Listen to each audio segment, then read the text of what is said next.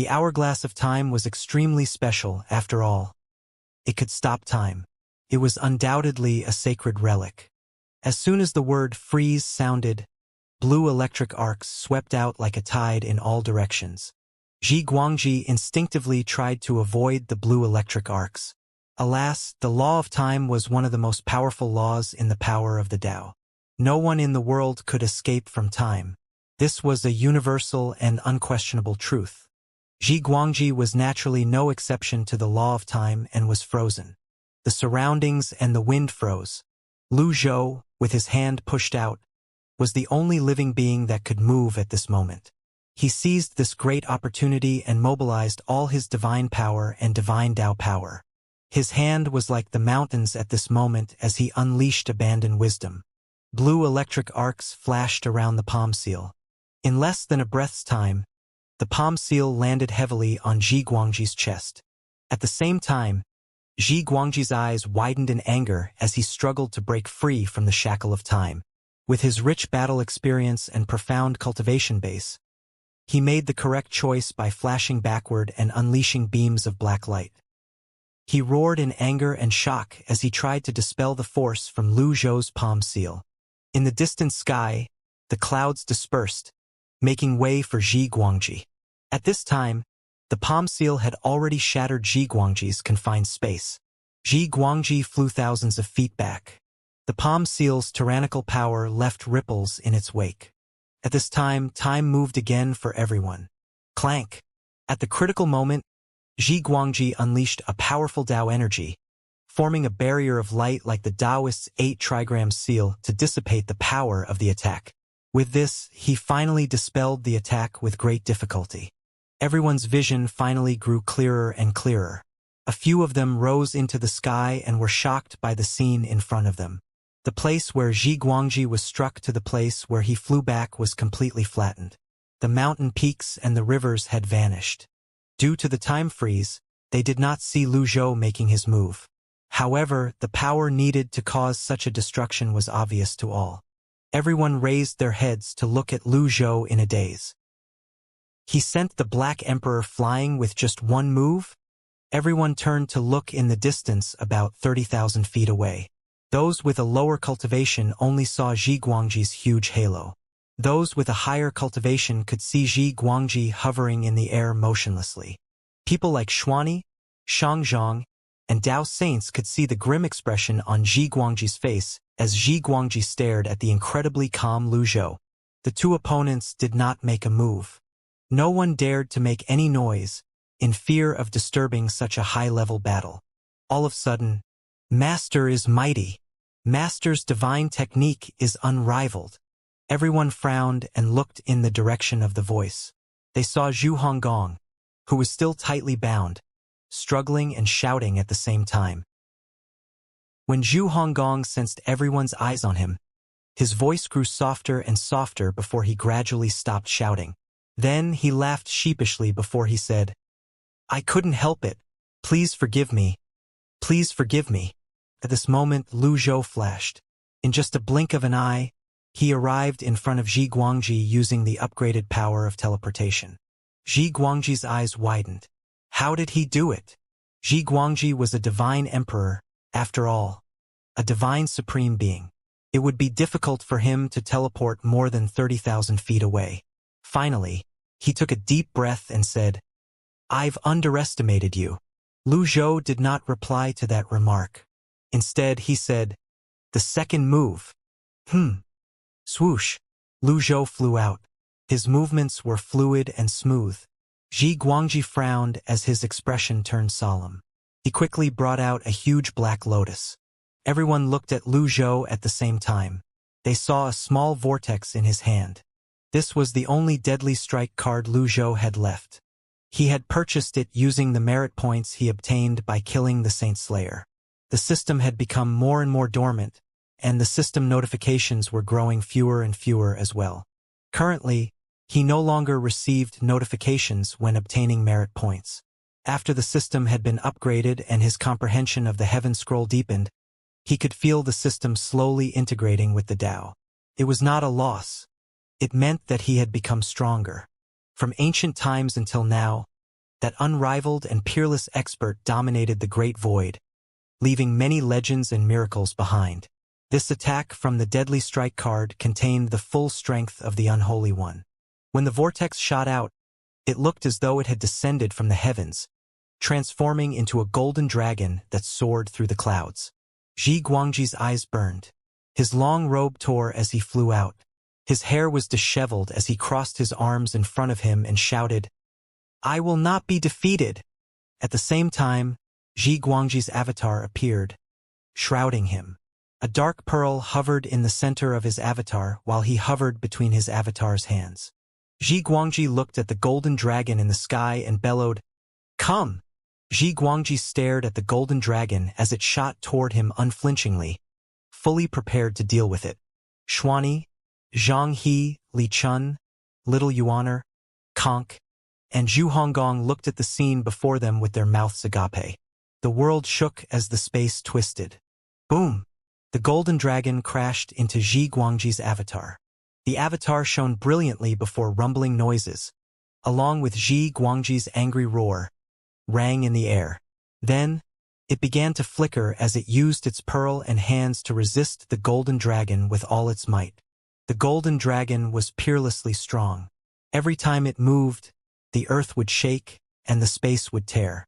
Everyone had no choice but to retreat to avoid being injured. Little Yuaner exclaimed in surprise, "Master's cultivation has become so powerful? I didn't expect this. I always thought Master is just a Tao saint, about the same as us," Conk said. Little Yuaner was jubilant. Then, she complained, "Master really made us worry for nothing." Shangzhong, the attendant, quickly adjusted the shocked expression on his face before he asked in a low voice, "Is he really your master?" "Nonsense. What do you think?" Little Yuaner rolled her eyes. Shangzhong, the attendant, wanted to continue asking, but he remembered most of his questions were related to things he learned when he was in Shangzhong Hall. If he asked those questions, his identity would be exposed. Finally, he gave up and sighed. After thinking about it, Shangzhong thought that it did not matter who Lu Zhou was or what Lu Zhou's purpose was. As long as his daughter was fine, what was there to investigate or ask? Moreover, what right did he have to investigate his daughter's benefactor? At this moment, Xuani's excitement had reached its peak. However, his expression did not show it. Zhang He, who was standing next to Xuani, said in a low voice, "Could it be that he's the White Emperor? Did he disguise himself and come here?" Boom! The huge golden dragon pierced through the huge black avatar. The experienced Ji Guangji reacted instinctively. He joined his palms together and opened his mouth before the divine soul pearl flew in. Following that, his avatar suddenly vanished. At the same time, the huge golden dragon flashed and disappeared about 300 feet behind Ji Guangji. Ji Guangji raised his head slightly to look at Lu Zhou, who was hovering in the sky. Lu Zhou's expression remained as calm as ever as he looked down at Ji Guangji. It looked as though he did not expend much of his energy at all. With this, it seemed like the winner had been decided. No one spoke, no one moved, and no one dared to go up and check on the situation. Everyone just stared at the two figures facing each other in the sky. It felt as though 1,000 years had passed as clouds returned to the sky and the primal chi grew richer. There were even a few courageous, fierce beasts scampering across the land. The sunlight from the west shone through the clouds on Lu Zhou's body. He looked like an immortal from heaven that had descended to the mortal world at this moment. Everyone looked at Lu Zhou in awe. They had never seen someone with such a majestic aura before. He did not need to display any skills at this moment to make people submit to him. This was what having absolute strength was like. Ji Guangji was the first to break the silence. He said, "You're not a lesser supreme being. Who are you?" Lu Zhou remained expressionless as he said, "Oh, you met my attack directly? But you're still safe and sound?" Ji Guangji scoffed. "A mere golden dragon can't do anything to me. I've said earlier that I'd kill you with 3 moves. I've only used 2 moves," Lu Zhou replied. Ji Guangji said in a deep voice, "Forget about 3 moves. Even if it's 10 moves or 100 moves, you still won't be able to defeat me, let alone kill me." Lu Zhou raised his hand. At this time, Zhi Guangji suddenly said, "Wait, I want to know who you are." "A golden lotus cultivator." "A nobody," Lu Zhou replied. Indeed, he was from the Golden Lotus domain. Although his name resounded throughout the Golden Lotus domain, he was a nobody in the Great Void. Zhi Guangji chuckled. "Do you think it's so easy to fool me?" Then, he pointed at Lu Zhou before he continued to say, "I recognize that item, the Hourglass of Time." Lu Zhou was not surprised that Zhi Guangji brought up the Hourglass of Time. This item was originally with Wuxia, a beast tamer from the Great Void. It was unfortunate that he didn't have the ability to unleash the full potential of the Hourglass of Time. It was wasted on him. "How did you obtain this from Wuxia?" Zhi Guangji asked. Lu Zhou replied nonchalantly, "I killed him." Zhi Guangji clapped his hands. "Very good. You're really bold. Aren't you afraid the Great Void will hold you accountable for his death?" Then, he turned to Xuanyi and said, "Xuanyi, you're harboring a criminal. I can't wait to report this to the sacred temple." Xuanyi frowned. "That thing originally belongs to teacher anyway. What a terrible injustice." Lu Zhou shook his head and said in a deep voice, "It seems like I really can't let you live. Only a dead person won't snitch after all." Zhi Guangji shook his head as well and said in a neither servile nor overbearing tone, "Snitch? You're overthinking things. I've always been righteous, and I do things openly. I've always disdained to do such lowly things." Then, he lowered his voice as he continued to say, "I'm afraid it won't be easy for you to kill me. I was cultivating in seclusion for many years and have mastered a divine skill. I've comprehended the laws of the great Tao. If it weren't because I considered the innocent lives that would be affected, perhaps, you wouldn't even have the chance to act earlier." Lu Zhou said, "I've only used 30% of my strength." Zhi Guangji did not think much of these words. He said with a smile, "That's because you don't dare to use your full strength." "How do you know?" "If you're telling the truth, once you use your full strength, the power of the Great Tao will affect the balance of the Great Void. In turn, the pillars of destruction will collapse, and the Great Void will also collapse. At that time, countless lives will be lost. Even if all of those things don't happen, the sacred temple won't let you off. Do you have the confidence to defeat Ming Xian?" Zhi Guangji asked. Lu Zhou did not reply to the question. Instead, he said, "Whether the sacred temple lets me off or not, it has nothing to do with the matter at hand. I just need to get rid of you now." Zhi Guangji frowned slightly. At this time, one of Zhi Guangji's subordinates flew over from afar. He looked at Lu Zhou as though he was facing a terrifying enemy. Zhi Guangji thought about it for a moment before he continued to say in a neither servile nor overbearing tone, "Very well. Do you think I'm afraid of you?" The void grade unnamed appeared in Lu Zhou's hand at this moment. The space trembled as though in anticipation of the great battle that was about to take place. Everyone's mouths turned dry at this moment. They were all nervous. Xuanyi shook his head repeatedly. He did not want to see a battle between divine emperors. It would affect the balance in the Great Void, after all. However, he knew they could not allow Zhi Guangji to live. He felt deeply conflicted. At this moment, Xianxia, the attendant, who was standing in front of Conk, said, "Why don't we take a step back?" Everyone turned to look at Xianxia, the attendant, in unison. Who's he? He dares to interject at this moment. He really doesn't care about his life at all. How dare he spouts nonsense at this time? Even His Majesty didn't speak, but a mere attendant dared to speak? Impudent! Xianxia's expression remained the same. How could he be angered by the words of insignificant people? He could only say that one sentence to break the tension. He could not say any more in case he exposed his identity. At this time, Zhi Guangji looked at Xianxia, the attendant. Then, his voice was fierce and domineering as he suddenly said, "For your sake, I'll let Xuanyi Palace go this time." Then, Zhi Guangji flicked his sleeve and turned around. Zhi Guangji's subordinates? Zhi Guangji walked in the air as though he was walking on flat ground. One of the cultivators rushed over and pointed at Zhu Honggong before he asked, "Your Majesty, what about him?" Zhi Guangji did not turn around. He stopped in his tracks and said, "There aren't many people who are a match for me. For your sake, I'll return this person to you." After saying that, Zhi Guangji flew into the distance like a shooting star. His speed was incredibly fast. Zhi Guangji's subordinates turned back to have a look. Then, as though they were afraid they would be eaten, they hurried away as well. Lu Zhou hovered in the sky as he watched them leave. He did not say anything, and he did not stop them. After a long time, he said indifferently, "For the sake of the people in Xuanyi Palace, I'll let you live."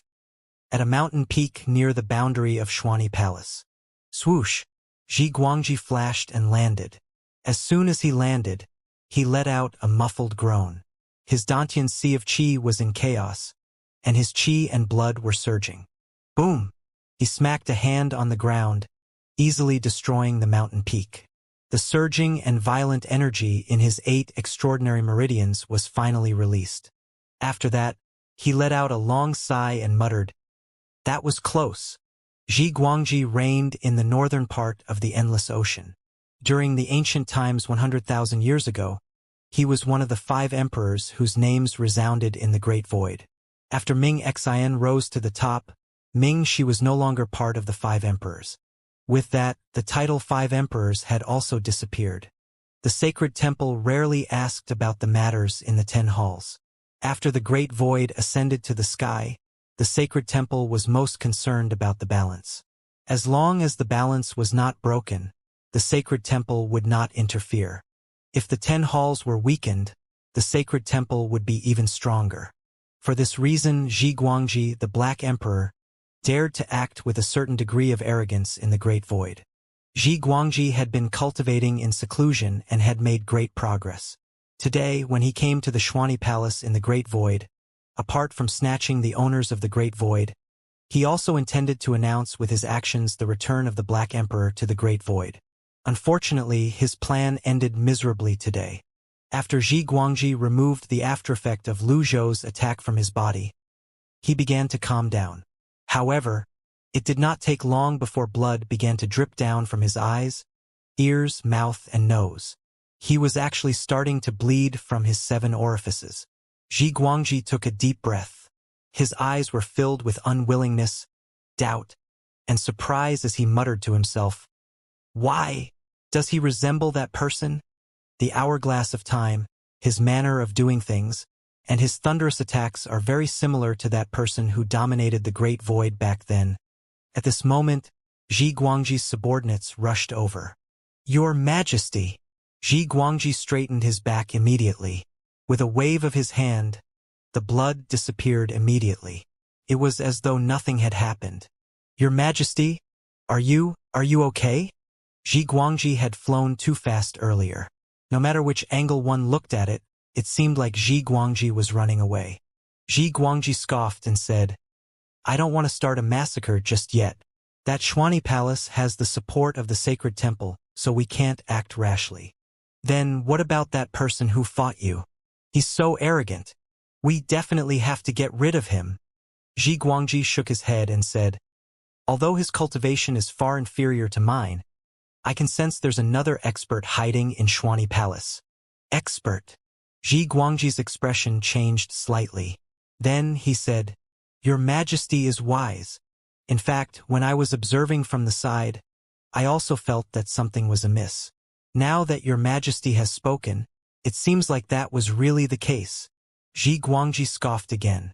Then, he pointed at the mountain peak he destroyed as he said, "Let them be complacent for now. If I kill them now, I'll only be helping Ming Xian. I won't fall his tricks. Your Majesty is really far-sighted. Then what should we do next?" "Return to Ruoshui first.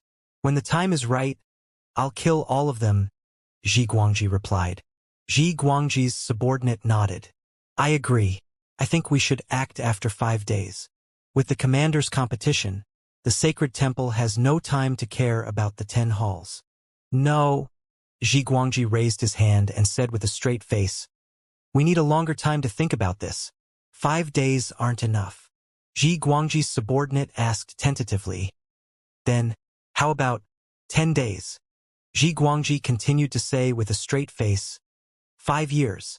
Then he added, no one's allowed to disturb me over the next 3 days. Understood. With that, Ji Guangji flashed away and disappeared from sight. Xuanyi Palace. Lu Zhou landed slowly like a feather. Zhang He untied the restraints around Zhu Honggong and brought him to the ground as well. Zhu Honggong wiped the mud off his face, ignoring the strange looks from the others, before he bowed in front of Lu Zhou. He said loudly, greetings, benefactor. Benefactor. Lu Zhou's expression remained the same. He looked at Zhu Honggong and calmly asked, do you still have me in your eyes? Zhu Honggong raised his head. Ah? Benefactor, what are you talking about? Not only do I have you in my eyes, but I have you in my heart as well. Lu Zhou said in a low voice. What a glib tongue. Why aren't you getting up?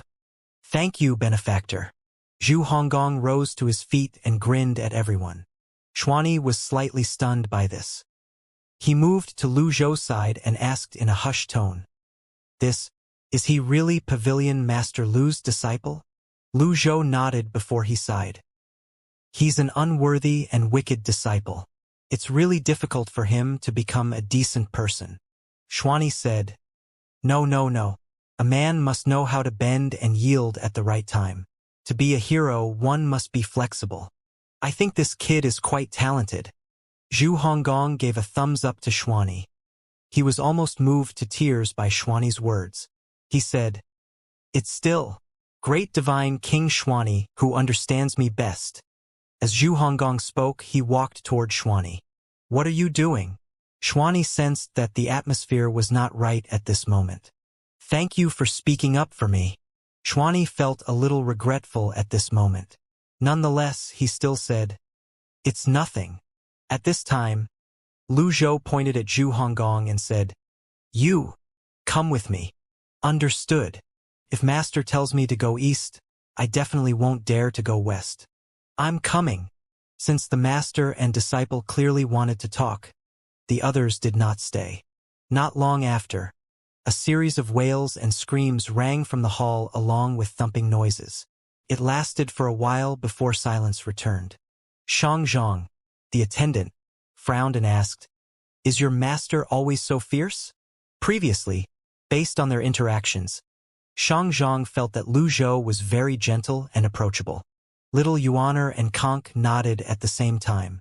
However, they felt like something was wrong, so they quickly shook their heads again. It was as though they had a tacit agreement. Little Yuaner said, perhaps, 8th senior brother is just really touched after not seeing Master for a long time. Moreover, Master hasn't beaten anyone for a long time now. Xianxia, the attendant, caught the key point immediately. He hasn't beaten anyone for a long time? Little Yuaner placed her hands on her hips and said, you're really annoying. You ask too many questions. Xianxia, the attendant, realized he had almost exposed his identity again. He smiled sheepishly and no longer spoke. At this time, Xuanyi said, order the dark guards to clean the place up. Today's matter has to be kept a secret. If anyone disobeys this order, I won't let them go. Understood. Following that, a large number of dark guards went to work. Inside the hall, Lu Zhou stood with his hands on his back as he looked at Zhu Honggong, who was covered in mud.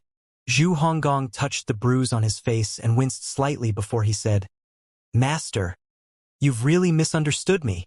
I work hard for the sacred temple to protect my life. It's all for show. For show. Lu Zhou looked at Zhu Honggong skeptically.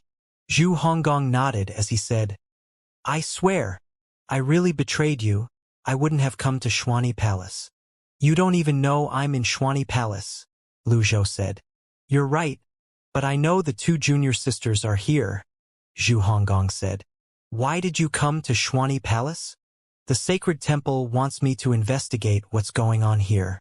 The scales of justice sensed some disturbance here, so I was sent here. I didn't expect to meet you here. I thought. Zhu Honggong trailed off.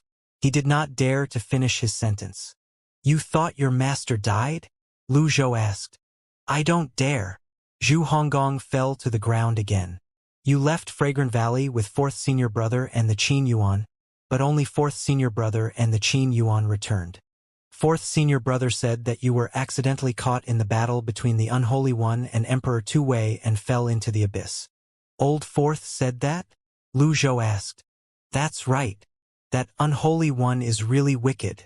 He even affected Saint Duanmu at Dunzang. Zhu Honggong said as though he was there to witness the entire thing.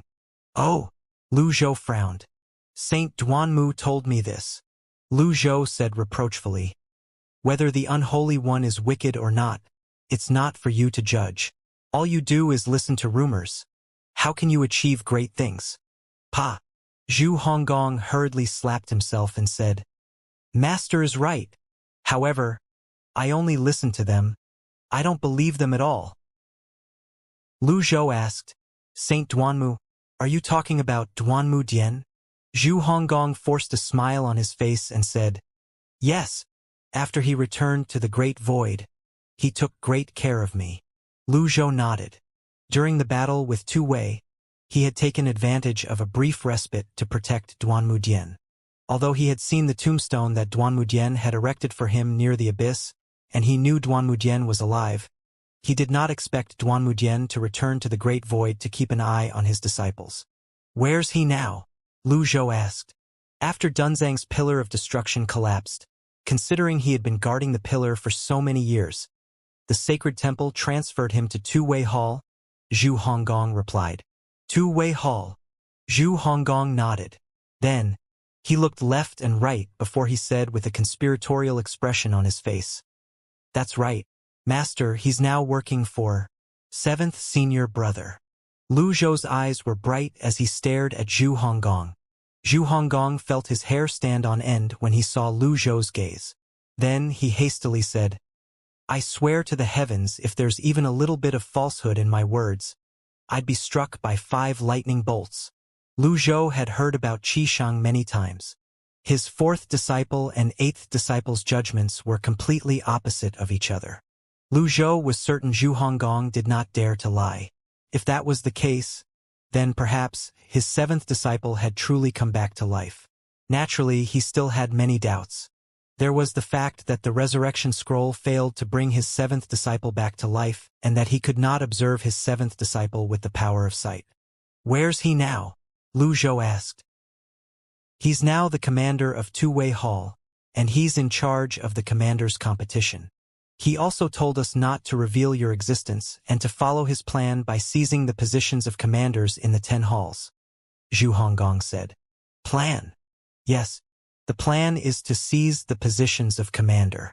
He said we can only become hall masters after becoming commanders. Only by becoming hall masters can we obtain the heaven-suppressing pestles. Zhu Honggong replied with a nod. The heaven-suppressing pestles? Lu Zhou recalled the heaven-suppressing pestle he obtained from Emperor Yu in the Great Abyss Land. Until now, he still had not figured out the use of it. He asked unhurriedly, Why is he looking to obtain the heaven-suppressing pestles? Zhu Honggong looked troubled as he scratched his ears and cheeks. Then he said, I'll have to ask 7th Senior Brother about this. He said they're very useful. The 10 pillars of destruction corresponds with the 10 heaven-suppressing pestles. As for their uses, I'm not really sure. Master, it's not like you don't know 7th Senior Brother. He's always talking about inexplicable things like the sky is falling and the earth is collapsing. Something about mankind is in imminent danger and that everything is in a mess.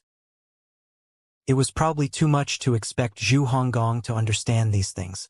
All of a sudden, Zhu Honggong smacked his thigh and cried out, That's right! 7th Senior Brother has already obtained 5 heaven-suppressing pestles. Based on his speed, it won't be long before you know about everything. 5. Lu Zhou was inwardly surprised. Based on Emperor Yu's attitude, the heaven-suppressing pestle is clearly not an ordinary item. However, Xianxia managed to obtain 5 heaven-suppressing pestles? Is it really possible that Xianxia is old 7th? Zhu Honggong said.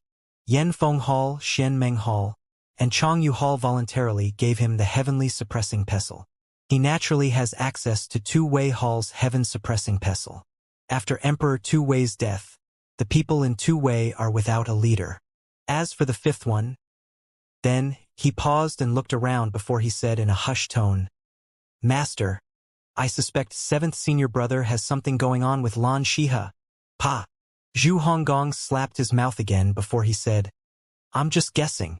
I don't have any real evidence.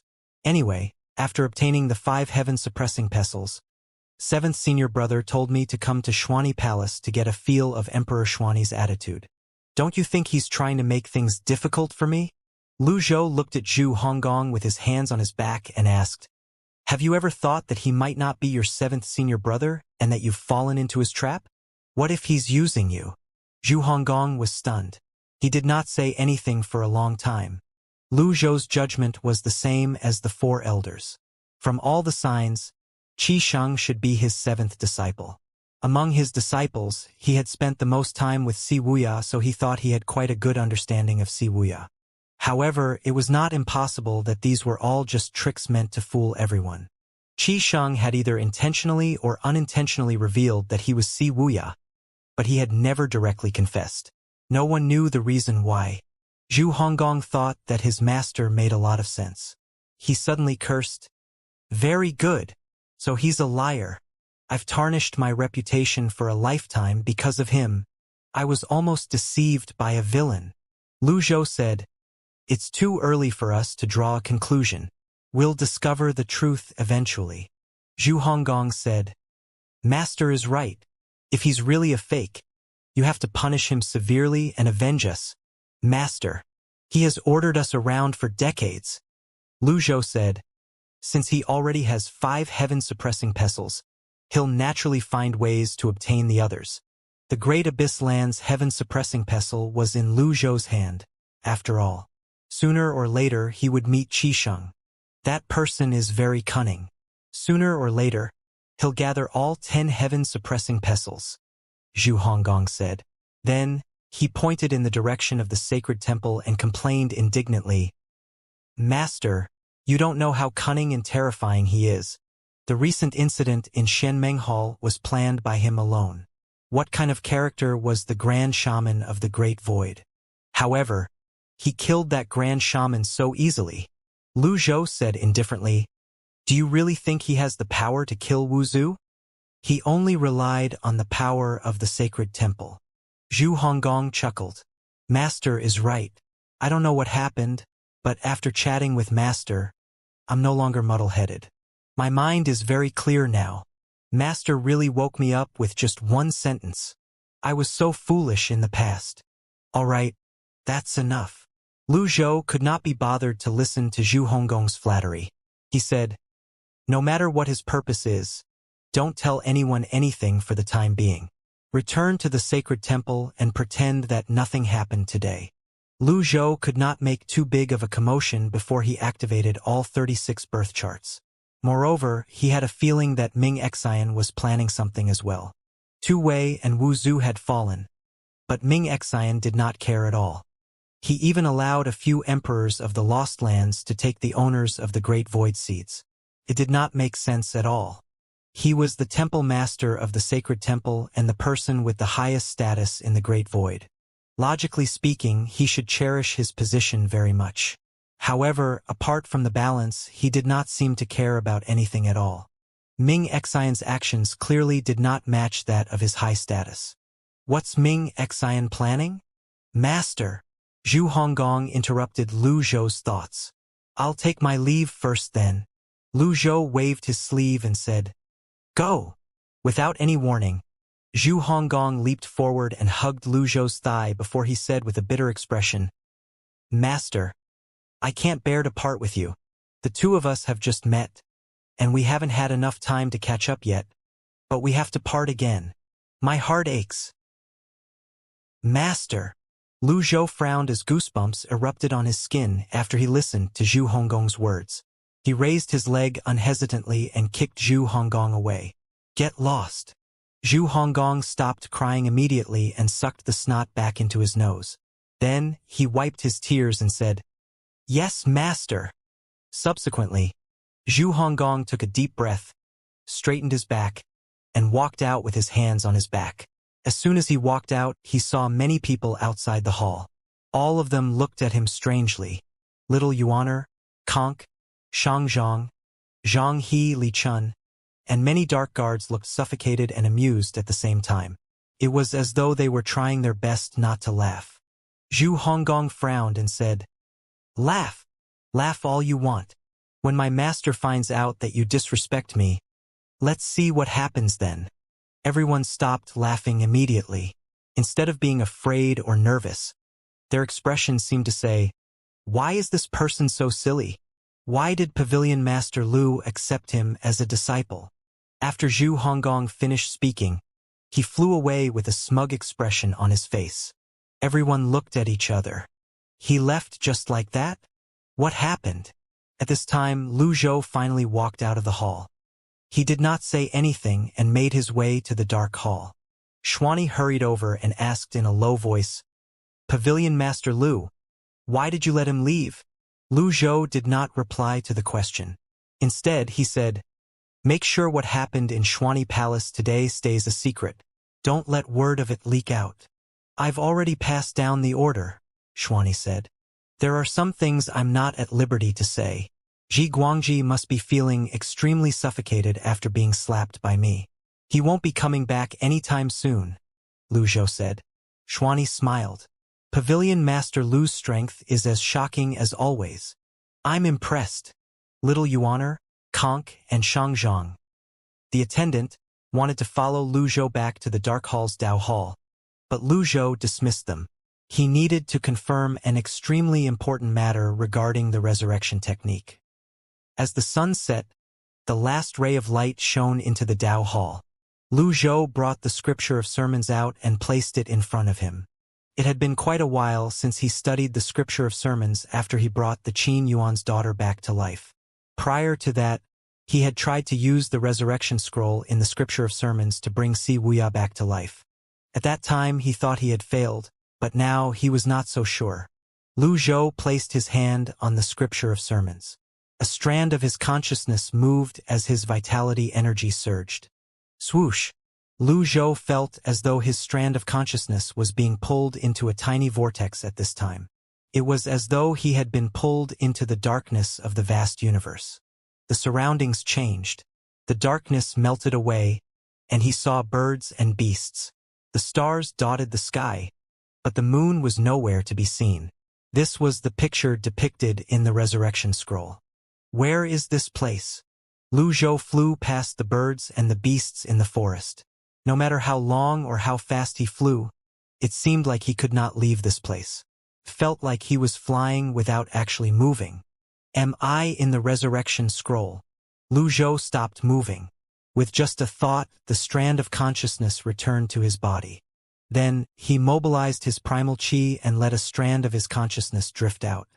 Just like before, a tiny vortex appeared again, pulling his consciousness inside. Swoosh! This time, Lu Zhou found himself at the bottom of the deep sea. It was dark. He could hardly see anything. There were no sea beasts. He swam against the waves in the endless darkness. After a while, the voice of the Unholy One finally rang in his ears. A familiar voice said reproachfully, "What Tao are you preaching?" The scripture of sermons was left behind by the Unholy One, after all. It contained accounts of his cultivation experience and the secret of the Tao. The secret might be the key to breaking the shackles of heaven and earth. Lu Zhou continued flying in the darkness. As expected, he saw a square object shining with a dazzling golden light up ahead. Merit Stone. Lu Zhou's heart moved, and he continued to fly forward. Just like before, after flying for a while, he heard a warning. Don't approach if you're not strong enough. Don't approach if you're not strong enough. Don't approach if you're not strong enough. Lu Zhou was warned thrice in a row. At the same time, Lu Zhou felt an invisible force blocking his way. No matter how hard he tried to move forward, it was futile. His instinct told him that the secret of the resurrection method was up ahead. Do I really have to stop here? Lu Zhou looked at the golden merit stone with a hint of unwillingness. Is the merit stone in the resurrection scroll a projection sealed in the scroll? Lu Zhou wondered. When Lu Zhou recalled the 3 warnings he received, he looked around. The sea? Is the merit stone hidden in the sea? This guess made Lu Zhou's heart skip a beat. He looked at the merit stone. On each of the surfaces, there were 9 palatial squares, and they were engraved with a golden character.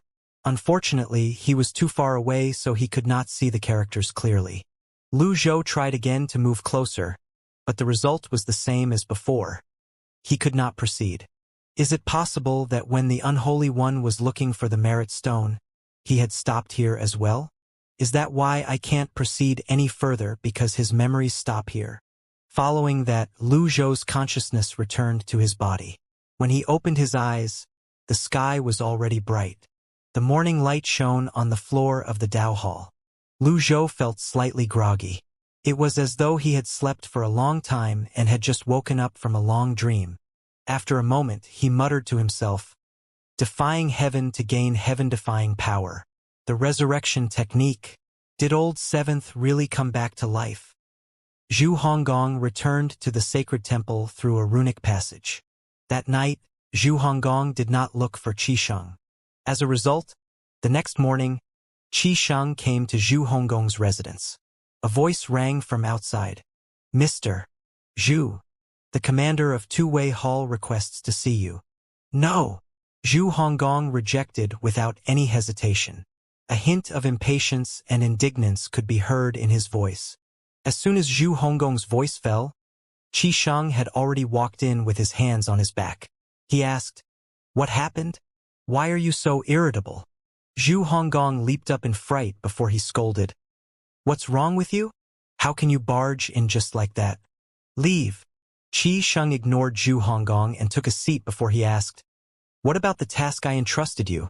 Zhu Honggong said seriously, "I'm done. Do you really think you can fool me?" "Ha!" Qisheng could tell Zhu Honggong had changed.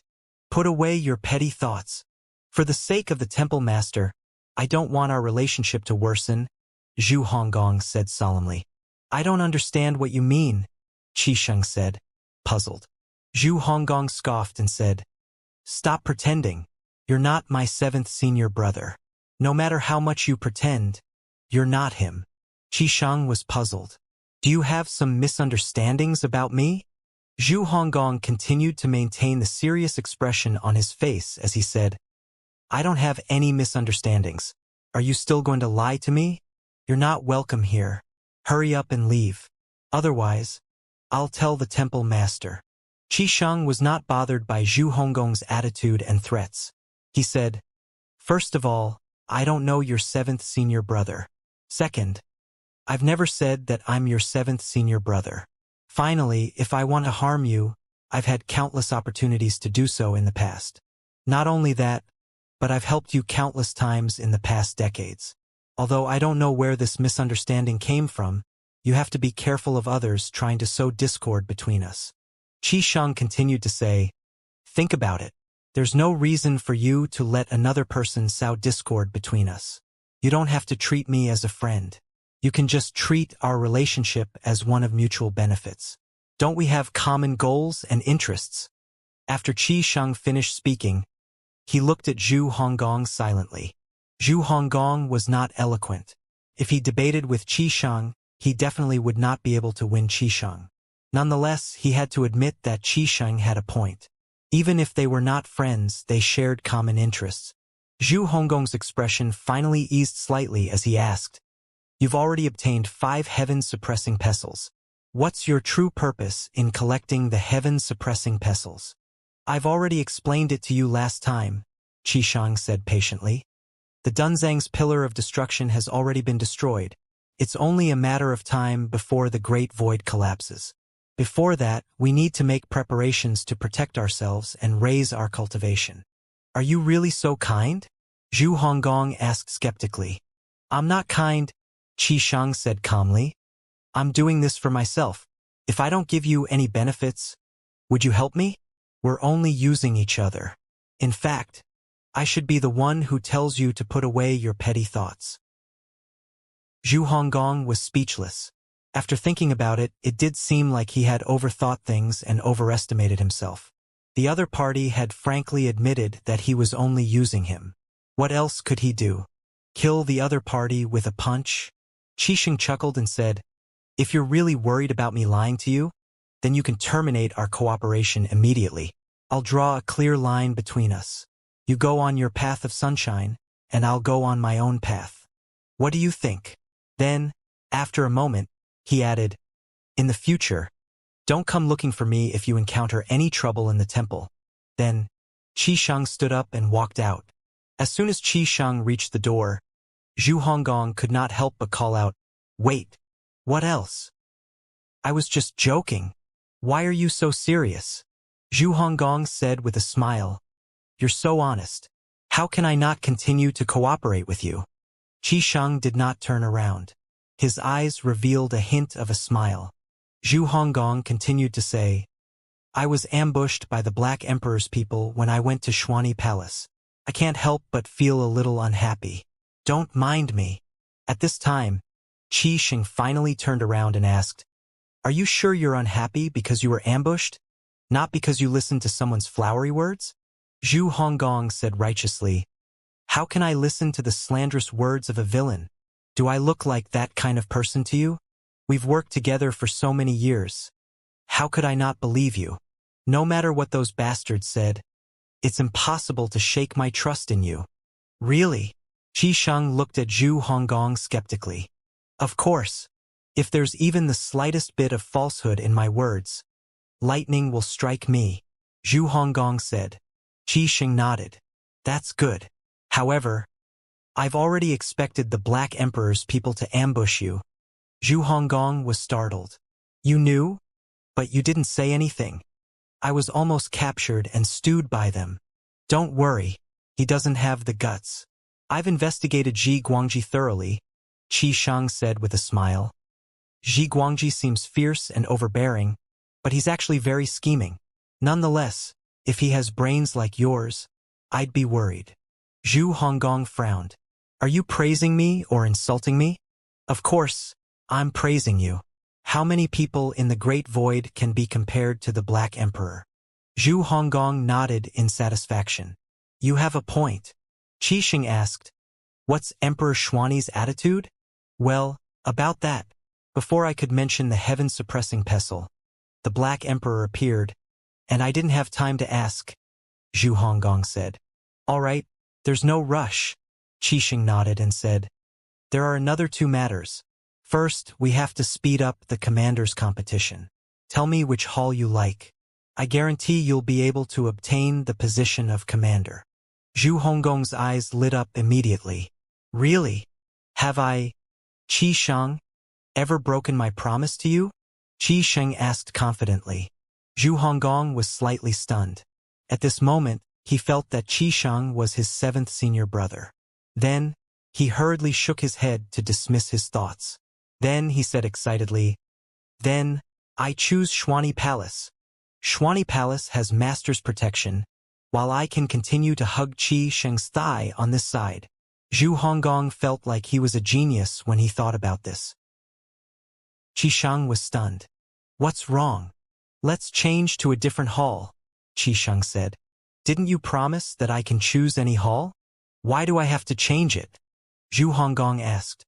"It's not that I can't do it, but I'm afraid you'll be at a disadvantage," Qixing said.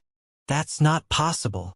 Zhu Honggong patted his chest and said confidently, "I'll go to Xuani Palace and be its commander."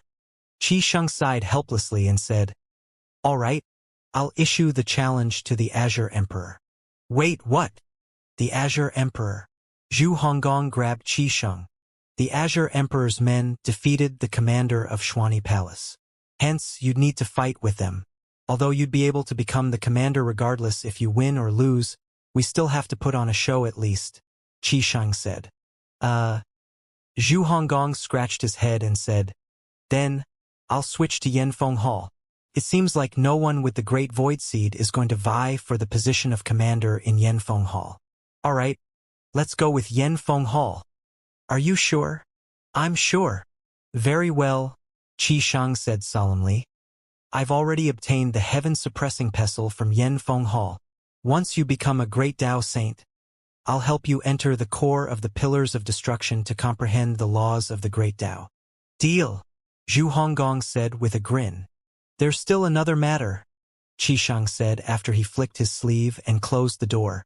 Then he continued to say, the 10 halls have always been at odds with each other, and there are also many internal conflicts. Don't expect the sacred temple to interfere. So, for the next period of time, both of us have to be very careful. Why? Zhu Honggong was puzzled. Who would dare to attack us? Qisheng said, there's no one who doesn't want to become a commander of one of the 10 halls. The 10 halls exist in a precarious balance. Everyone has their own interests. I've researched the previous commanders' competitions, and there were many violent deaths. The victims are all challengers. Although the sacred temple did deal with a few of the culprits, it was after the deed had been committed.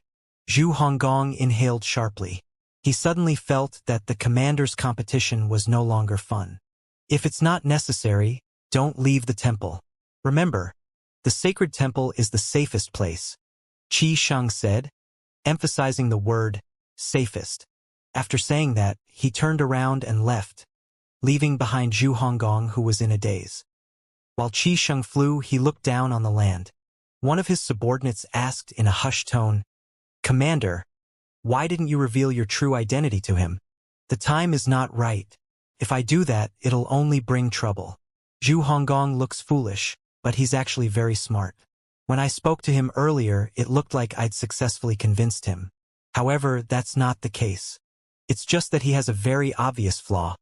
He doesn't know when to shut his mouth, Qisheng said.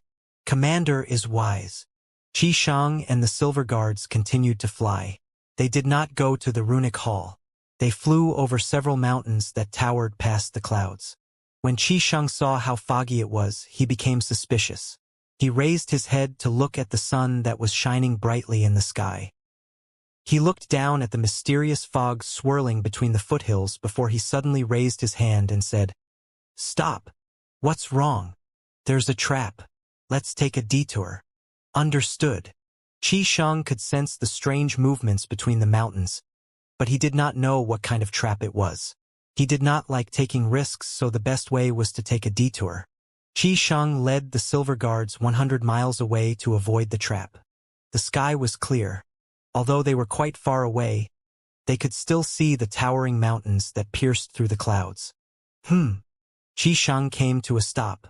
One of the Silver Guards asked curiously, Commander, did you discover something? Formation. Qisheng frowned. The formation between the mountains seemed to be gradually disappearing, but it just coincidentally happened as soon as they left. Let's go. Swoosh. Qisheng took the lead and flew up. The Silver Guards could sense something was amiss as well and quickly followed Qisheng. After flying for about 600 miles, Qisheng slowed down. Commander, it should be safe now. The Silver Guards split in 4 directions and protected Qisheng in the middle. Qisheng nodded and said, If I'm not mistaken, that was a god-slaying grand formation. The Silver Guards looked surprised. There's nothing special about those mountains. Why is there such an evil formation there? Someone deliberately set up the formation there for us, Qisheng said. How's that possible? Not only do they know our route, but they're also familiar with my style of doing things, Qisheng said. Qisheng did not like to use common runic passages. He did not trust the runic passages, and he also did not want to expose his whereabouts. The other party had laid the formation between the mountains. It was clear that they knew he was going to pass through this place. Qisheng suddenly asked, How long before we arrive? A Silver Guard on the left bowed and replied, We'll reach Tranquil Pond in an hour. The nearest secret runic passage is there. As soon as the guard finished speaking, Qisheng asked in a low voice, How do you know I'm going to Tranquil Pond? The Silver Guard suddenly raised his head. The other 3 Silver Guard instantly knew something was wrong. They flew over and surrounded him, aiming their spears at him. Qisheng had a habit. Whenever he traveled, he would be the only one who knew the route and destination. Occasionally, he would mark his destinations on the map and leave it lying on the table. Weren't we flying in the direction of Tranquil Pond? The silver guard on the right scoffed. That was earlier, not now. Traitor.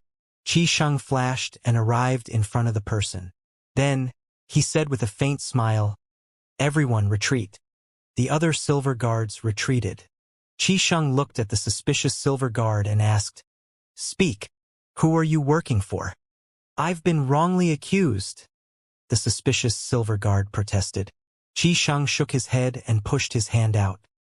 His hand glowed with a golden light as he easily grabbed the suspicious silver guard's neck and said, "Tell me. See, Commander, you're wise. The enemy is trying to sow discord. I'm innocent.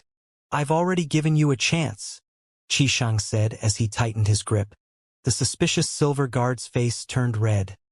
His eyes bulged, and his body trembled. At this time, Xianxia said in a low voice, "I deliberately marked Tranquil Pond on the map and left it behind." Arg! Crack! After snapping the traitor's neck, Xianxia withdrew his hand. When the traitor's lotus was forced out, he raised his sword and brought it down on the lotus, destroying it. Boom! The strike was fast and accurate. After the lotus was destroyed, the traitor's corpse plummeted from the sky. Xianxia looked at the falling corpse and muttered, "I wanted to draw you out and get rid of you." The other silver guards watched silently. After that, Xianxia was not in a hurry to leave. He waited in the air for a while. In less than 15 minutes, a voice filled with praise rang from the horizon. "I really admire you." The silver guards automatically moved to stand in front of Xianxia. Xianxia smiled and looked at the northern horizon. "Come out." More than 1,000 cultivators appeared in the horizon. They were like a plague of locusts as they flew closer and closer. In just a short while, they were about 300 feet away from Xianxia. The leader of the cultivators was tall and muscular. His face was dark, and his eyes were piercing. He said in a deep voice, "You won't be able to escape. Yanfeng Hall's Dao Saint Banjie. What can I do for you?" Xianxia asked politely. Banjie frowned slightly. A hint of surprise could be seen in his eyes as he asked, "You know me? Who doesn't know Dao Saint Ban?" Xianxia asked in return. Since he arrived at the Great Void, he had committed the names and portraits of the people in the Great Void to his memory. Only he himself knew this. Banjie said, "I really underestimated you." "No, actually, I'll take that back." "What do you mean?" Xianxia was still polite. "You're too arrogant. Your cleverness is your downfall," Banjie said. "There's no god-slaying grand formation at the Little Peak Mountain. It's just a smokescreen. The real trap lies here. It seems like you're not that smart after all." The three silver guards took a step back, feeling slightly nervous. On the contrary, Xianxia nodded calmly. Banjie continued to say as he laughed, "Apart from that, you killed the wrong person." Xianxia still remained calm. Seeing that Xianxia was silent, Banjie said, "Ever since the Great Void ascended to the sky, there has been no lack of clowns who wanted to join the 10 halls. You've already become the commander of Two-Way Hall. Why must you be so greedy as to extend your hand toward Yanfeng Hall? To change heaven and earth," Xianxia replied. Then, he smiled before he continued to say, "A change might be good." Banjie said, "Alas, you won't be able to see or make a change. Emperor Two-Way is gone. Who do you think you are? How dare you try to change heaven and earth? This is where you'll die." Swoosh, swoosh, swoosh. Thousands of cultivators quickly surrounded Xianxia. Banjie looked at Xianxia and the three silver guards and asked, "Do you have any final words?" Xianxia took his cloak off and tossed it to the left. Two silver guards caught it before they all retreated. Xianxia raised his head. His mask began to glow with a faint red light. His eyes held a hint of a smile as he asked, "How do you know I'm not the one who laid the trap here today?" "Ha!" Banjie frowned.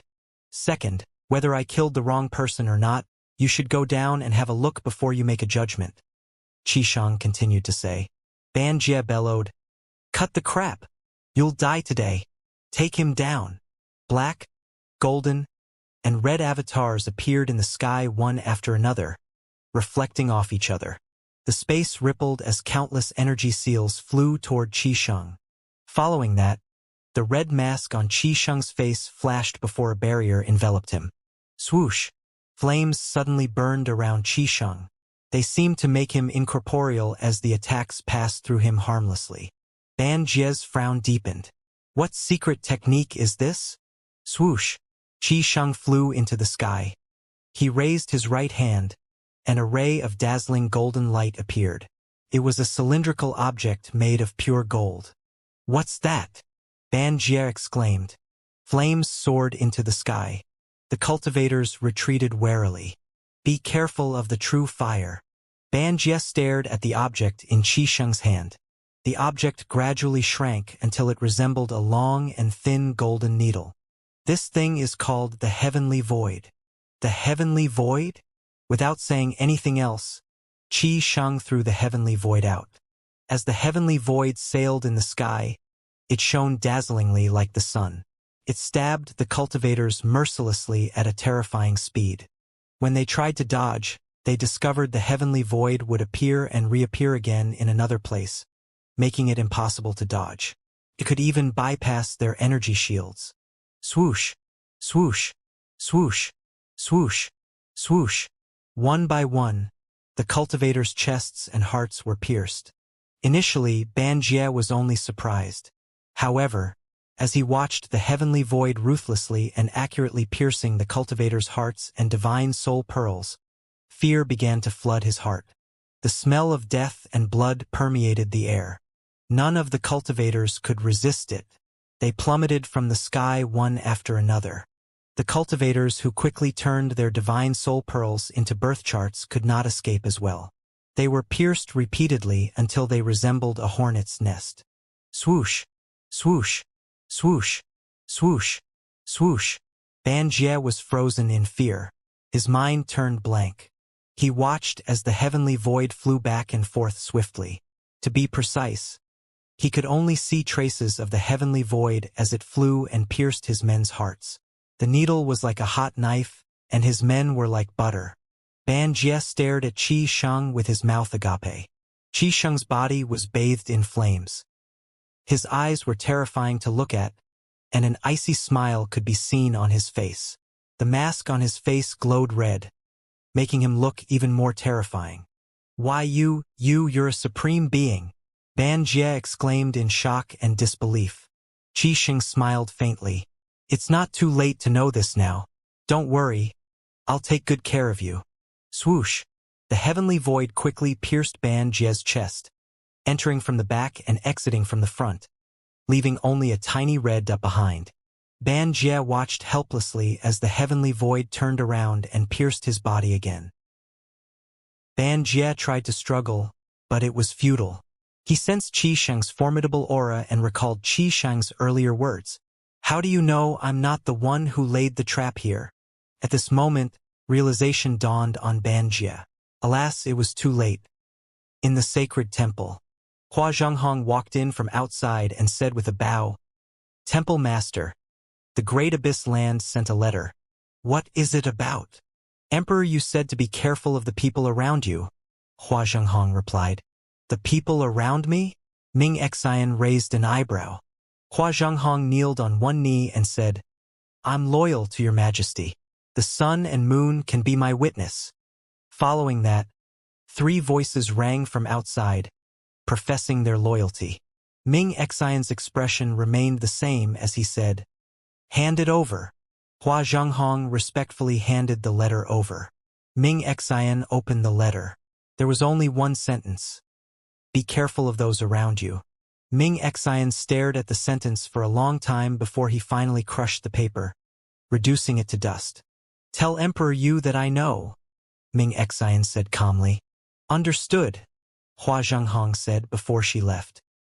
At the same time, Xuanyi Palace. In a Dao hall, Lu Zhou levitated in the air. His body was completely shrouded by the divine power. At the same time, part of the divine power would dissolve into spots of starlight before they entered his body, forming a new power that coursed through his 8 extraordinary meridians. When the power calmed down, Lu Zhou finally opened his eyes. He instinctively looked at the system interface. His lifespan had been reduced by 100,000 years. The blue avatar really didn't increase my lifespan even though I previously activated 5 birth charts at once.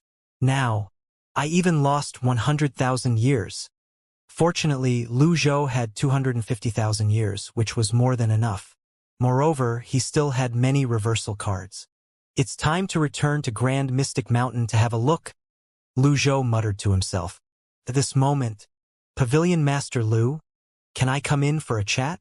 Come in, Lu Zhou replied. Those outside the hall had already gotten used to Xuani, a great divine king and the hall master of Xuani Place, asking for permission to speak to Lu Zhou. When Xuani entered the hall, he said without beating around the bush, "This is bad. The second pillar of destruction has collapsed." Lu Zhou frowned and rose to his feet. Another pillar of destruction collapsed? Xuani said, "It collapsed without warning. The sacred temple has already sent a large number of cultivators there. The temple's 4 supremes have also gone there." Which one of the pillars collapsed? Lu Zhou asked. Shifenruo. Duanmushang was acknowledged by Shifenruo's pillar of destruction. Lu Zhou asked curiously, if the pillar collapses, how will the corresponding hall master enter the core to comprehend the great Tao? Lu Zhou did not know much regarding this matter. The 10 pillars of destruction only appeared 100 years ago. Before that, they did not exist. Over the past 100,000 years, they had formed their own unique systems and rules. After 100,000 years, the current Great Void, apart from its terrains and some structure, was no different from the Great Void of the past before it ascended to the sky. Xuani said, clearly worried. The pillars enter the Great Void from the unknown land. Although it has collapsed, in fact, only the lower part is affected. So, the core is not affected. Don't worry. The remaining power in the upper part will be able to last for a while before it collapses entirely. However, the lower part is like the source of a well. Naturally, it's not good for the Great Void if the source is destroyed. The biggest problem now is that another pillar is down, and the risk of the Great Void collapsing has risen sharply. At that time, Lu Zhou scoffed softly. If it collapses, so be it. Xuani turned around and waved his sleeve, sealing the Dao Hall. Then, he said helplessly, Teacher, how can you say that? Lu Zhou glanced at Xuani and said, I forgot your Emperor Xuani, the hall master of Xuani Palace. Xuani nodded. That's right. If the sky collapses, I'll be homeless, and I won't have any place to hang out. Don't worry, although 2 of them have collapsed, there are still another 8. Moreover, there's also the sacred temple. They're even more anxious than you, Lu Zhou said. Xuani sighed and said helplessly, I don't know what we can do now. Do you want to have a look? Yes, Lu Zhou said before he asked. You said earlier that the 4 supremes of the sacred temple have gone to Shifenruo? The collapse of the pillar of destruction is a grave matter. The 4 supremes rushed there immediately with a large number of Templars there. Apart from investigating the cause of the collapse, they're also going to try to repair the pillar. Needless to say, the possibility of them successfully repairing it is very low. The power of the earth has weakened greatly compared to before, Xuani said. Lu Zhou nodded slightly before he said, Follow me to Grand Mystic Mountain. Ha! Xuani, who had held a high position for a long time, was dumbfounded by the sudden change of topic. You don't want to? It's not that I don't want to, but the place is guarded by many mysterious fierce beasts. Even the sacred temple is wary of that place. It's a famous forbidden area in the Great Void. There isn't a single runic passage that leads to that place in the Great Void, Xuani said. Lu Zhou said, Don't worry. I know of a hidden runic passage that will lead us there. Since the 4 supremes of the sacred temple had left the temple, this was the best chance to go to Grand Mystic Mountain.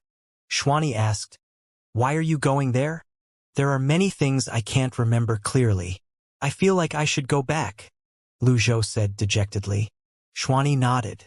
He could empathize. After that, that place was once his teacher's home. Now that 100,000 years had passed, it was understandable that his teacher wanted to return to have a look. With these thoughts in mind, he said, "All right, I'll go with you." After Xuanyi released the seal around the Dao Hall, he and Lu Zhou walked out. At this time, the ground trembled infinitesimally. Only those with extremely high cultivation could feel it. Those below the level of a Dao saint did not have a profound comprehension of the laws, so it was difficult for them to sense the movements. For most people, things were the same as usual.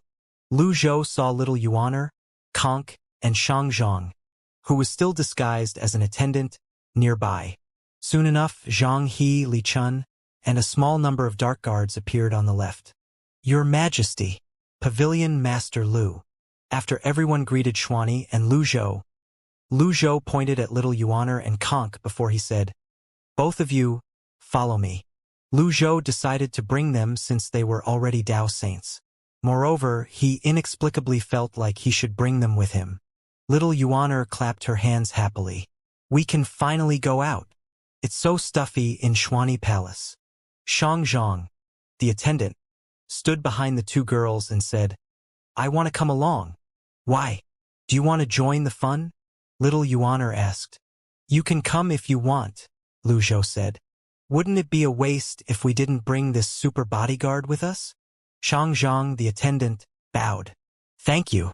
As for the others from the Evil Sky Pavilion, they were told to stay in Xuanyi Palace and cultivate and help Xuanyi Palace out. Lu Zhou led the group as they left Xuanyi Palace and flew toward a piece of sunken land south of Xuanyi Palace. After half a day, they finally arrived.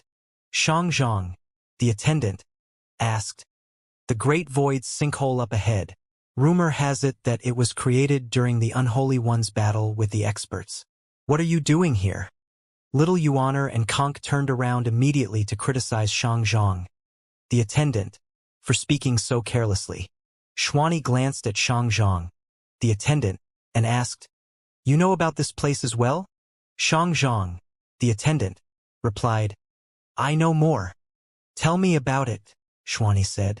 Xianxia recalled the scenes back then, and he could not help but puff his chest and said with a pretentiously nostalgic expression, "The past is the past.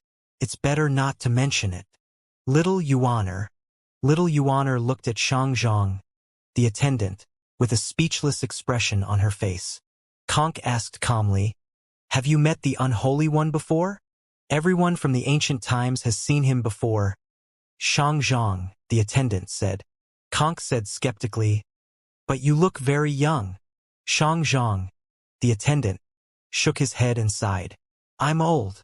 Xuanyi looked at Xianxia, the attendant, strangely, but he did not say anything. Instead, he took the lead and flew toward the sinkhole. As Lu Zhou flew over the land that was riddled with holes, strange and unfamiliar scenes would flash in his mind. He saw the sky collapsing and the land splitting. Then he saw the universe shaking, shifting the stars and changing the world. He saw a towering avatar that stood proudly between heaven and earth, fighting with many other avatars. At this moment, Xuanyi suddenly came to a halt. He pointed at a dark pit with various runes in it and said, "There's really a runic passage down there." Then, Xuanyi waved his hand, clearing the rubble and debris away from the runic passage. Upon seeing this, Xianxia, the attendant, frowned and asked, "Where are you going?" Xuanyi replied immediately, "Grand Mystic Mountain." Xianxia, the attendant, did not hesitate and immediately shook his head. "Absolutely not." Little Yuaner asked, "Why?" "It's very dangerous there. Ordinary cultivators can't survive there." Grand Mystic Mountain was originally the Unholy One's cultivation ground. After the Unholy One fell, the Great Void classified it as a forbidden area. Later on, for some reason, it was overrun with fierce beasts, many of which are saint slayers. Moreover, to protect Grand Mystic Mountain, the Unholy One left behind many ancient formations and restrictions from the Great Tao. Even someone like the Unholy One wouldn't have been confident about entering safely if he weren't the one who set those things up. Xianxia, the attendant, said. Little Yuaner said timidly, Oh, it sounds quite scary. Conk asked. All of you often speak about the Unholy One. Who is he exactly? Everyone fell silent. Lu Zhou did not speak either. Everyone's understanding of the Unholy One was limited to the legends they heard. Xuani and Shangzhong had some understanding of the Unholy One, but that was all in the past. Moreover, their understanding was not deep. Perhaps, no one in this world but Lu Zhou, who possessed the Unholy One's memories, truly understood the Unholy One. However, after thinking about this again, Lu Zhou realized he knew nothing about the Unholy One's background, appearance, past, or name. At this moment, Shangzhong, the attendant, finally said, no one knew his name. In the early days, some of his subordinates referred to him as Emperor. Later on, based on the ancient records, people called him the Heavenly Emperor. Then, due to various reasons, he became known as the Unholy One. Xuani looked at Shangzhong, the attendant, with an unnatural expression as he thought to himself, very good. Keep making up stories. The real deal is right in front of you. Let's see what kind of fantastical stories you're going to make up. Shangzhong, the attendant, sighed and said, in fact, I think the nickname Unholy One isn't very fair to him. Many people cursed at him, calling him evil. What evil? What unholy? If he was truly so despicable, would those people die for him on Grand Mystic Mountain? After a pause, he continued to say, I don't think so. For so many people to willingly die for him, there had to be something good about him. After the Great Void ascended to the sky, I've done some research on him. Apart from the mysteries of his cultivation path, he was nowhere near as evil as the Great Void makes him out to be. Oh, right. According to one of the ancient records, his surname might be Ji. However, it's likely one of the many names he used. I suspect he was one of the first humans to be born in this world when there was no division of clans. Shangzhong, the attendant, looked at everyone after he finished speaking. At this moment, everyone had different expressions on their faces. Some of them were confused and some of them were surprised. They had heard of many legends regarding the Unholy One, especially Shangzhong, who had lived a long time, and Xuani, who had received a favor from the Unholy One. After thinking about it, it indeed seemed like no one knew where he came from or what his name was. Just like how modern people sought the origin of human civilization. How could one have a name if one was born if words had not been invented? Little Yuaner blinked and said, he has the same surname as my master. Xuani glanced at the innocent-looking little Yuaner and thought to himself, that's because your master is the Unholy One. It's only natural the surname is the same.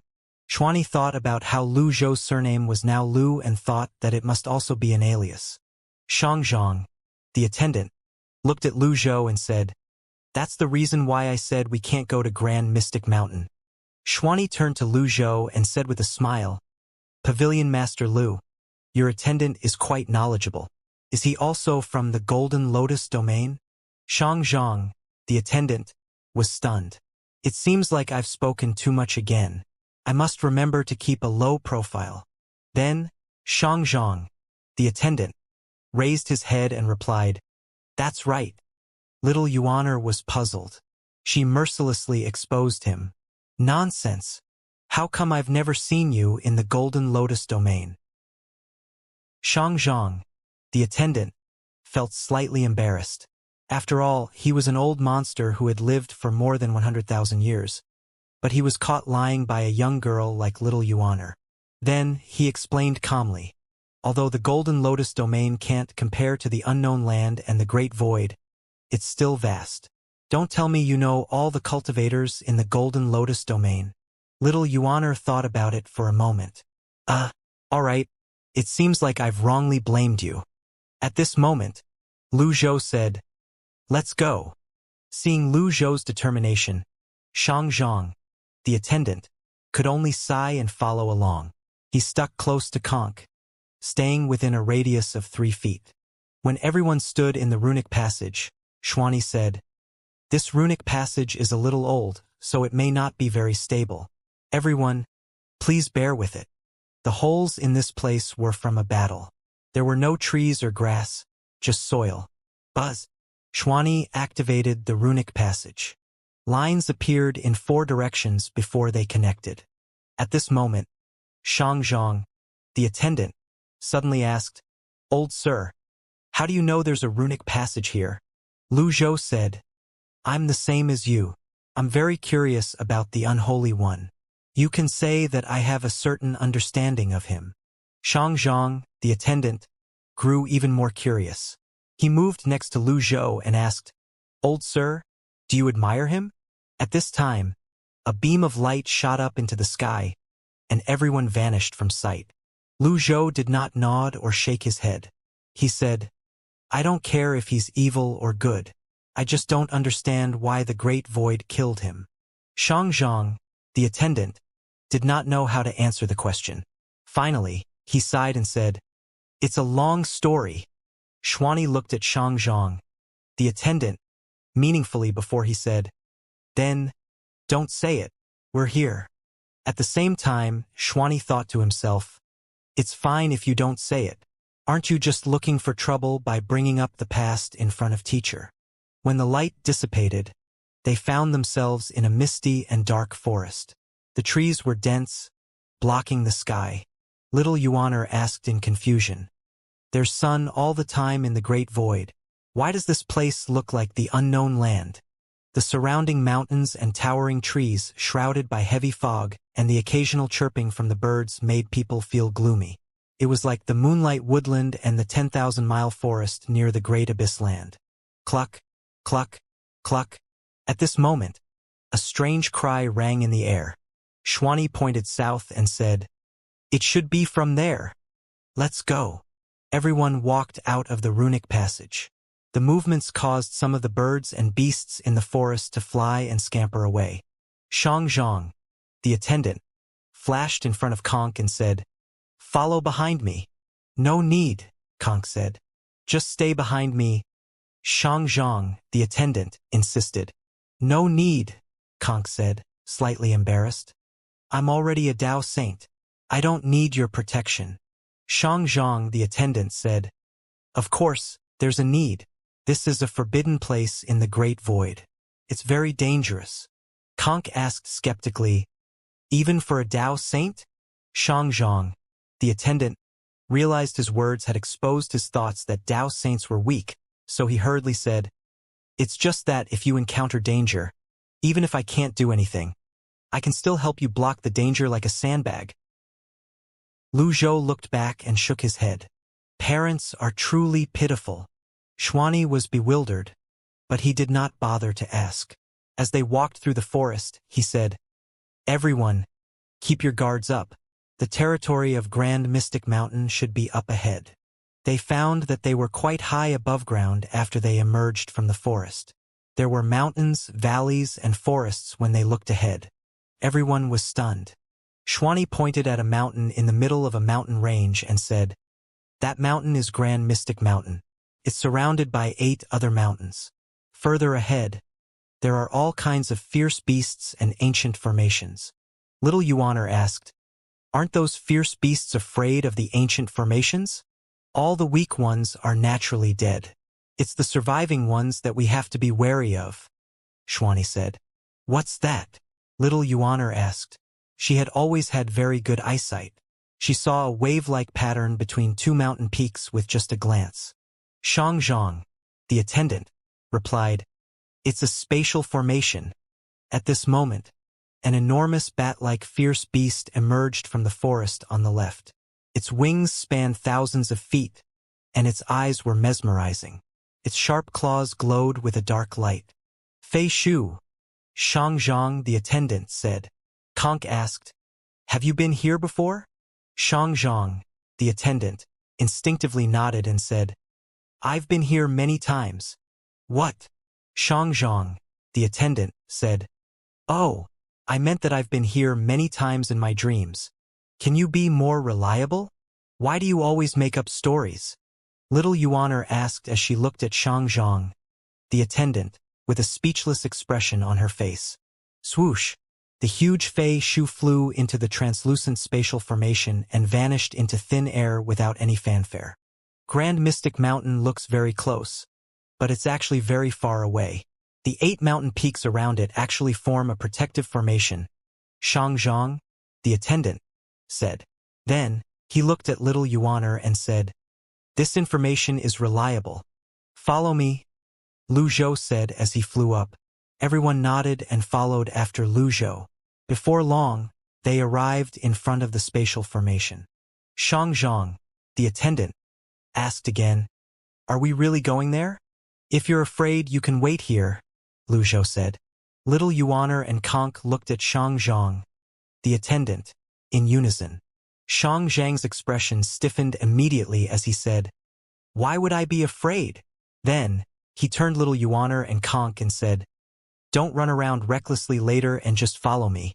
Surprisingly, the 2 girls did not protest this time. Perhaps they had seen Xianxia's strength in Xuani Palace and knew he was not ordinary. Lu Zhou was the first to enter the spatial formation. After everyone stepped into the spatial formation, a buzzing noise reverberated in the air as golden symbols appeared around them. Xianxia, the attendant, said immediately, "It's the Buddhist sound grand formation. Mobilize your primal qi. Guard your Dantian sea of qi, heart, and mind." Based on how fast he had responded, it was clear that he had been here before. Lu Zhou could tell, and Xuani could also tell. Xuani was not a fool after all.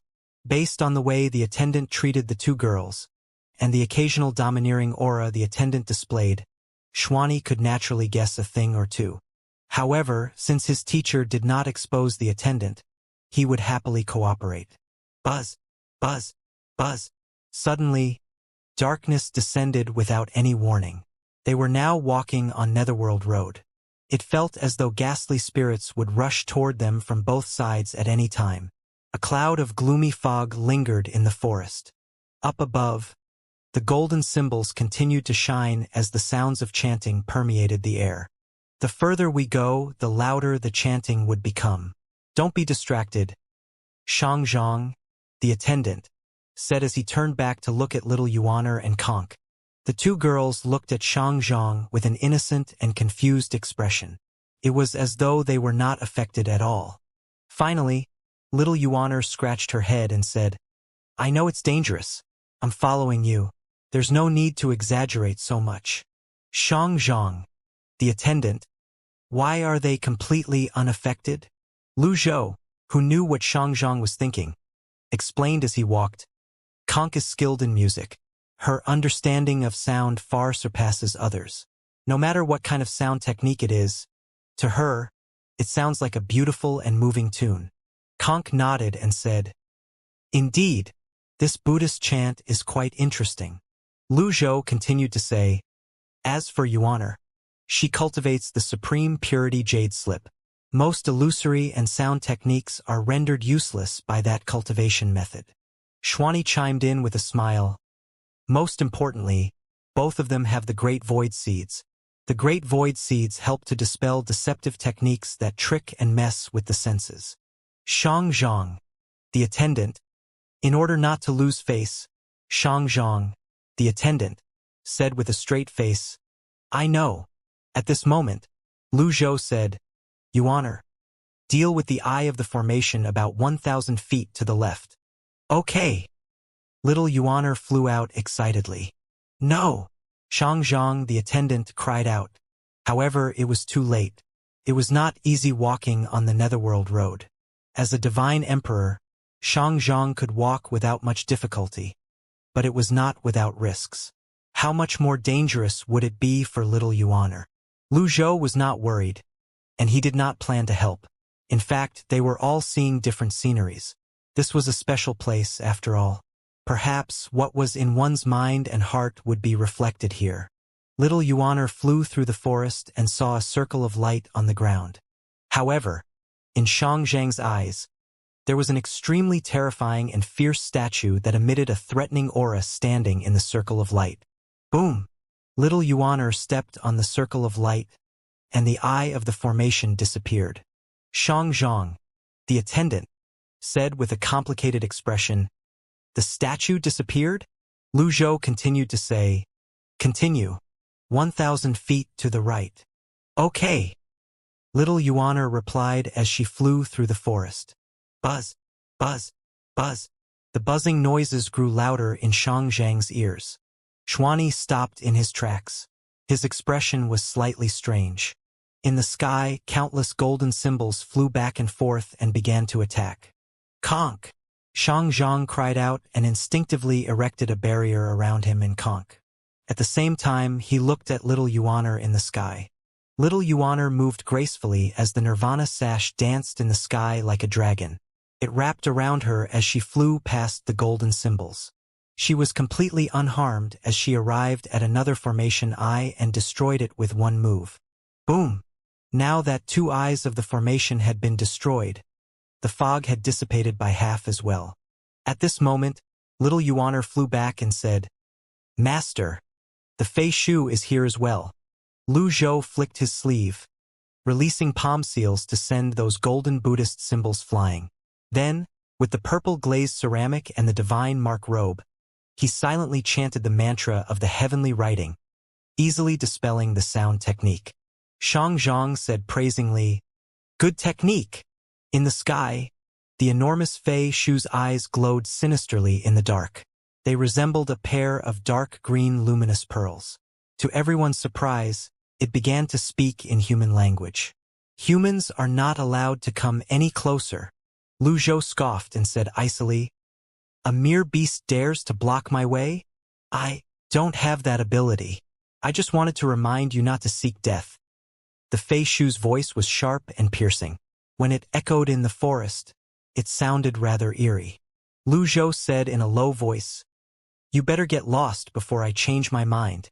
The Fei Shu flapped its wings and screeched once before it turned around and disappeared. Xianxia looked at Lu Zhou strangely and said, This Fei Shu is really afraid of old sir. It's really strange. Lu Zhou took the lead and walked forward with his hands on his back. The others continued to follow behind him. After walking out of the 2 core formations, ripples appeared in the space in front of them.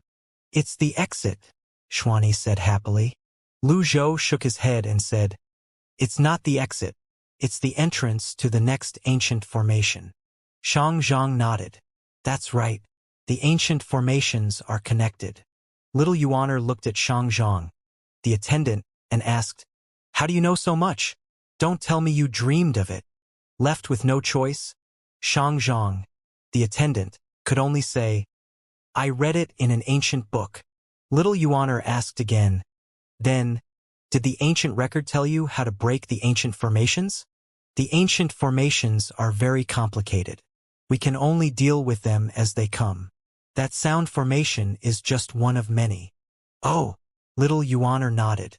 Follow me, Lu Zhou said as he passed through the ripples. Whoosh! Lu Zhou was suddenly assaulted with a sense of déjà vu. The Netherworld Road, the sound formation, and the scenery suddenly seemed very familiar at this moment. Even the huge frost dragon in the sky now was familiar. The Fei Shu held a spear and stood at the foot of the huge frost dragon like a guard. It looked at Lu Zhou and the others, who were passing through the spatial ripples, and said in a clear voice, I'll warn you again. Humans aren't allowed to come here. Lu Zhou raised his head and looked at the statue-like and motionless frost dragon that was like a mountain. Images after images flashed in his mind, but they were fragmented and disjointed. He could not make sense of them. Xuani frowned, not knowing what to do. He said solemnly, This is the frost dragon. It's an ancient beast. I didn't expect it to be here. Xianxia grabbed Conk and Little Yuaner wrists respectively with his left hand and right hand as he said, Don't move. Little Yuaner and Conk instinctively struggled but found that the force binding their wrists prevented them from moving. Xianxia raised his head and asked, Why are you guarding Grand Mystic Mountain? The Fei Shu shook its head and said, If you want to know the answer, ask the ancient frost dragon. Xianxia scoffed. Don't threaten me with the ancient frost dragon. This is the great void. It's not a place where fierce beasts like you can run rampant and act presumptuously.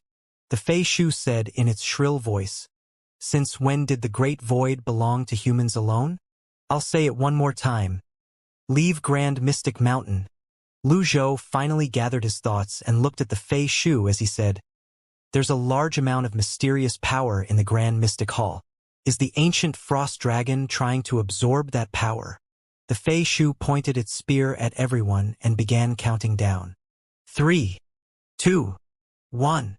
Thousands of icicles appeared behind the Fei Shu and shot out at Lu Zhou and the others. The 5 of them erected their protective energies immediately to block the icicles. At this moment, Xianxia turned to look at Lu Zhou and asked, "You're sure you want to go to Grand Mystic Mountain?" "Of course," Lu Zhou replied. Seeing Lu Zhou's determination, Xianxia said, "All right, I'll grant you your wish." Then, Xianxia pushed little Yuaner and Conk toward Lu Zhou before he flew up. Little Yuaner and Conk looked up and saw the little attendant flying like a meteor in the sky. He held what looked like a dazzling star in his hand as he headed straight for the ancient frost dragon's eyes. The Fei Shu stared at the human flying in the sky in shock. He did not expect the other party to have such profound cultivation. When it reacted, it raised its spear and said, "Despicable human, you're seeking death." Icicles hanging behind the huge frost dragon glinted brilliantly in the air. These icicles were obviously different from the ones before. Their tips emitted a strange and mysterious light. Xianxia, the attendant, raised his left hand. His astrolabe appeared immediately, covering the sky.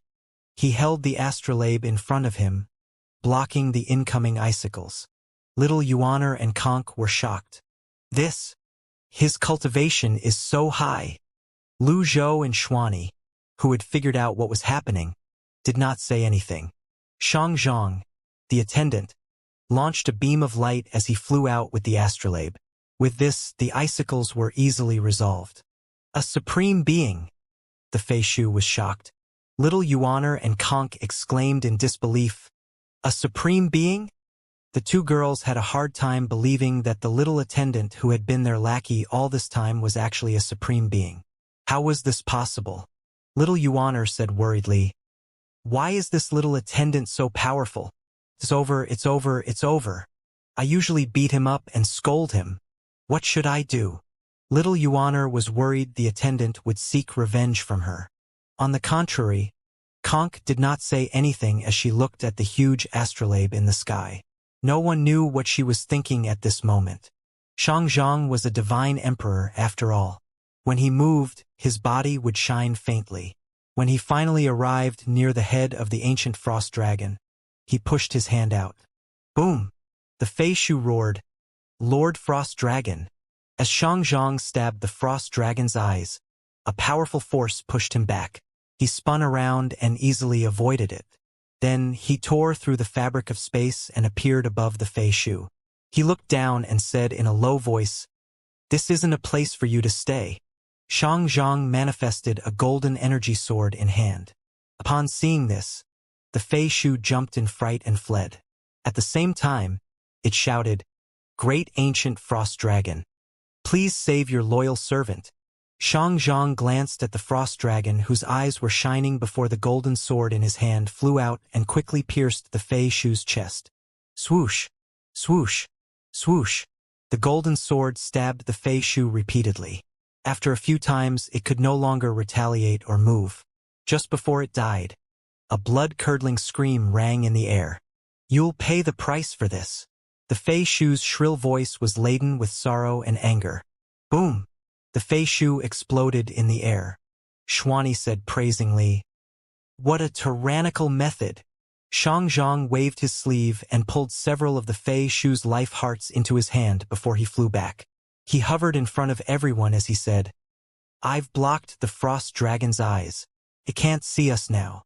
Xuani said, "I'm impressed. Let's go." Xianxia, the attendant, said. However, Lu Zhou said, "I'm afraid that won't do." Lu Zhou's words were like a bucket of ice water. Xianxia, the attendant, turned around and asked, "Why?"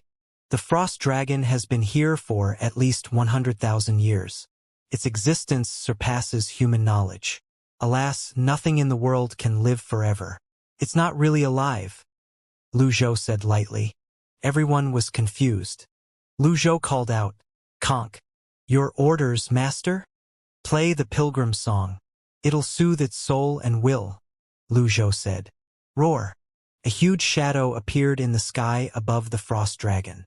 The pressure it brought with it made it hard for people to breathe. It's the dragon's soul. Xuanyi was surprised.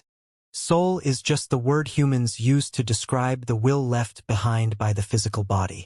When the will is strong enough, it can mobilize primal chi and interact with the things in the world even if it doesn't have a corporeal form. "That's the frost dragon's will?" Xuanyi asked. Lu Zhou nodded. "I see.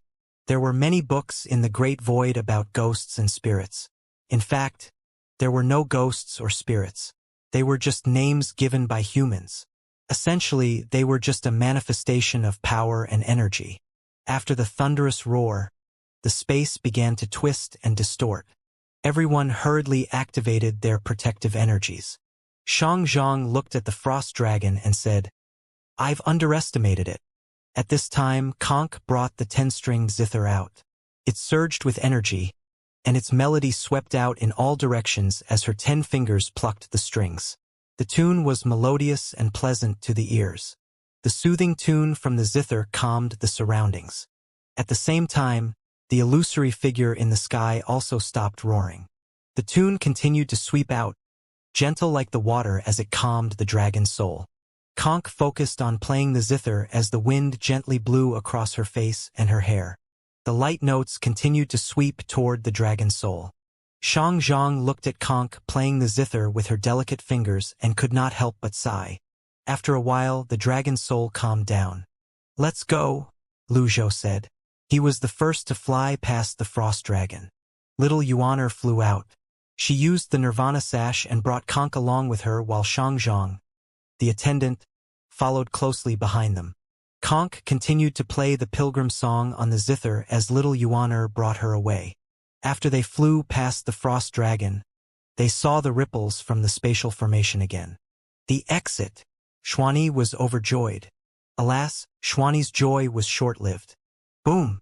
The spear on the ground suddenly shot up and stabbed the frost dragon's back. Roar! The world shook and the wind raged as icicles shot out from all directions. Xianxia said, "This is bad. The seal is unsealed." He waved his hand to protect little Yuaner and Conk as he said, "All of you leave first." "No," Lu Zhou said. "Let me do it." "You," Xuanyi hurriedly said. "Trust Pavilion Master Lu."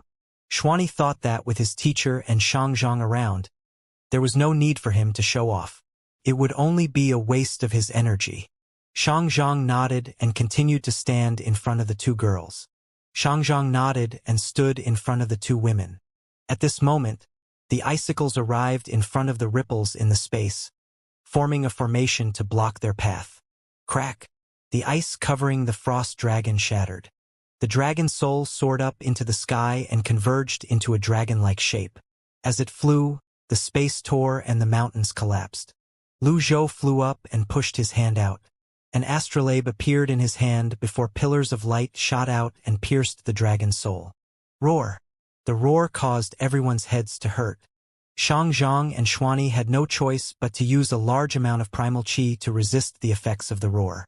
When they turned to look at the two girls, they discovered the duo seemed rather relaxed as they looked at Lu Zhou in the sky with solemn expressions on their faces. Xuanyi said, filled with praise, "The cultivation methods that Pavilion Master Lu imparted to both of you are truly marvelous. They can even withstand the sound technique from the ancient dragon soul. Great divine King Xuanyi, you truly have a discerning eye," little Yuaner said, returning the praise. Xuanyi said, "I've always admired experts. When I first saw your master, I already knew he was extraordinary. Fortunately, your master accepted my gracious invitation to stay in Xuanyi Palace." The wind continued to rage as everyone continued to look at the sky. Lu Zhou's pillars of light did not do any harm. The eyes of the ancient dragon soul shone as it spoke in human language. "Who dares to disturb my slumber?" Lu Zhou asked indifferently. "You're an ancient beast. Why are you at Grand Mystic Mountain?" The dragon soul sized up the tiny human that was like a grain of sand in the sky. Human! Swoosh! It did not even think before it shot toward Lu Zhou. Grand power of teleportation. Lu Zhou disappeared and reappeared behind the ancient dragon soul. Human expert? Lu Zhou said tonelessly. Grand Mystic Mountain was originally the territory of humans. It's not a place for fierce beasts like you. The ancient dragon soul let out a deep laugh before it said, "No one has been here for 100,000 years. Let alone you, even if the experts of the Great Void came, I may not necessarily look at them. The one who should leave is you." Rumble.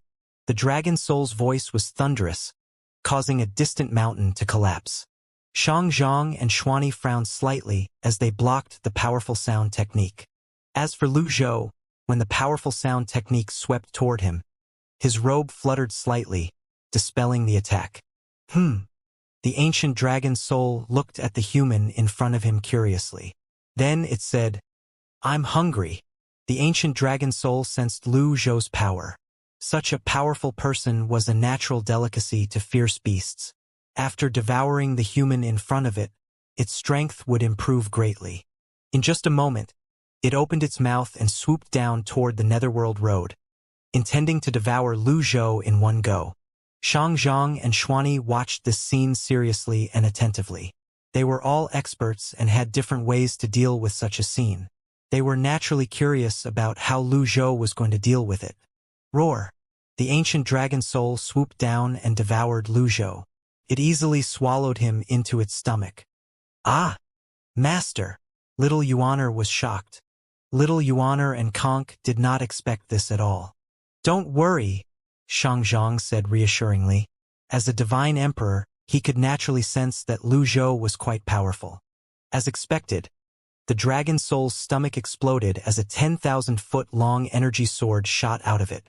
It roared angrily before it dissipated like gas.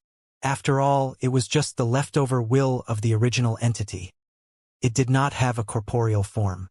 It did not take long for the energy to converge again and took on the form of a dragon. It flew toward Lu Zhou again.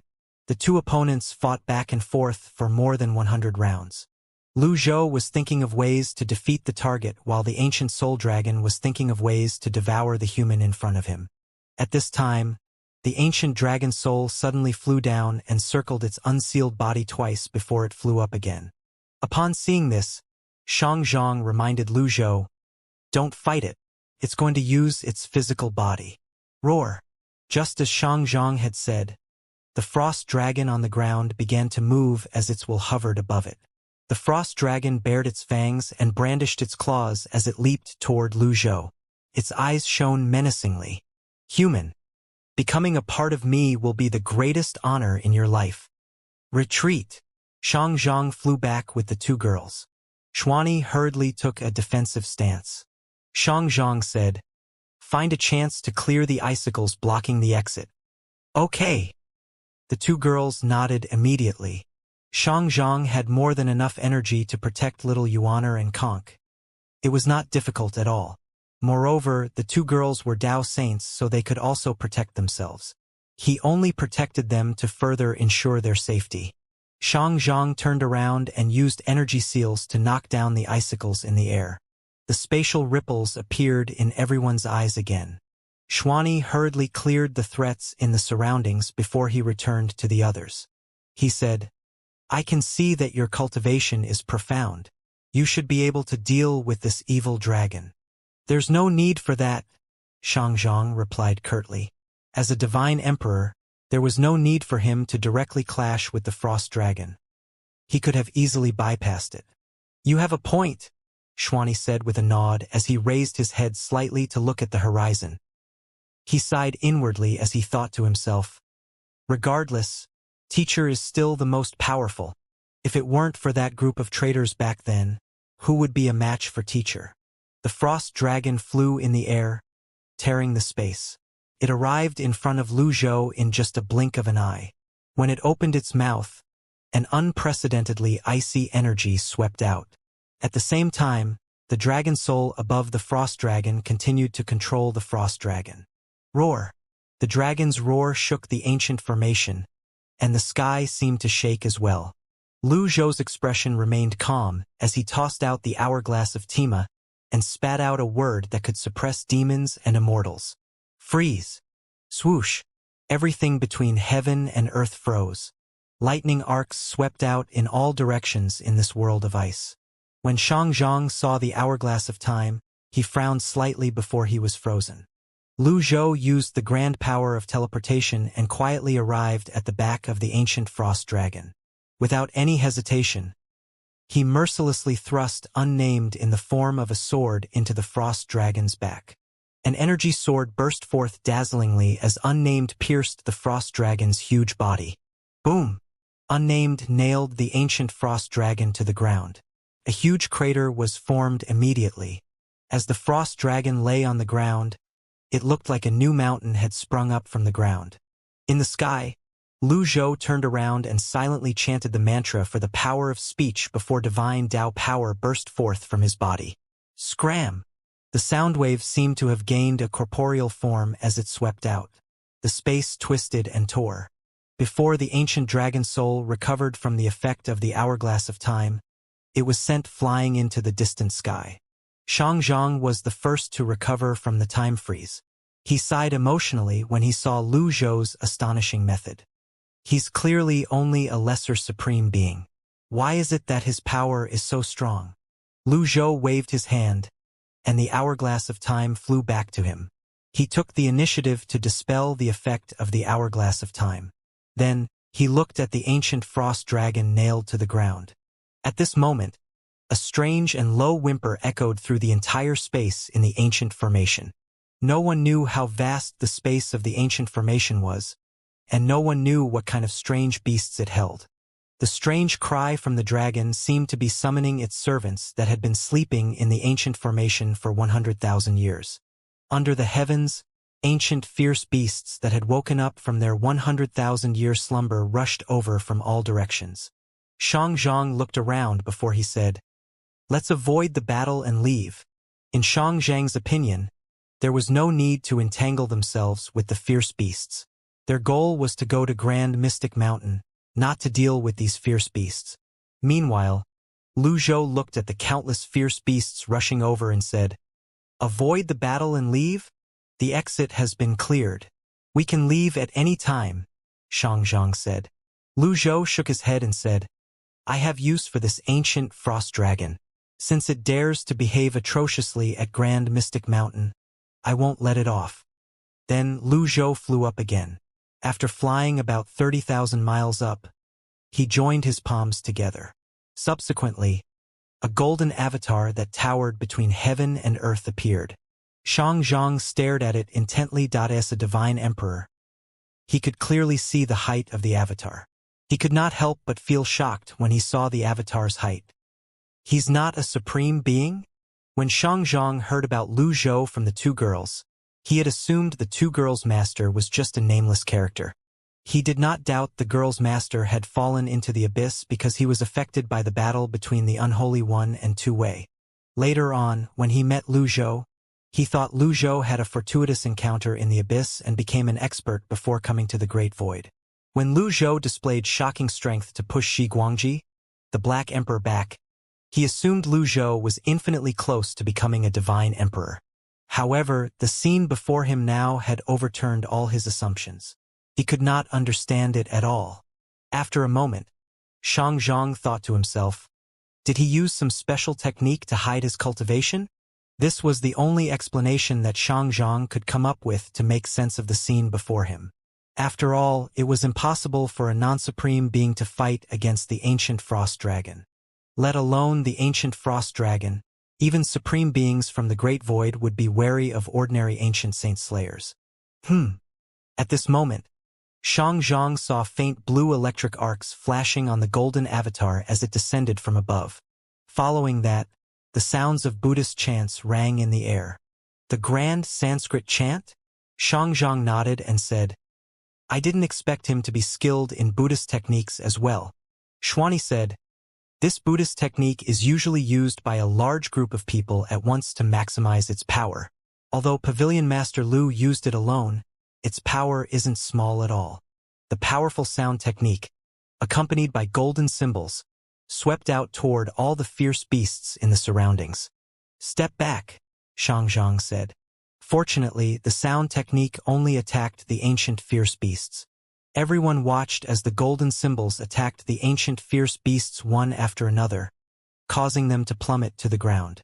Lu Zhou closed his eyes. Soon enough, his mind was filled with the words from the heaven scroll.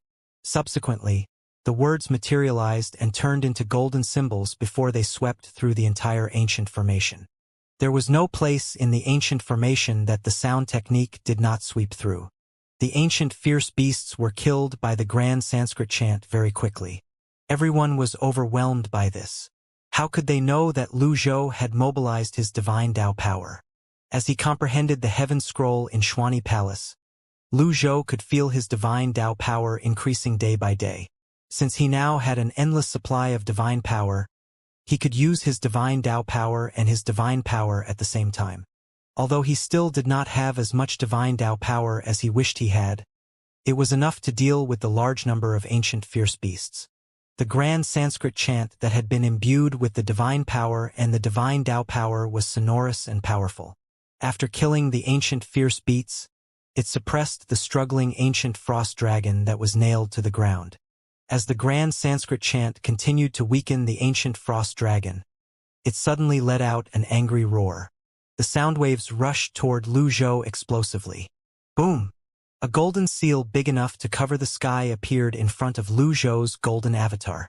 Xuani exclaimed in surprise, "It can still fight back? It's an ancient creature. It's like ancient saint slayers, but in fact, it's much more terrifying than them. Its will is incredibly strong. The soul is the hardest part to kill," Xianxia said as he looked at the ancient frost dragon that was still struggling with all its might. At this time, the frost dragon raised its head to look at the fierce beasts falling around it. It suddenly closed its mouth, no longer making any sound. Without any warning, its eyes suddenly burst forth with light. Following that, energy began to converge again, forming the dragon's soul. This time, the dragon's soul glowed with a faint light. The dragon's soul is quite powerful. Xianxia was slightly surprised. The ancient dragon's soul flew toward Lu Zhou's golden avatar as soon as it appeared. Everyone was quite nervous, uncertain if Lu Zhou would be able to block this move. The grand Sanskrit chant continued to mercilessly kill the fierce beasts in the surroundings as carcasses fell from the sky. Everyone watched as the ancient dragon's soul flew through the golden symbols, completely unaffected. "The grand Sanskrit chant is ineffective against the dragon's will," Xianxia said. He raised his hand, preparing to help Lu Zhou. Buzz! The space tore, and the ancient dragon's soul suddenly vanished into thin air. Xianxia's expression changed drastically upon seeing this. The law of space from the great Tao. So powerful? It's too late now. Xianxia had forgotten that the ancient frost dragon was one of the creatures that were very skilled in the law of space. Its comprehension of the law of space far surpassed most humans. No wonder it passed through the ancient formations and came to Grand Mystic Mountain so easily to sleep at the foot of the mountain and absorb the lingering power. Even if tens of thousands of years had passed, those ancient creatures still had the best comprehension of the most primitive laws. "Lowly human, you can only become my food." The incomparably huge dragon soul grew until it was bigger than the golden avatar before it swooped down and opened its mouth. Faced with this, the golden avatar did not move. Lu Zhou did not use the hourglass of time. Instead, he flew until he was at the glabella of the golden avatar. Then he said expressionlessly, "Foolish reptile." Buzz! A shocking scene suddenly appeared. Another avatar rose up from the ground without any warning. The avatar glowed with faint blue electric arcs that covered its body. It flew up gracefully, leaving the lotus beneath its feet. It rushed toward the ancient dragon soul as its size increased several times. Boom! The avatar grabbed the upper jaw of the ancient dragon soul with one hand and grabbed the lower jaw with its other hand. Xianxia and Little Yuaner, Xuani and Conk. 2 avatars? 14 leaves. The cultivation world continued to develop with the wisdom and truths left behind by the ancient sages. The future generations studied them and became stronger and stronger. Many of the ancient sages' words had become common and irrefutable truths in the cultivation world. One of the indisputable truths was that one cultivator could only have one avatar. It had been like this since time immemorial. The appearance of Lu Zhou's second avatar immediately refreshed the four people's worldview. In fact, the ancient dragon soul was also very amazed and shocked. It let out a trembling whimper that conveyed its indescribable panic and fear at this moment. The electric arcs were like water dragons as they swam toward the second avatar's hands. At this moment, Lu Zhou, who was hovering at the glabella of the golden avatar, said indifferently, "Go!" The electric arcs flashed frantically. Buzz! The dragon soul and the laws it used were instantly suppressed. The ancient dragon soul cried out fearfully, "No!" Then the ancient dragon soul began to shrink. At the same time, unnamed completely pierced through its physical body, the ancient frost dragon, and flew back toward Lu Zhou. "Come!" Lu Zhou withdrew his avatar as he pushed his hand out before clenching it. Following that, the ancient dragon soul that had shrunk into a small orb flew toward Lu Zhou. "Seal!" A golden seal flew out and sealed the orb. "Roar!" The ancient frost dragon let out a heart-wrenching cry. "Seal!" Lu Zhou continued to seal the dragon soul. His robe fluttered in the wind and glowed brilliantly, reflecting the light of the dragon soul. Upon seeing this, the ancient frost dragon voice said tremblingly, "The tendons from the divine dragon. You're the master of Grand Mystic Mountain. Xianxia, Little Yuaner, and Conk." "What? Submit?" Lu Zhou said with a hint of anger as he clenched his hand. Following that, he forcefully pressed the dragon soul against his long robe. The dragon soul turned into a dark green light before it fused with the tendons of the divine dragon. The ancient dragon soul might be incorporeal, but it was powerful. When it entered the robe, it began to struggle and resist with all its might. Lu Zhou hovered in the sky as the robe fluttered wildly in the wind. Boom! At this moment, the ancient frost dragon's body smashed onto the frozen ground, shattering the ground. Cracks spread out immediately in all directions. The ancient frost dragon was a powerful ancient creature, but it still felt fear and trepidation when faced with the master of Grand Mystic Mountain. After all, he had once dominated the Great Void. He was peerless and unrivaled. Although the cultivation world had changed, and the humans and the fierce beasts were no longer the same, the legends about him did not die. The powerful fierce beasts had joined forces in ancient times to try and defeat the Unholy One, but they were utterly defeated. After that, the Unholy One pulled out a few tendons from one of the progenitors of the dragon race. The ancient frost dragon felt uncomfortable when it thought about stories from the past. It really did not expect the person in front of him to be the master of Grand Mystic Mountain. Who knew he would return after 100,000 years? At this moment, the ancient dragon soul felt claustrophobic. It charged around desperately in the enclosed space, looking for a way to escape. "Let me out!" The ancient dragon soul cried mournfully as it continued to ram itself against the enclosed space. Every time the ancient dragon soul rammed itself around, the robe woven from the divine dragon's tendons would flutter violently. Lu Zhou remained unmoved. Then, he joined his palms together again as he said expressionlessly, "It's a futile struggle." Buzz! The golden avatar opened its mouth slightly as musical notes swept out toward Lu Zhou's robe. Great meditation therein. Lu Zhou did not usually use Buddhist techniques. However, the Buddhist techniques were the most suitable for this kind of situation. The musical notes entered the enclosed space of the robe that looked like the galaxy and smashed at the ancient dragon soul. The ancient dragon soul roared and dodged continuously. Alas, although it was very skilled in the law of space, it still failed to leave. Rumble! An explosion suddenly sounded in the enclosed space. Then, a huge object appeared in the air, causing the ancient dragon soul to stop moving and tremble in place. Could not move at all. Divine dragon! The divine mark robe was originally woven from the tendons of a divine dragon.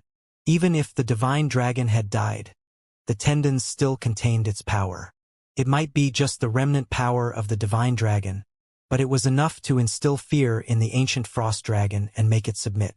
Previously, Lu Zhou had used the great meditation learning to suppress it, and then it used the will of the divine dragon to intimidate it. By now, the ancient dragon soul was already greatly weakened. In the vast enclosed space that resembled the galaxy, the surging energy began to calm down. With that, the ancient dragon soul began to gradually fuse with the tendons of the divine dragon. Lu Zhou's long robe shone dazzlingly, illuminating the entire place.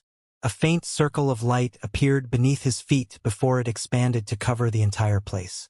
At this time, the surviving fierce beasts in the ancient formation began to prostrate themselves on the ground. The four people gradually calmed down and patiently waited for Lu Zhou to completely seal the ancient dragon soul. Lu Zhou continued reciting the chant for the great meditation learning as his robe continued to shine. At this moment, Xianxia sensed the energy fluctuations and said, "He's at the critical moment now. Isn't it about to end?" "It's not that simple. He wants to create the perfect Dao robe," Xianxia said. "Dao robe?" Xianxia said, "I didn't pay attention to his robe before. There are many defense-type garments in the cultivation world, but most of them are engraved with formations. However, his robe has no runes or formations. I noticed this before, but I really didn't expect it to be woven from the tendons of a divine dragon. The tendons of divine dragons are rare and can be considered sacred relics. The tendons aren't inferior to the ancient frost dragon. Although the two are of the same kind, they repelled each other." Xianxia explained. "Once they're fused, this robe will be able to block the power of the laws. Both of you are Dao saints, so you should know why Dao saints are stronger than venerable masters and saints. The difference lies with the comprehension of the laws." The other three people were slightly surprised. Xuani asked, "If it can block the powers of the law, then won't it be almost invincible?" "Theoretically, that's right," Xianxia said. "However, nothing is absolute in this world. Moreover, the perfect Dao robe can only greatly boost one's defenses. It can't boost one's offenses." "You have a point," Xuani said with a nod. As soon as Xuani finished speaking, the light from the divine mark robe dissipated. Lu Zhou spread his arms and the robe left his body. The wind and clouds began to stir in just an instant. Lu Zhou waved his hands slightly, and the ancient dragon soul shot out of the robe, shaking the entire world. However, it was contained by a barrier. In the sky, the chanting from the avatar continued. It was more powerful and shocking than before as it reverberated in the sky. At this moment, Lu Zhou stopped chanting and shouted, "Om Mani Padme Hum." Following that, an enormous white script appeared in the sky, covering a radius of 10,000 miles. Then it landed on the divine mark robe. Xuani said, "The 6 syllables mantra." Following that, another 5 enormous scripts appeared and descended from the sky. With that, the ancient dragon soul gave up trying to resist and completely became a part of the divine mark robe. The sound faded, and the light dissipated. Then the divine mark robe flew back to Lu Zhou. After he put the robe on, circles of light began to appear on his body and dropped down before a golden lotus bloomed under his feet. Peace returned to the space in the ancient formation, and the perfect Dao robe had been created. Unlike before, the ancient frost dragon had now truly fallen into the eternal slumber of death. At this moment, its servants were still lying prostrate on the ground, completely subservient to the aura the divine mark robe emitted. Lu Zhou stood with his hands on his back as he looked around. Then he said, "Scram!" With just one word, the fierce beasts fled and disappeared from sight. Lu Zhou's body seemed like it was as light as a feather as he descended after putting away the golden lotus. He looked at the expressions of the 4 people in front of him. Little Yuaner and Conk stared at Lu Zhou with their mouths agape. Xuani's eyes were brimming with reverence.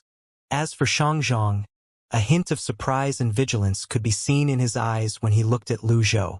He shook his head and finally said, I should have figured it out before this. I don't know how I missed it. Figure what out? Lu Zhou asked. Xianxia looked as though he did not know whether to laugh or cry as he said with a sigh, It's so obvious. After a long time, Xianxia finally cupped his fists together at Lu Zhou and said, Nice to meet you. Lu Zhou looked at Xianxia, who was disguised as a young attendant. He understood Xianxia's meaning, so he shook his head and said, You've misunderstood. Before Lu Zhou could say another word, little Yuan ran over and hugged his arm before she said excitedly, Master! So you're the unholy one. Master, why didn't you say so earlier? Master, you hid it from me for such a long time. Little Yuan's heart was filled with surprise and joy. Her expression was not bitter, but it was one of excitement as she thought to herself, My master is the unholy one. My master is actually the legendary unholy one who shook the world and dominated the great void. I'm so happy. Lu Zhou frowned and said in a low voice, Be serious. Little Yuan stopped talking immediately and took a step back. Then, she straightened her back. She looked graceful and elegant, in the prime of her youth. Now that she had grown up, it was not very appropriate for her to be as mischievous and unrestrained as she was in the past. Then, Lu Zhou looked at Xianxia and shook his head as he said, I'm not the master of Grand Mystic Mountain. Xianxia was perplexed. You're not. I obtained the Hourglass of Time from Wuxia and the Divine Mark Robe from the Mausoleum of the Emperor Emeritus in the Green Lotus Domain, Lu Zhou said with a sigh.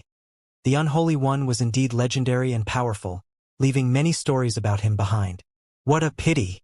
Xuani thought that it would be troublesome for Lu Zhou now that Lu Zhou was forced to reveal his identity to deal with the troublesome ancient creature. Hence, he also helped Lu Zhou to deny it. He said, That's right. Perhaps we were mistaken. Mistaken? Little Yuan and Conk looked at their master innocently. Xianxia only nodded slightly and did not dwell on the topic. In fact, the scenes of the two avatars were still in his mind. He really wanted to ask about the avatars but held back in the end. Finally, he said, If the old sir said it's a misunderstanding, then it must be a misunderstanding.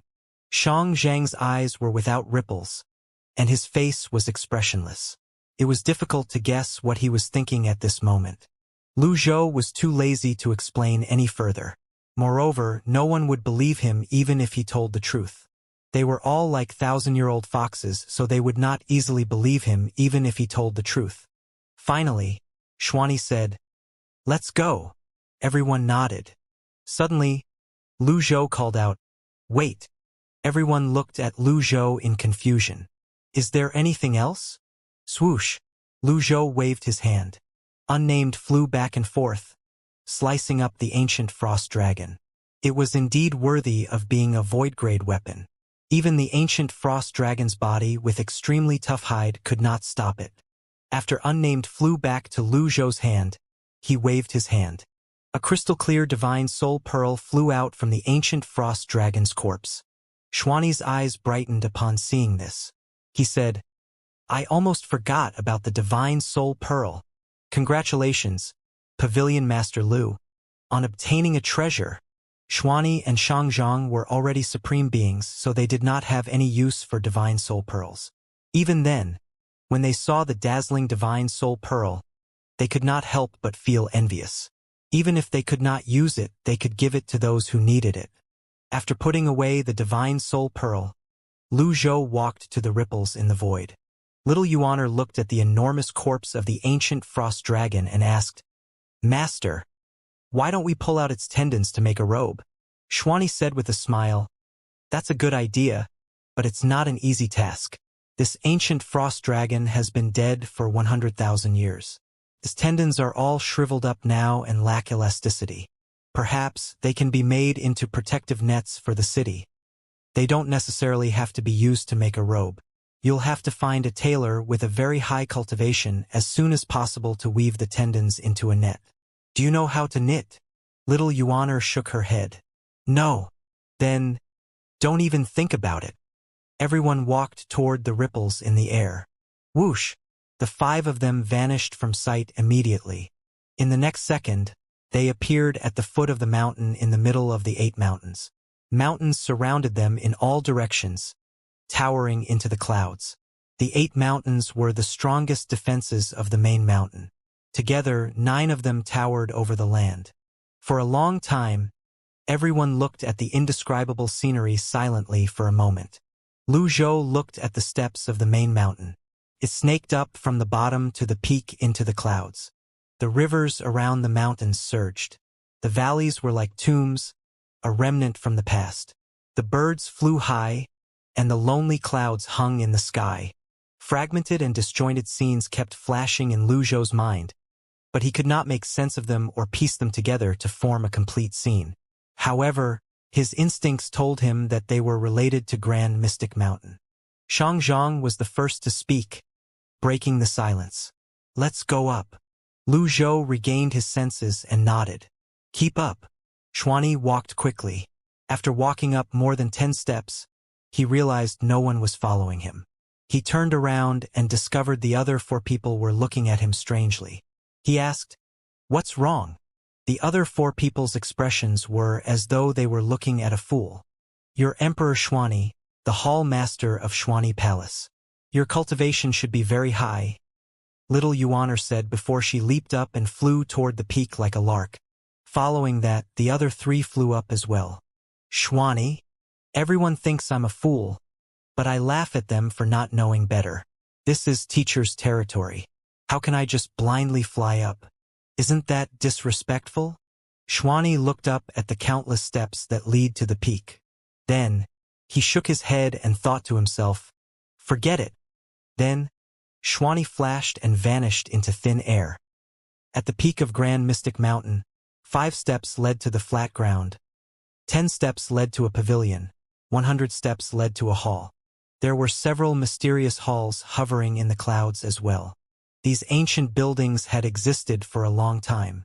Some of the buildings had partially collapsed, bearing the mark of time. The green bricks and tiles were broken and weathered. Spider webs hung everywhere. Nonetheless, they still could not rob this place of its glory. Apart from the ancient formation, there was no other defense in this place that had been abandoned for many years. At this moment, Xianxia said, "This place was once the center of the Great Void, and it was revered by tens of thousands of people. That person built the grandest mountain here." Everyone nodded as they listened to these words. "Alas, it's now just a remnant of the past. If it weren't for the ancient formation, the 9 mountains would have collapsed," Xianxia continued to say after he sighed. "Grand Mystic Mountain is mysterious. It plunders the fortunes of heaven and earth and holds a large amount of mysterious power. There are very few people who can enter this place. Indeed, it was not easy to come to this place. First, they had to travel the Netherworld Road. Then, they had to defeat the ancient frost dragon." Little Yuaner said with a suspicious expression, "Little attendant, I really feel that you're not simple. How do you know so much?" Xianxia only smiled and did not say anything. At this moment, Xuanyi asked, "May I ask why Pavilion Master Lu wants to come to this place?" Lu Zhou did not reply to the question. Instead, he said, "Don't wander too far away. I'm going to the Grand Mystic Hall to have a look." Following that, Lu Zhou flew toward the Grand Mystic Hall that hovered in the air. When Lu Zhou drew close to the Grand Mystic Hall, countless energy swords appeared between heaven and earth. They circled around the 9 mountains and flew in all directions. "Don't worry about the hall's sword formation." Lu Zhou flashed and appeared at the entrance of the Grand Mystic Hall. The other 4 stayed on the peak and looked around. The flying energy swords did not attack them and only flew around in neat formations. It was a rather pleasing sight. "Let's wait," Xuanyi said before he sat cross-legged on the ground and closed his eyes to meditate.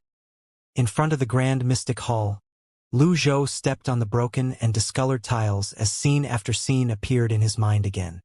He saw countless cultivators fighting fiercely, and he saw them fall. The blood that had disappeared with the passage of time flowed between the cracks in the tiles. This place was once filled with corpses. Now only a few weapons that withstood the erosion of time remained. Lu Zhou walked unhurriedly toward the Grand Mystic Hall. The plaque at the entrance was slanted.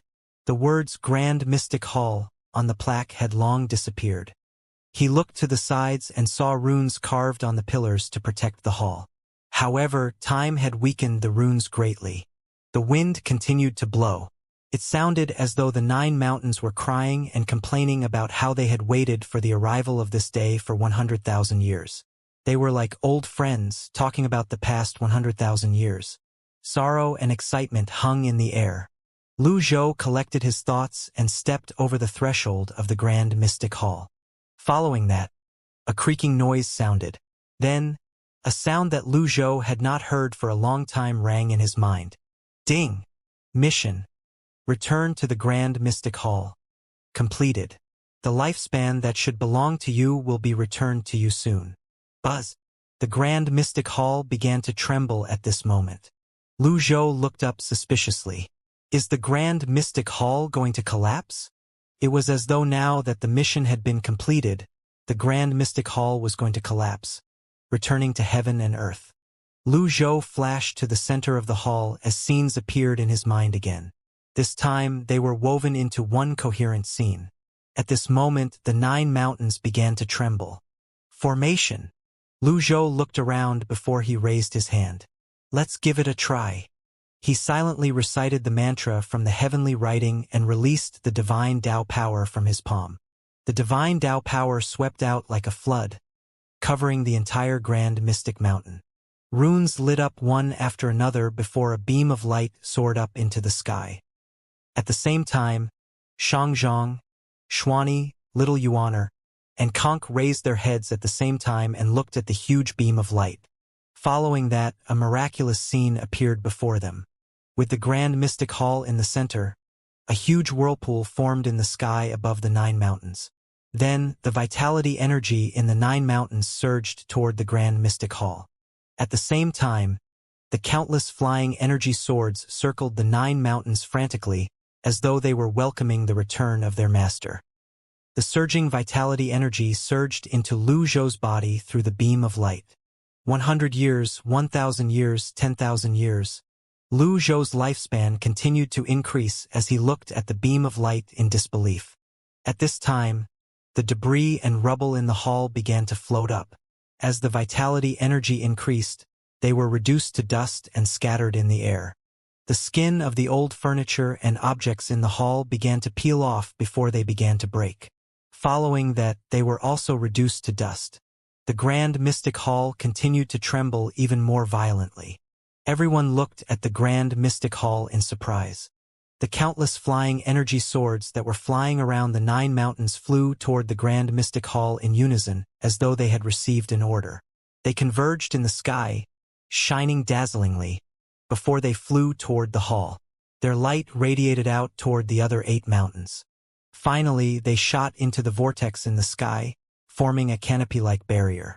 Vitality energy between heaven and earth, manipulated by the vortex, surged into Lu Zhou's body, showing no signs of stopping. Lu Zhou felt that this was beyond his understanding. He sat down cross-legged in the air without hesitation. At this moment, he did not pay attention to the changes of the 9 mountains, nor did he have time to worry about Little Yuaner and Conk at this moment. Moreover, with Xianxia by their sides, he did not need to worry too much. Lu Zhou's body shone with a calming golden light immediately as the vitality energy from the mountains continued to surge into him like a tide. Buzz. Lu Zhou looked at his lifespan on the system interface that was increasing at an unbelievable speed. 10,000 days. 20,000 days. Although Lu Zhou's mathematical skills were quite good, he did not have the energy to calculate how much lifespan he had gained when he saw the numbers that were increasing crazily. Lu Zhou closed his eyes and meditated on the heavenly writing. He used the divine power to cover his entire body, protecting his 8 extraordinary meridians and his Dantian sea of qi. Too much of a good thing might not always be good, after all. Based on how intense the surging vitality energy was, he had to make sufficient preparations to prevent his body from exploding and dying. Whether or not the vitality energy belonged to him, he had to be careful. The divine mark robe rustled slightly as a long dragon circled him. It was the ancient dragon soul that he had subdued. Roar! The dragon's roar resounded through heaven and earth. Following that, light burst forth from the vortex about the grand mystic hall, turning everything blindingly white. "Master!" little Yuan called out. She could sense her master's aura from the light radiating from the grand mystic hall. Xianxia could not help but exclaim in surprise. Such powerful vitality energy is very rare in this world. How can there be so much vitality energy at Grand Mystic Mountain? Xuani said, "In ancient times, the Unholy One set up the Grand Mystic Formation here to protect the 9 mountains. Under every mountain is the source of life. After the Unholy One disappeared, the Sacred Temple and the 10 halls tried to use various methods to break the formation. Alas, those powerful supreme beings managed to come to Grand Mystic Mountain, but they were unable to break the formation and obtain the power here," Xuani said. Then, he looked up at the sky with a sigh before he said, "It's fate that has been written in the dark." Xianxia said, "There's something I've never been able to understand. With his strength, even if he can't defeat those people at that time, it shouldn't be a problem for him to escape. How did they defeat him?" Upon hearing these words, Xuani scoffed. "Do you really think they were capable of that?" Xianxia looked at Xuani, perplexed, before he said, "What do you mean?" Xuani replied, "Humans are the first to come into existence in this world. We claim to be the most intelligent, but among living things we have the most obvious weaknesses. Perhaps, due to our intelligence, there were many conflicts. As the most intelligent beings in the world, do you think if those people wanted to attack the Unholy One, they would attack him when he was at his strongest?" "You mean to say he was ambushed?" Xianxia asked. Xuani sighed softly. In the end, he was the cause of his own defeat. He chose to pursue a lone path of cultivation all his life. It was a path that no one had ever walked on. That path is destined to be fraught with danger and filled with twists and turns. Xianxia nodded. "You seem to have a good relationship with him." Xuani answered seriously and honestly. "To tell you the truth, I'd received guidance from him when I was young. Hence, it's not an exaggeration for me to call him teacher. No matter what the others say, I don't care." "Well said," Xianxia said. As soon as Xianxia finished speaking, boom! The Grand Mystic Hall exploded. The rubble and debris flew into the vortex. Without the protection of the formation, the Grand Mystic Hall, which had completed its mission, finally collapsed. It was reduced to dust before it was scattered in the air. Everyone looked up and saw Lu Zhou, who shone with a golden light, sitting cross-legged in the air as vitality energy surged into his body. The commotion from the Grand Mystic Mountain spread for tens of thousands of miles in all directions. In the sacred temple, Xianxia, who was meditating, suddenly opened his eyes. He raised his hand and pointed south as he called out, "Zue Can." A figure appeared at a corner of the hall and said with a slight bow, "Your orders, Your Majesty?" "Go and have a look at Grand Mystic Mountain," Xianxia said. "Grand Mystic Mountain has been quiet for 100,000 years, and there's an ancient formation protecting it. Why did Your Majesty suddenly want me to go there to have a look?" "The scales have tilted. I suspect there's movement from the ancient frost dragon there," Xianxia replied. "Understood," Zue Can replied with a nod before he flashed away. Grand Mystic Mountain. The commotion grew bigger and bigger as huge cracks appeared on the other 8 mountains. Xianxia swept 2 fingers past his eyes before they shone with a golden light. He looked at the foot of the mountain and said, "Follow me." Xianxia waved his hand, bringing little Yuan and Conk with him. At the same time, a brilliant light appeared around him as though he was an immortal descending from the heavens. Little Yuan's eyes widened in shock. She knew the young attendant had been hiding his strength, but now that she saw the brilliant light, if she still truly could not understand what the brilliant light represented, she would be truly stupid. Heavens! Is the little attendant old man Xianxia? Little Yuan was no longer the unrestrained and naive girl from before. Through the passing of time, she had learned what to say and what not to say. She glanced at Conk from the corners of her eyes and found that Conk's expression was normal. Then, she began to struggle internally.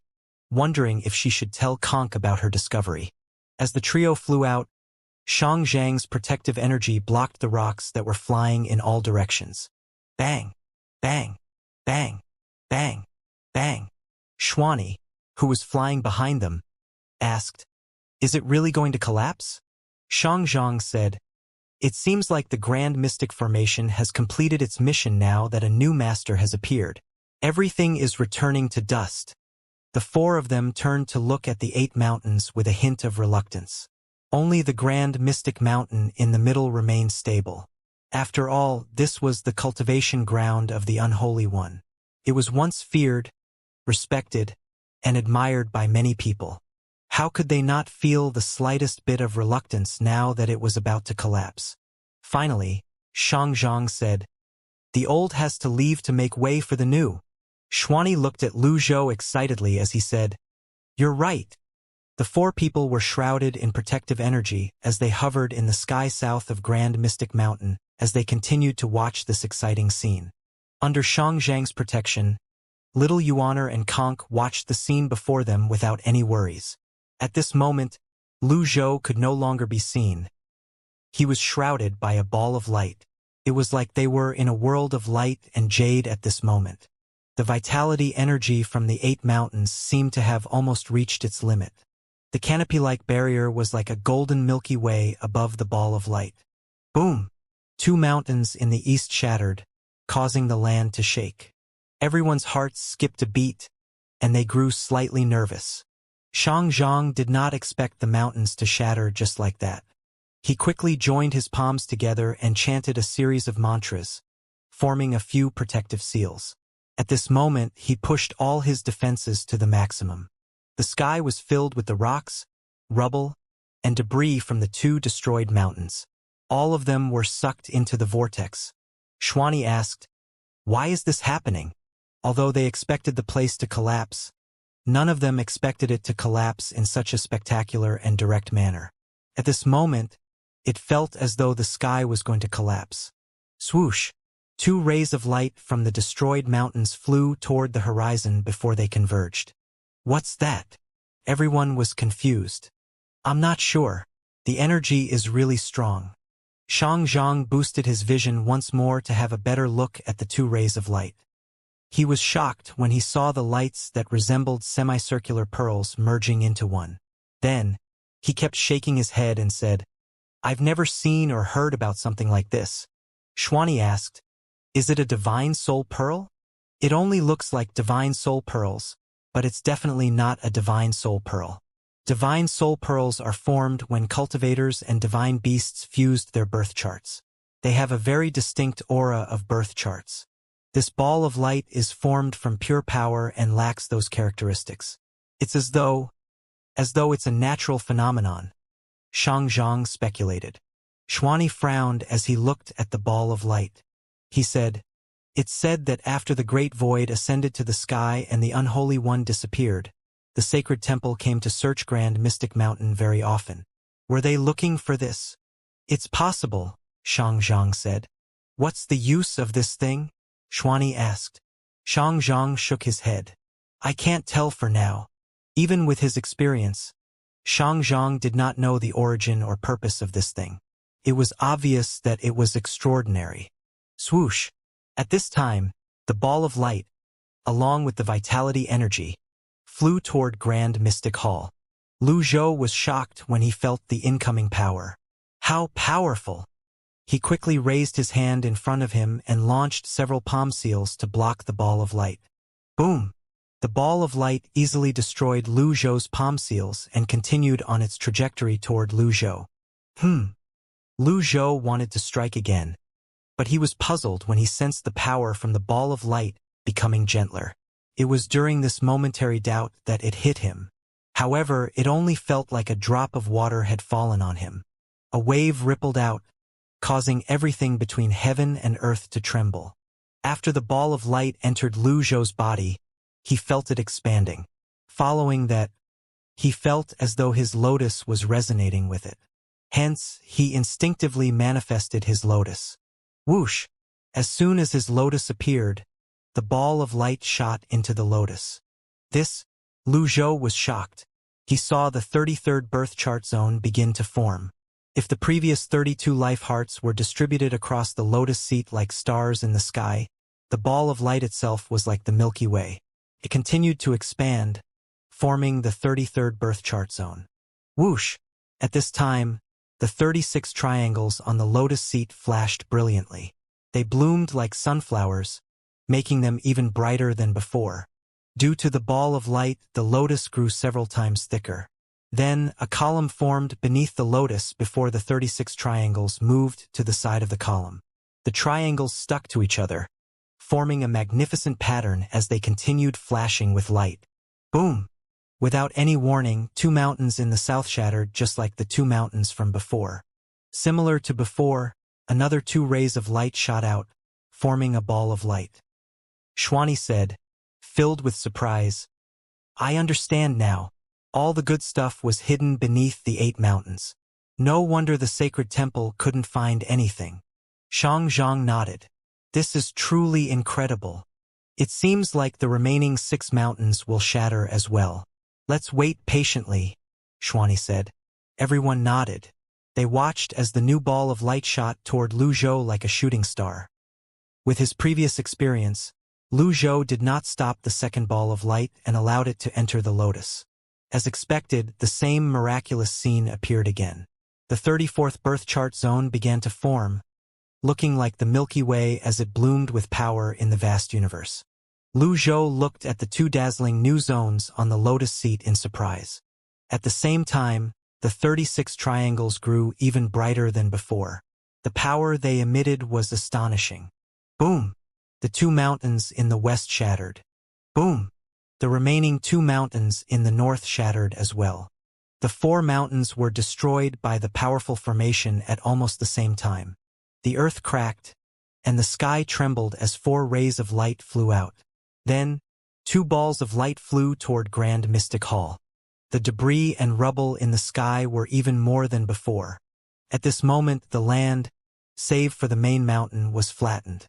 Thousands of trees at the mountain range were sucked into the vortex. Lu Zhou's eyes widened as he looked at the changes on the lotus seat. The 35th and 36th birth zones lit up just like the previous one. Following that, a shadow appeared above the golden lotus before a calm voice said, "I roam the world, invincible in the great void, invincible in the world. The only thing I can't defeat is myself. The road to seeking immortality is long. Mankind is bound by the shackles of heaven and earth. How can we live forever if we can break it? I want to master it. I want to preach to the world so everyone can live forever." Upon hearing this, Lu Zhou recalled what he had heard from the scripture of sermon. It seemed like the words here now were spoken earlier than what he had heard from the scripture of sermons. In the scripture of sermons, the unholy one had clearly been filled with regret. On the other hand, what he heard from the unholy one here showed that the unholy one was still determined to preach to the world. "As a backup plan, I'll hide my life's gains under the 8 mountains in Grand Mystic Mountain and use the Grand Mystic Formation to protect them. If anything happens, I'll pray for their return. I'll leave behind 1,000,000 years of my life and 4 power cores. It's the hardest to activate the final 4 birth charts, but the power cores can solve this problem. Eternal life." The voice gradually grew fainter and fainter. Lu Zhou waved his hand. The shadow trembled as it kept talking about the source of the 4 power cores and the theory of eternal life. However, the words became more and more disjointed. Lu Zhou only heard words like heaven-defying, shackles, and 180 times over and over again. Unfortunately, he could not make sense of them at all. Soon after, the shadow disappeared. Lu Zhou thought to himself, "The sacred temple has been here many times. Grand Mystic Mountain had been in a declining state. It's amazing enough that it was able to stand for 100,000 years. I bet no one knew the unholy ones left his final words here for 100,000 years. In fact, all these things are left behind by the unholy one." Buzz! At this moment, the 4 power cores burst forth with terrifying power at this moment. Subsequently, Lu Zhou's consciousness turned blurry. His eyes shone with a strange light, and his mind became chaotic. He felt as though he had been transported into the vast starry sky of the universe. He could only see the stars and the Milky Way. He saw countless ancient paths forming in the Milky Way. Following that, images after images appeared in his mind. It showed the great void, the mountains, the rivers, the lands, and all kinds of wonders. One after another, fragments pieced themselves together in his mind, forming miraculous legends and stories. There was joy, sorrow, and indifference. At this time, the 4 birth zones had been completely formed, and the 36 triangles were now arranged as they were before. Click, click, click, click. 4 crisp sounds rang one after another as the 33rd, 34th, 35th, and 36th birth charts were activated. The formation and the power in the surroundings were greatly weakened at this point. In the cultivation world, it was most difficult to activate the final 4 birth charts, but at this moment they were incredibly and unprecedentedly easy for Lu Zhou. As the formation and the power weakened, the surroundings calmed down as well. The vortex in the sky had disappeared as well.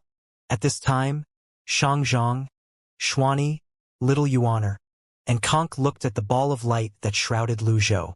Then, the space behind them began to ripple as a roar rang from behind. Who dares to trespass into a forbidden ground of the great void? Whoosh! An energy seal flew out toward Xianxia. Fortunately, he was very alert. He spun around immediately and joined his palms together, fortifying his protective energy. When he saw the energy seal, boom! The energy seal was sent flying. Xuani looked up and saw a person hovering in the air. The person held one hand up in front of him. His head, just like his ears, was big. A string of Buddhist beads hung around his neck, and every single bead emitted a golden light. His eyes that were brimming with killing intent were terrifying. Xuani exclaimed in surprise, "Zue Can of the Sacred Temple's 4 Supremes?" Zue Can looked down, equally as surprised. Emperor Xuani? Emperor Xianxia. Zue Can directly called out Xianxiang's name. Little Yuaner was not surprised since she had already guessed this. She quickly turned to look at Conk and found that Conk looked calm. Xianxia, the attendant, was very determined to maintain his act. Hence, he said with a bewildered expression, "Xianxia? What bullshit? Where is that bag of bones?" Zue Can frowned. He thought Xianxia was very impressive for being able to maintain a straight face as he insulted himself. After a moment, he asked, "Why did you come here when you should be guarding your respective halls?" Xuani replied with a smile, "I'm just curious about this place." Zue Can raised his hand as he said in a sonorous voice, "Amitba, don't you know this place is a forbidden ground?" "Yes," Xuani said. "However, it seems like you came too late." Zue Can looked around. His eyes widened in anger when he saw the earth-shattering change in Grand Mystic Mountain. He looked up at the canopy-like barrier above the only remaining mountain among the 9 mountains in Grand Mystic Mountain. The Grand Mystic Hall had disappeared, and the other 8 mountains had been flattened. When Zue Can's eyes fell on the ball of light on Grand Mystic Mountain, he sensed the surging energy and asked in confusion, "What's that?" The light grew brighter and brighter. Zue Can felt that things were not looking good. He looked like a shooting star as he flew toward the ball of light. With every 300 feet he flew, he would use the law of space to travel faster. "Keep an eye on them," Xianxia said to Xuani as he pushed the 2 girls to Xuani. Then he flashed and appeared in front of Zue Can, blocking Zue Can's path. Then he brought out his huge astrolabe that looked as though it could cover the sky. Boom! When Zue Can collided with Xianxiang's astrolabe, he was sent flying back. After stabilizing his footing, he glared at Xianxia. "Benefactor Xiang, what's the meaning of this?" "Zue Can, I'm afraid you can't go near Grand Mystic Mountain now," Xianxia said. "Are you going to make an enemy out of the sacred temple?" Zue Can asked threateningly. "I don't dare," Xianxia said as he shook his head. "I repay kindness with kindness, and wickedness with revenge. I owe the person on the mountain a favor, so I can't just stand aside and do nothing." These words further confirmed Xianxiang's identity. Although Conk had already suspected this, She still trembled slightly with this confirmation. Zuei-kan shook his head and pointed at the Grand Mystic Mountain as he asked, "Do you know what will happen if you make an enemy out of the sacred temple?" Xianxia thought about it for a moment before he said, "Please leave for my sake. I'll go to the sacred temple and personally apologize to the temple master after this." "Do you even have any respect for great Emperor Ming Xian?" Zuei-kan asked. No one knew exactly how powerful Ming Xian was. After all, over the past 100,000 years, no one had managed to challenge him. Those with the intention to rebel could not even defeat his subordinates in the sacred temple or the people of the 10 halls, so how could they even have a chance to fight him? Just like Xianmeng Hall's Wu Zhu, who was the only grand shaman in the Great Void, he was dealt with by the 4 supremes of the sacred temple. There was no need for Ming Xian to make a move at all. No one dared to make an enemy out of the sacred temple in this world. Buzz. The light grew brighter again as the surging energy weakened slightly. Zuei-kan said in surprise, "I didn't expect you to find the treasure hidden in this forbidden ground." Amitba. Following that, energy runes burst forth from Zuei-kan's body and shot toward Xianxia. Xianxia pushed his hand out, easily deflecting the energy runes. "With your strength, it's impossible for you to defeat me." The 4 supremes of the sacred temple were not divine emperors. Zuei-kan smiled. "You underestimate me." Although Zuei-kan was not a divine emperor, he had cultivated a powerful divine ability over the past 100,000 years and possessed many treasures. A wine gourd flew up, and Zuei-kan raised his head to drink from it. Xuani said, "Be careful. He was a student of Grand Mystic Mountain in the past." Xianxia replied, "I've heard of him a long time ago. Today, I'd like to see how powerful a student of the Unholy One is." Whoosh! Xianxia flew out like a golden streak of light toward Zuei-kan. The Buddhist beads hanging around Zuei-kan's neck began to spin. Bang! Bang! Bang! Bang! Bang! The space twisted and rippled as the duo clashed. In just a blink of an eye, they appeared at the foot of Grand Mystic Mountain. They fought at the same frequency as they leaped and flew within a radius of 100 miles. They left destruction in their wake. Xuani, Little Yuaner, and Conk watched the fight in a daze. When the battle was at its most intense, Xianxia flew back up in the air and said in a deep voice, "Don't force me." Xianxia was still measured with his actions. After all, there was the sacred temple behind Zuei-kan, and he still had many people to protect in Xianxia Hall. If something happened to Zuei-kan, Xianxia Hall would definitely be implicated. Zuei-kan scoffed coldly. "Accept the temple's punishment." Then, after Zuei-kan joined his palms together, the string of Buddhist beads around his neck flew out. Then, the beads separated, spinning in the air. "Buddhist relic?" Xianxia frowned. Xuani said in a deep voice, "Buddhist relics are properties of the Unholy One. As his student, you learned the way of Buddhism as you cultivated. How dare you use the Unholy One's relic and act so presumptuously at Grand Mystic Mountain?" It was fine if Xuani did not mention the Unholy One, but as soon as Xuani mentioned the Unholy One, Zuei-kan was enraged. Not only was the Unholy One a taboo in the Great Void, but it was a taboo to him as well. All the cultivators in the Great Void knew that Zuei-kan, one of the 4 supremes of the sacred temple, was once a student of the Unholy One. The Unholy One not only taught him about the Great Tao, but the Unholy also bestowed him with a Buddhist relic. However, after 100,000 years had passed, Zuei-kan became a core figure in the sacred temple. Hence, many people knew about this matter, but they did not dare to mention it. "How dare you? Is it wrong for me to protect the balance between heaven and earth and to protect countless lives from suffering?" Grand Mystic Mountain defied the heavens, ignoring the lives of all living beings. He had to be killed. "Your arrogant words contradict the will of the sacred temple. Don't tell me you also want to make an enemy out of the temple like Xianxia," Zuei-kan said in a thunderous voice. "The sacred temple is high and mighty. Who would dare to make an enemy out of it?" "I'm just trying to reason with you," Xuani said with a shrug. "It's useless to talk. We'll let our fists speak," Zuei-kan said. Despite the duo's words, He knew that they intended to stand against the sacred temple today. The Buddhist beads spun before they glowed green and formed the figure of Buddha behind Zue Kan.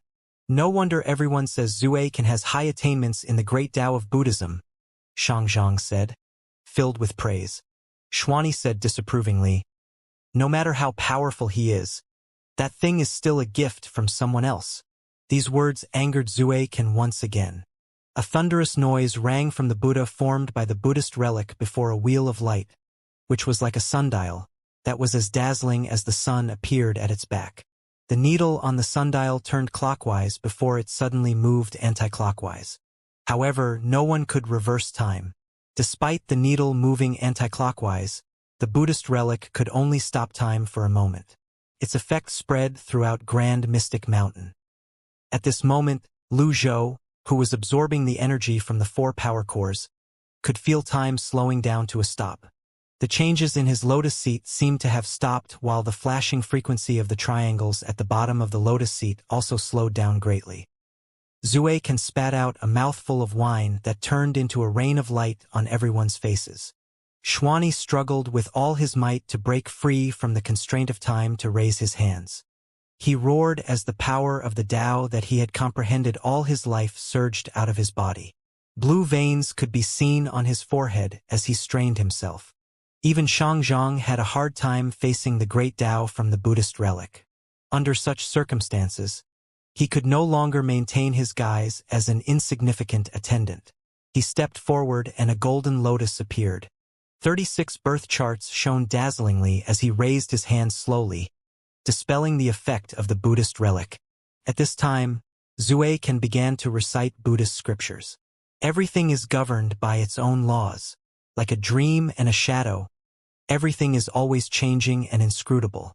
However, changes don't happen at lightning speed. We must view the world as such and not cling to it or bound ourselves to it. The rain of light landed on Xianxia and Xuani's defenses while most of it flew toward little Yuaner and Conk. This is bad.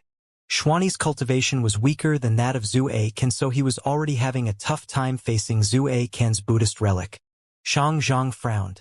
Once again, he exerted his strength as a divine emperor. Golden lotuses bloomed in the sky and filled the sky. Buzz! The powerful golden lotuses pushed back against the law of time. Xianxia flashed and appeared in front of little Yuaner and Conk. The 2 girls were completely unable to move under the effect of the law of time. He grabbed each of them in each of his hands before he flew to the distant sky. The rain of light was like a rainbow as it chased after them. At this moment, a huge Buddhist bead that was like the sun suddenly shot out. It tore through space with its powerful energy before it hit Xianxia. Xianxia grunted in pain. His anger surged, and he no longer restrained his temper and dismissed all thoughts of holding back. Very well. Since you want to do it this way, I'll grant you your wish.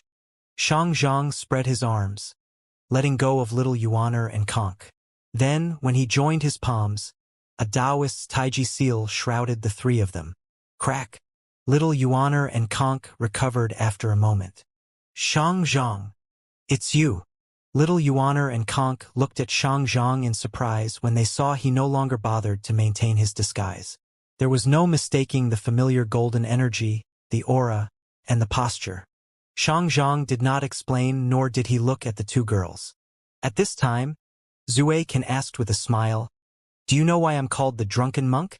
Zue Kan raised his right hand and drank from the wine gourd again. At the same time, the Buddhist beads that formed the Buddha continued to spin in place. You've been hit by one of the beads from the Buddhist relic. Buddhist relics are sacred relics. Fortunately, Buddha is merciful. I hope you won't be stubborn and stop making mistakes over and over again. The sea of bitterness is vast. It's best if you repent. It's you who should repent. Xuani cried out as he broke free from the shackles of the law of time and shot toward the head of the Buddha like a shooting star. The Buddha's eyes opened slightly before green light burst forth. Then, it said in a thunderous voice, "Leave!" A single world split the sky and struck Xuani. Boom! Xuani felt the vast power and was unable to resist it. He fell down immediately. Xianxia held a flashing token up in his hand and said, Xianxia, are you sure you want to continue? Great Void Token? Xianxia's expression changed slightly. The four supreme beings of the sacred temple were not powerful because of their cultivation. They were powerful because of the treasures they possessed. Xianxia not only possessed the Buddhist relic, but he also possessed the Great Void Token. What a show of wealth!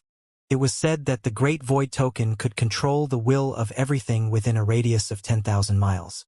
90,000 years ago, when the sacred temple was establishing its position, it had used the Great Void Token to suppress the flood dragons that attacked. Until now, no one knew where the token was. Xianxia said, as expected of the student of the Unholy One.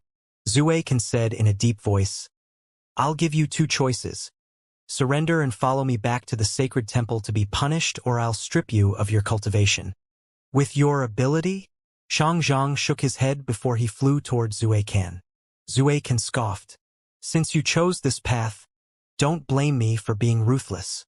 Xianxia silently recited a Buddhist mantra. With this, the Buddhist relic grew even stronger.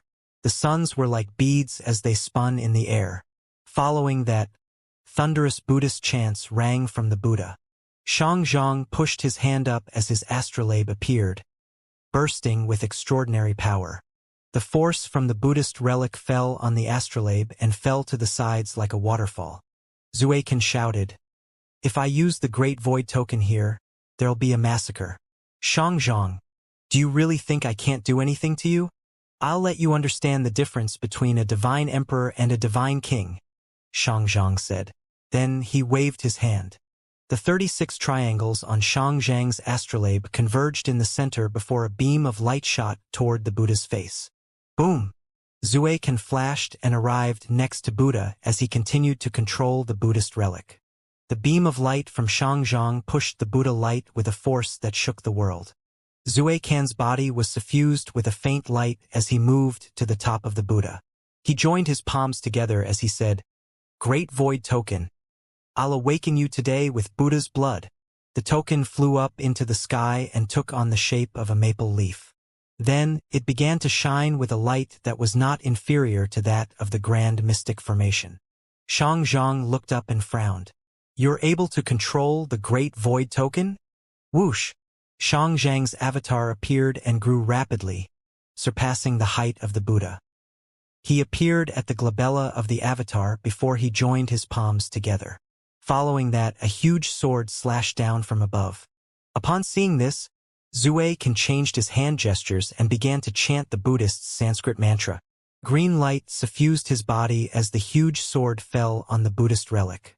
Boom! The collision resulted in a huge explosion that could split the sky and shake the earth. A large number of cultivators outside of the Grand Mystic Mountain paused and looked in the direction of the commotion. A rarely seen once in 10,000 years miracle appeared in the sky. A halo appeared, rippling out and covering the sky. A huge number of beast kings, beast emperors, and divine beasts fled, startled and frightened. In the northern horizon of Grand Mystic Mountain, many cultivators led by an old man were shocked by this scene. None of them dared to approach. The old man quickly manifested a light barrier to protect everyone. What's happening in the Forbidden Ground? That was the Unholy One's cultivation ground. The sacred temple and the 10 halls of the Great Void prohibit everyone from going to that place. Those who go to that place will be severely punished.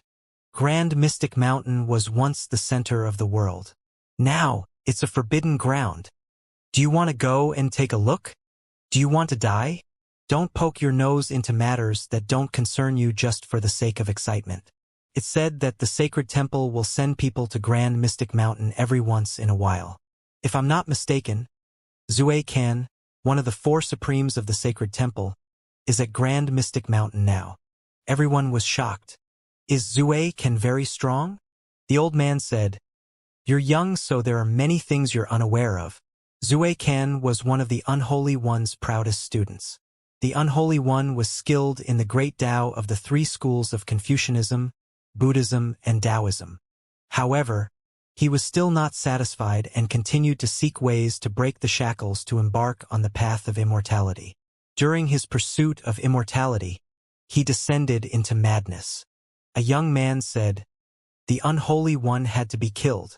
Zue Can is really amazing for killing his teacher." The old man glanced at the young man but did not say anything. It had always been like that in the cultivation world. In their eyes, Zue Can betraying the unholy one was a righteous act to defend the world, and his betrayal was a blessing. "Who's fighting with Zue Can?" another person asked. The old man observed the sky for a moment before he shook his head and said, "The other party is also very powerful. I'm also curious as to the person who dares to defy the sacred temple. However, the other party is very cautious and restrained with his attacks, so I can't judge his cultivation." "Will Zue Can lose?" "It is unlikely," the old man said. "Zue Can has the Great Void token. It's a supreme sacred relic that can awaken the slumbering ancient power. That aside, do you know why Zue Can maintained his cultivation at the stage of a divine king?" The young cultivators shook their heads. The old man said, "In short, accompanying the emperor is like accompanying a tiger. Just look at the 10 halls, and you'll understand what I mean." The young cultivators were shocked. These words were heresy after all.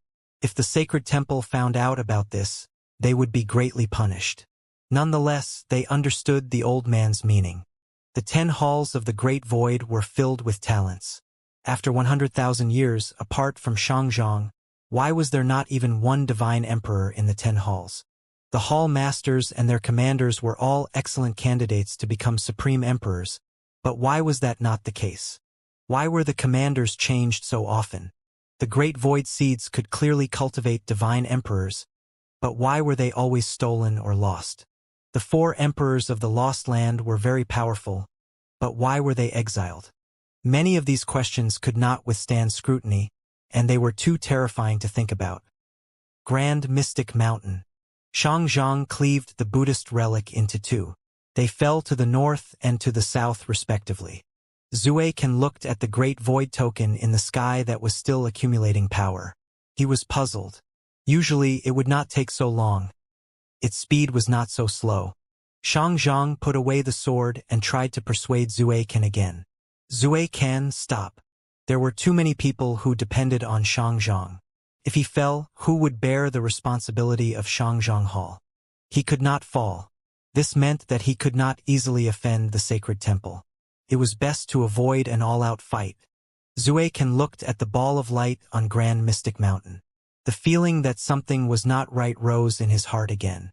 Then, he shifted his eyes to Xianxia and said, "I'll give you a chance.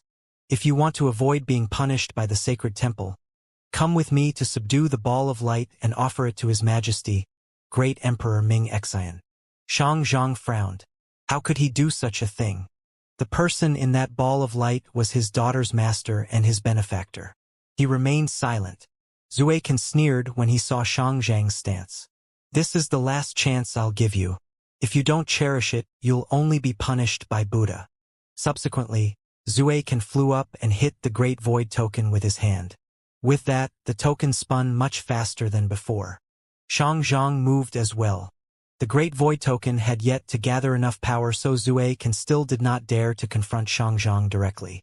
Zue Can manifested his avatar, blocking Xianxia as he flew toward the ball of light on Grand Mystic Mountain. "Is it a power core?" Zue Can was overwhelmed with emotions as he arrived in front of the ball of light at lightning speed. The light made it impossible for Zue Can to see what was in the ball of light. He could only feel the terrifying energy it emitted. Zue Can reached out for the ball of light. At the same time, Xianxia broke past the avatar. However, the Buddha, formed from the Buddhist relic, moved and blocked his path. Zue Can muttered to himself, "This power core belongs to me now." Thud. Zue Can's hand touched something. Person. Zue Can was still surprised and confused when the light dimmed and a figure walked out of the ball of light. The person's expression was calm, and his aura was threatening. His lofty posture, his movements, and the look in his eyes startled Zue Can and caused his heart to tremble. His eyes widened as he looked at the electric arcs flashing around the person without saying anything. What Zui Can had touched earlier was Lu Zhou's hand. Lu Zhou's eyes glinted coldly as he walked. With every step he took, Zui Can would take a step back. For some reason, Zui Can could not stop himself from retreating. It was as though he was being controlled. He had no idea what was happening. Finally, Lu Zhou opened his voice and asked in a dignified and cold voice, "Zui Can, do you still remember me?"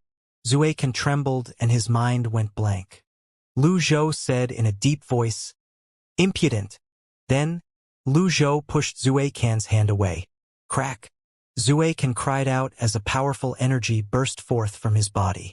He said in a trembling voice, This is impossible." Lu Zhou waved his left hand in the air.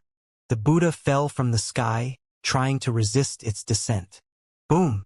Lu Zhou sent the Buddha flying back. "I taught you how to use the Buddhist relic. Is this all you learned?" Zui Can looked at the sky and the person in front of him with a horrified expression on his face. Although the other person's appearance was different, the other person's way of speaking, posture, and aura made fear mixed with awe rise in his heart. He kept shaking his head, unwilling to accept the reality in front of him. Boom! Lu Zhou's hand landed on Zui Can's chest, sending Zui Can flying and crashing against the debris and rubble from the collapsed mountains. Lu Zhou flashed and arrived above a pit. Zui Can crawled out of the pit. He turned into a streak of green light as he flew up into the sky with the Buddhist relic, seeming impossible. Who dares to impersonate the unholy one? I'll kill you. Zui Can's voice was filled with disbelief and unwillingness. His voice shook Grand Mystic Mountain. Zui Can attacked Lu Zhou directly. Lu Zhou did not retreat. Instead, he pushed his hand that glowed with golden light and flashed with electric arcs in a leisurely manner. Bang! Bang! Bang! Bang! Bang! Lu Zhou accurately deflected Zui Can's attacks. Not one of Zui Can's attacks landed. Zui Can attacked in a frenzy as he muttered over and over again, "Impossible, impossible, impossible, impossible, impossible." Zui Can's eyes were bloodshot. No matter how many times or how hard he attacked, he could not hurt the person in front of him. After all, there was no one in the world now who understood Zui Can better than Lu Zhou did. Lu Zhou continued deflecting Zui Can's attacks. After a while, he launched a palm seal that was brighter than the ones before. The palm seal that was imbued with his divine Dao power easily deflected all of Zui Can's attacks before it landed on Zui Can's chest. Boom! Zui Can bowed over in pain and spat out blood before he plummeted to the ground. His eyes were filled with shock and fear. It's too similar and familiar. In fact, Zui Can had understood it when Lu Zhou first blocked his move. At this moment, his face was twisted into an unsightly expression as he laughed mournfully. He did not have the demeanor of a monk at all at this time. The sound of crying and laughter resounded through Grand Mystic Mountain. Lu Zhou continued to look at Zui Can expressionlessly. After an unknown amount of time, Zui Can said unwillingly, "Teacher, I refuse to accept this." The voice contained too much unwillingness and complicated emotions. It brimmed with complaints about the past.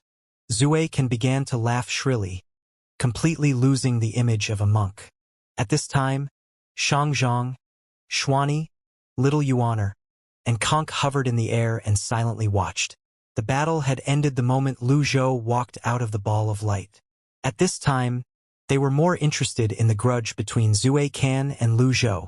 After his laughter subsided, Zui Can raised his hand and wiped the blood off the corners of his mouth. He suddenly became very serious and respectful. He straightened his back before he bowed deeply at Lu Zhou and said, "I refuse to accept this. I'm not convinced." Then Zui Can shot toward Lu Zhou like a shooting star. Then similar scenes appeared again. Lu Zhou dealt with Zui Can's attacks leisurely. He pushed his hand out as he flashed to the left and right. The 4 empty elements. Zui Can shouted as 4 palm seals shot out from different directions. Lu Zhou shook his head. "It's futile."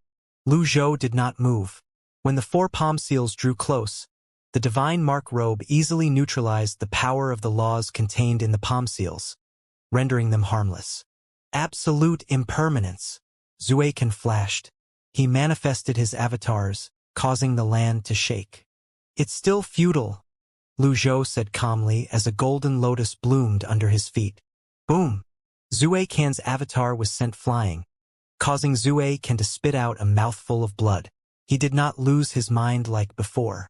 Instead, he flashed 300 feet back before he shouted, "It's been 100,000 years. Try this move." The wine gourd on Zuekan's body flew up into the sky before it turned upside down. A rain of light fell immediately. Lu Zhou raised his head and said icily, "All living beings have Vajrabuddhas living in them. They're like the sun, perfect and boundless." Following that, a sun disk appeared behind Lu Zhou. Xuani, Little Yuaner, and Conk were shocked. "Supreme being," Xuani murmured. Sun disks were unique to supreme beings.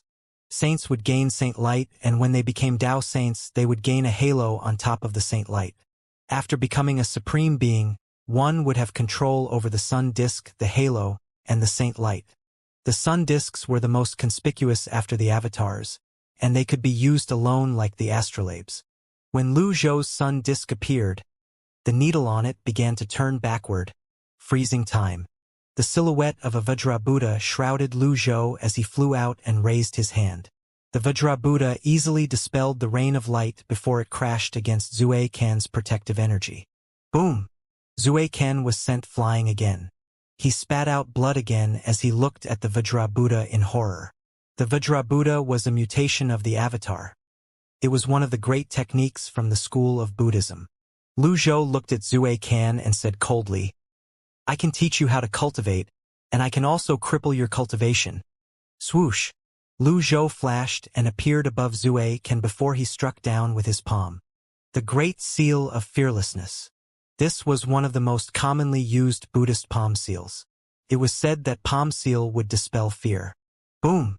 Zuekan spat out another mouthful of blood again before he grunted in pain and fell to the ground. He tried using the laws to resist, but the laws seemed to be restrained.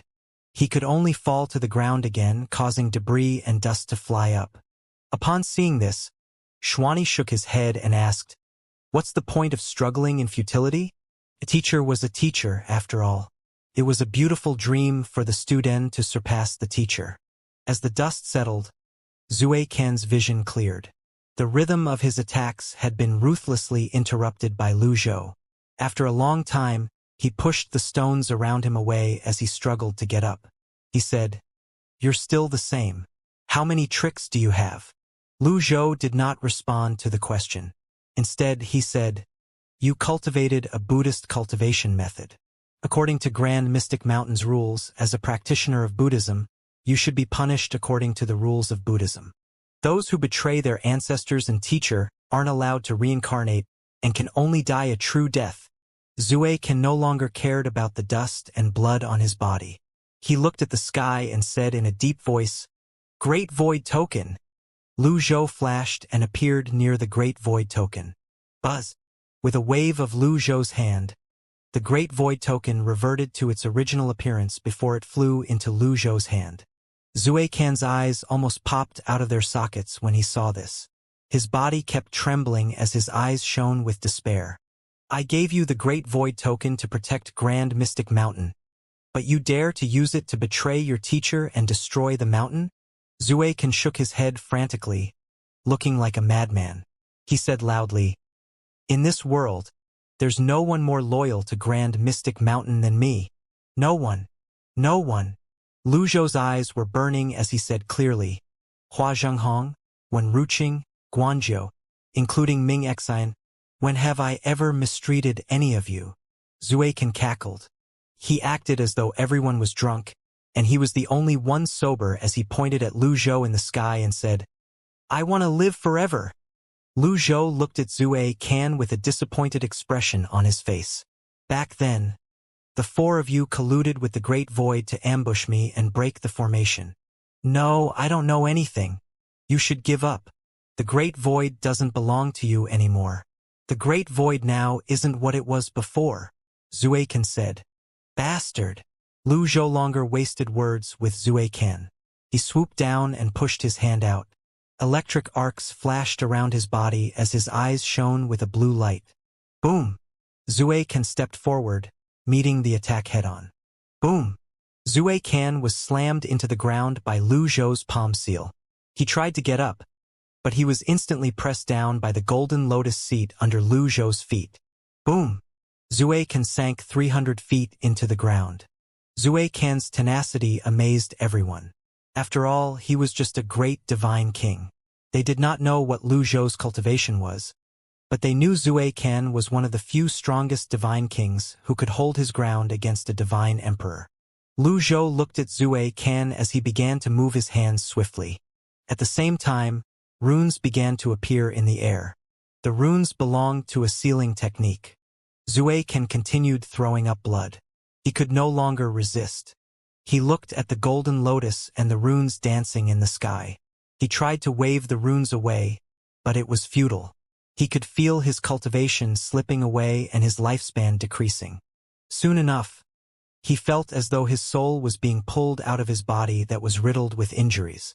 Blood stained his face, neck, and body as the runes fell on him one after another. Each of the runes fell accurately on his glabella, the bridge of his nose, his eyes, his chin, and his chest. They continued to fall, firmly imprisoning him. Zue Can stopped moving.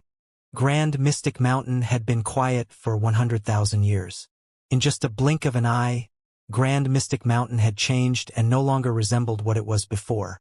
Zue Can's mind went blank before scenes after scenes appeared in his mind. He saw an old man demonstrating Buddhist techniques and preaching about the essence of Buddhism. Memories from the distant past that he had not thought about for a long time surfaced in his mind from his heavy heart. Zue Can's blood continued to dye the ground of Grand Mystic Mountain red as he groaned. He coughed violently, choking on the blood surging out of his throat. He reached out with his blood-stained hand, trying to grab Lu Zhou, who was looking down at him. The figure of the old man in his mind overlapped with Lu Zhou at this moment. Tears and blood mixed together as they streamed down Zue Can's face. His eyes widened as he used all his might to say, "I'll return everything to you. We're even." Following that, Zue Can withdrew his outstretched hand and smacked his glabella. Boom! Zue Can's divine soul pearl shattered, reducing his birth charts to dust. Lu Zhou stepped on his golden lotus. The unique base of his lotus and the sun disk indicated that his cultivation had reached a new level. He did not stop Zue Can from committing suicide and only watched expressionlessly. With that one palm strike, Zue Can's cultivation returned to where he had obtained it from. He was born in Grand Mystic Mountain, and now he would be buried in Grand Mystic Mountain. His eyes were determined and without regrets as he looked at Lu Zhou. During the final moments of his life, his eyes were fixed on Lu Zhou, who was hovering in the air. Zue Can's body began to tremble violently as he recalled his teacher's words in the past. Teacher can only guide you. Since you like Buddhist scriptures, you should use them to restrain the demons in your heart. Since you're practicing Buddhism, you should stop drinking. Unfortunately, Zue Can was unable to rid himself of his fondness for alcohol. He even gave himself the title Drunken Monk. Who said that monks could not drink? Who said that monks had to adhere to the precepts of Buddhism? After the storm of vitality energy died down, silence returned to Grand Mystic Mountain. The Buddhist relic fell from the sky before it turned into dust, returning to the earth. The canopy-like barrier from the Grand Mystic Formation gradually vanished as well. It was the final remnant of the Grand Mystic Formation. With its disappearance, it spelled the end of the Grand Mystic Formation as well. The sky was clear, and the blazing sun shone down on the land. Fresh air and primal chi began to flow again. At the final second before his death, Zue Can shuddered and muttered weakly, "Are we even now?" Then, the runes on Zue Can's body lit up before they dismembered him. Then, the pieces of his body disintegrated into dust and scattered in the wind. Xianxia, who had witnessed everything from the sky, sighed softly. If we disregard some of his rotten characteristics, He was not an entirely bad person. Xuani said disapprovingly, "He's a traitor. A traitor is a traitor no matter what. A few good traits won't change that. It's hypocritical to say such things just because he died." Zhang remained silent. He did not want to argue with Xuani. They each had their own opinions. Lu Zhou put away his lotus and flew up. Zhang said, "Congratulations." Xuani cupped his fists together at Lu Zhou and said, "Congratulations, Pavilion Master Lu, on the return of your cultivation to the supreme state." Zhang said, "It's a pity that Grand Mystic Mountain has collapsed and is no longer the same as before. As the master of this place, I wonder." Lu Zhou raised his hand and interjected, "The past should remain in the past. The heavenly Tao has collapsed, so Grand Mystic Mountain couldn't have remained unscathed. Nonetheless, there's no need to feel sorry since Grand Mystic Mountain had a time when it was in full glory." Zhang's expression remained unchanged as he thought to himself, "And you say you're not the unholy one? This is equivalent to admitting it."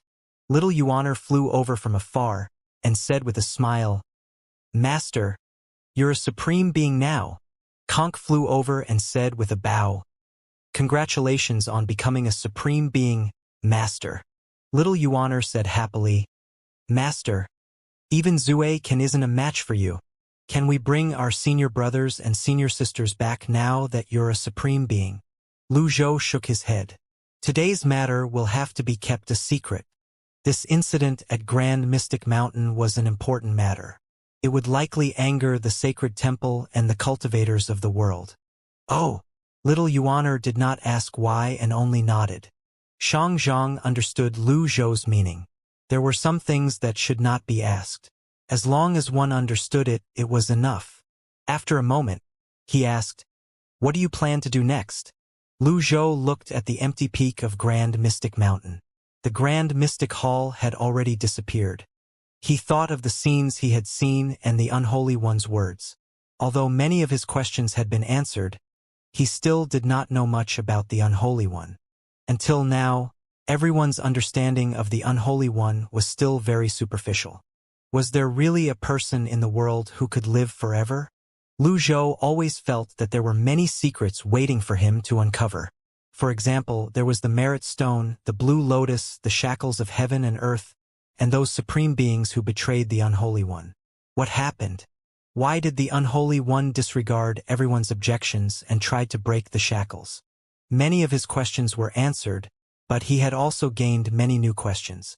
No matter how people viewed the Unholy One, he could be considered the loneliest supreme being in the world. "Master!"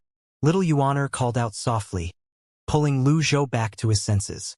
Lu Zhou was so immersed in his thoughts earlier that for a moment, it felt like he was the Unholy One, and the Unholy One was him. He even began to doubt himself for a moment. He thought about Ji Tiandao, Lu Tiantong, the poem regarding his disciples, and the 26 familiar letters he had seen. Finally, he shook his head to dismiss his thoughts and said, "Let's return to Xuani Palace." Sacred Temple. A few figures appeared outside the main hall. "Hua Zhenghong wishes to see your majesty." "Wen Ruqing wishes to see your majesty." "Guanzhou wishes to see your majesty." The three figures cupped their fists together at the hall. After waiting for a while, there was still no response. They looked at each other before shaking their heads. Hua Zhenghong looked at the other two and said, "Zuei Can is dead. He died at Grand Mystic Mountain." Wen Ruqing and Guanji naturally knew about this. That was why they had rushed here. Alas, they could not meet Ming Xian. They waited for 2 hours, but there was still no response. Hua Zhenghong said, "Zuei Can had the Buddhist relic and the Great Void token. How could he have died? Grand Mystic Mountain has an ancient formation, and there are many unknown ancient creatures there." Guanzhou shook his head. "Impossible. The Great Void token can intimidate the ancient creatures. Moreover, Zuei Can wasn't stupid. He wouldn't have provoked the ancient creatures for no good reason. Then, how did he die?" The trio frowned. They hated discussing Grand Mystic Mountain. Zuei Can's death made them toss and turn and caused sleep to elude them. When they thought about Two Wei's death, They grew even more restless. Finally, Guanzhou said, "It seems like His Majesty's not around. Why don't we go and have a look? I once swore I'll never step foot into Grand Mystic Mountain again, and I don't intend to break my vow," Wen Ruqing said. "That was then, this is now. I think we should go check it out," Hua Zhenghong said. "If you want to go, you can go." The trio had just begun to argue when a faint voice rang from the hall. "Enough!" The trio fell silent and looked at the hall immediately. "I already know about Zue can send the Templars to investigate the matter." Understood. The trio was perplexed. Zue Can's death was a huge matter, but Ming Xian did not seem surprised or concerned at all. Was it not a little too casual to just only send the Templars to investigate the matter? Ming Xian continued to say, "I know what I'm doing regarding Zue Can's death. Pass down my orders. The 10 commanders have to be decided within a month." When Ruqing said, "Commander Qisheng is already dealing with this matter. However, I don't understand the rush. If they were short of people, they could just use the new talents directly. There was no need to rush after all." What was Ming Xian up to? Ming Xian said, "What I want is someone who can support heaven and earth. Only the owners of the great void seeds can become supreme beings that everyone respects." Hua Zhenghong, Wen Ruqing, and Guanzhou looked at each other and nodded. It was difficult not to worry after the collapse of the Pillars of Destruction at Dunzang and Shifenruo. It was normal that Ming Xian was worried as well. It was likely he was in rush to stop the consequences of the collapse from worsening. "Go," Ming Xian said. The trio replied in unison, "Understood." Not long after the trio left, a streak of light appeared above the sacred temple and flew in the direction of Grand Mystic Mountain like a shooting star. Grand Mystic Mountain. A figure hovered in the air and looked down, slightly surprised by the changes at Grand Mystic Mountain. He did not move and only quietly observed his surroundings. The 8 mountains had collapsed, the Grand Mystic Hall had disappeared, and the peak of the main mountain was bare. The once majestic and glorious buildings had disappeared without a trace. Even the ancient formation had disappeared. Birds and beasts flew and ran freely in Grand Mystic Mountain. The energy here was the same as the outside world, indicating the barrier from the formation was gone. After a moment, he flew over to a circular pit on the ground. There was still the smell of wine lingering in the air. He looked at the human-shaped smudge in the pit silently and calmly. There were no changes in his expression or aura at all. After a moment, his eyes swept across the 8 destroyed mountains before he murmured to himself, "So they were hidden under the mountains?" The sacred temple had searched Grand Mystic Mountain many times in the past. They even dug very deep into the ground to find the power cores during their searches. Alas, all their attempts were in vain. At that time, he had thought that if the power cores were at Grand Mystic Mountain, the scales of justice would have tilted in this direction. However, why did the scales of justice never point here? Ming Xian did not dwell on the question for long. After looking at the horizon, he flashed and vanished into thin air. A huge circle of light appeared in the sky above the endless ocean. It was as though the sky had opened its eye as a beam of light shot out. Shortly after the light disappeared, Ming Xian descended from the circle of light. Ming Xian placed his hands on his back as he walked on the surface of the sea. It was as though he was looking for something. Whenever he stopped, he would look around. Splash! Countless sea beasts leaped out of the sea toward Ming Xian with their bloody mouths open. Just as they were about to reach him, a jade-green energy burst forth from his body, sweeping out like a wave. Boom! All of the sea beasts were instantly killed with just one move. Pieces of their carcasses fell back into the sea as their blood dyed the water red.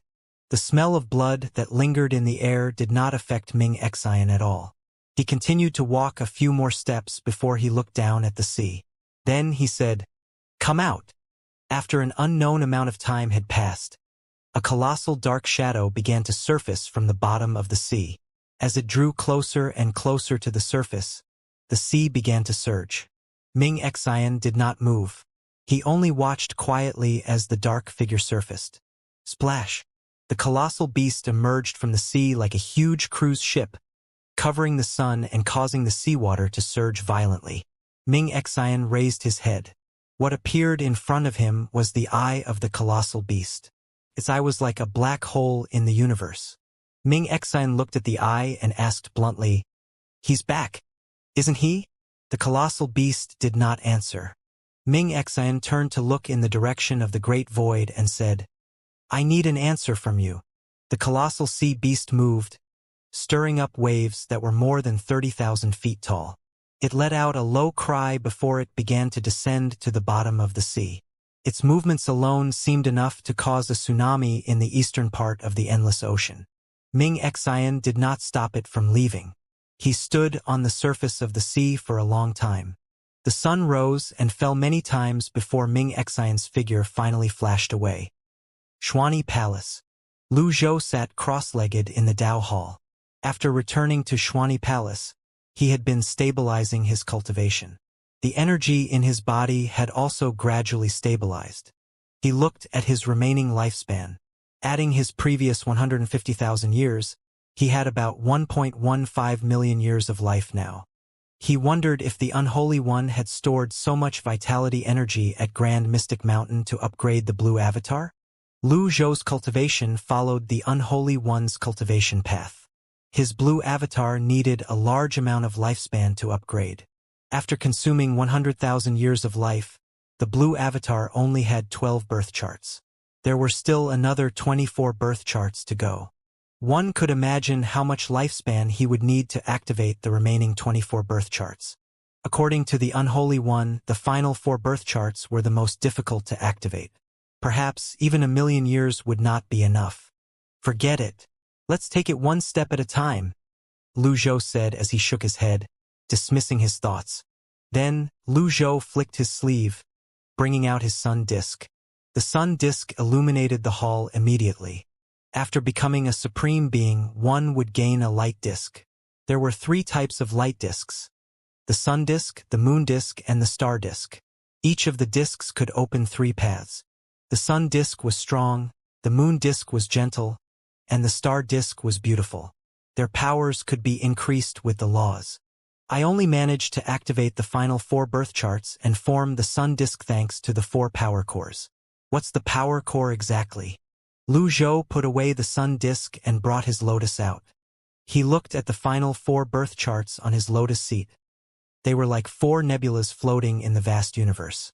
He could keenly sense the force from the power cores that was vastly different from the life hearts. Then, he looked at the bottom of the lotus. The distinctive column at the bottom and the triangles on it emitted a sense of danger. At this moment, a voice rang from outside. "Old sir, can we talk?" Lu Zhou put away his lotus and said, "Come in." Xianxia entered the Dao Hall. He had already returned to his original appearance now, no longer concealing his aura and majesty as a divine emperor. However, there was a worried expression on his face. When he arrived in front of Lu Zhou, he said with a hint of complaint in his voice, "It's been a few days, but Conk still refuses to see me. Old sir, can you put in a good word for me?" Lu Zhou felt rather speechless. This Xianxia is truly shameless for his daughter's sake. He only cares about his daughter and nothing else. Finally, Lu Zhou asked, "Do you think Conk is stupid?" "What do you mean? You've been too obvious lately. Conk might have already guessed your identity before this, but she didn't expose you," Lu Zhou said. Xianxia's eyes lit up immediately as soon as he heard Lu Zhou's words. "Does this mean I can still continue to be an attendant?" "Are you addicted to being an attendant?" "What I mean is that, at the very least, she doesn't hate you," Lu Zhou explained. Xianxia sighed. "I'd rather she hates me. It worries me even more when she's so indifferent. The one who ties the knot has to untie the knot. Forgive me for not being able to help you with this matter," Lu Zhou said. Xianxia sighed. It was his mistake after all. He could not blame anyone for it. Finally, he said, "You're right." Lu Zhou looked at Xianxia and asked, "I'm very curious. As the hall master of Xianxia Hall, you control the life and death of others. Why did you abandon your daughter? How could you do that? A contrite and embarrassed expression appeared on Xianxia's face. He sighed heavily and said, "It's a long story. When Conk was born, there was indeed a strange phenomenon. The pillars of destruction shook, and the land split. Wuxia announced to the world that the calamitous star had appeared. If it were just Wuxia alone, I wouldn't have believed it. However, there was also a mysterious organization in the Great Void called the Nihilist Congregation." Nihilist Congregation? Lu Zhou frowned. The world is vast. Over the past 100,000 years, the number of humans has continued to increase, giving birth to various forces. Although the Sacred Temple and the 10 Halls are powerful enough to rule over the Great Void, they're not enough to completely quash all the rebellious or heretical forces. The Nihilist Congregation doesn't believe in the heavens, the Sacred Temple, and the 10 Halls.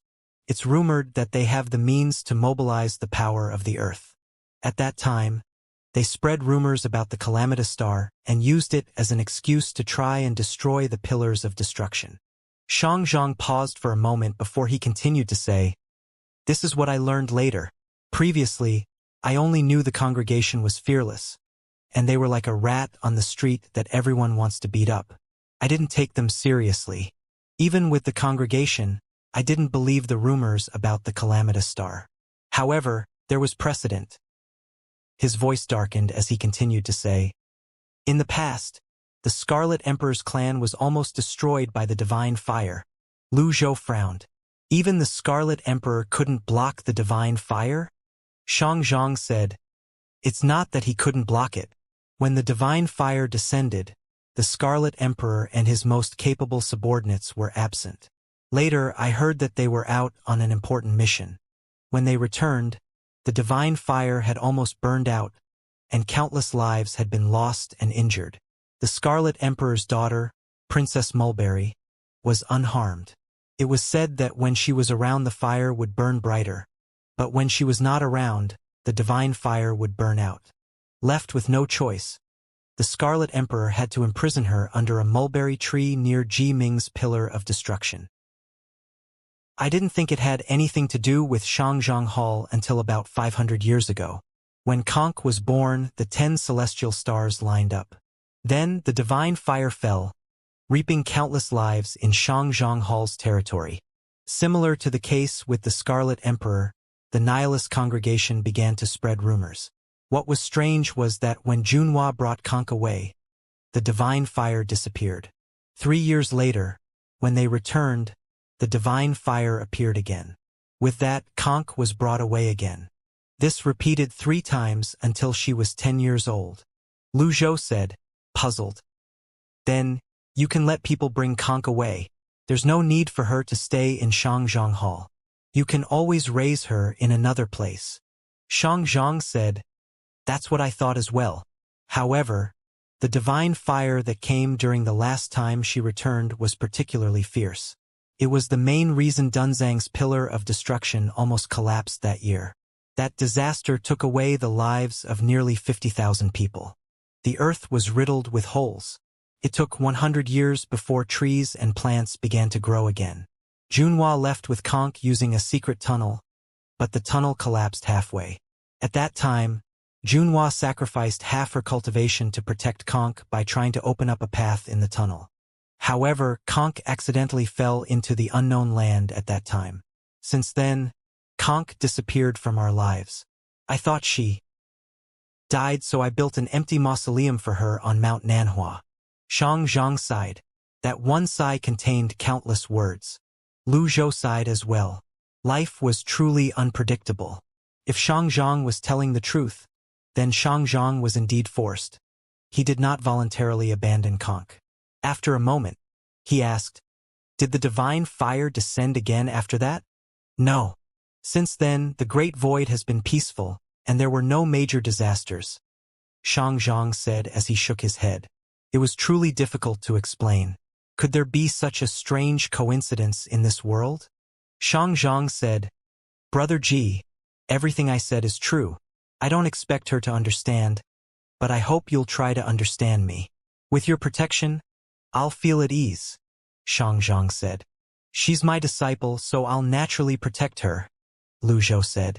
Thank you, Xianxia said as he rose to his feet and bowed. After he straightened his back, he said, the sacred temple has released news that Qi Shang, the commander of Two-Way Hall, is speeding up the commander's competition. I have no choice but to return to Xianxia Hall for now. We will meet again. Wait. Lu Zhou raised his hand and said, I don't usually trust people. As for you, I can barely trust you. Xianxia, Lu Zhou said, I think little Yuaner is very suitable to be the commander of your hall. Xianxia's eyes lit up briefly before they dimmed down. It would be even better if it were Conk. That's just wishful thinking, Lu Zhou said. Little Yuaner understands and is familiar with Xianxia Hall. It'd be best if she can enter the core of the pillar to comprehend the great Tao. Very well, Xianxia said. When I first brought her back, that was my intention as well.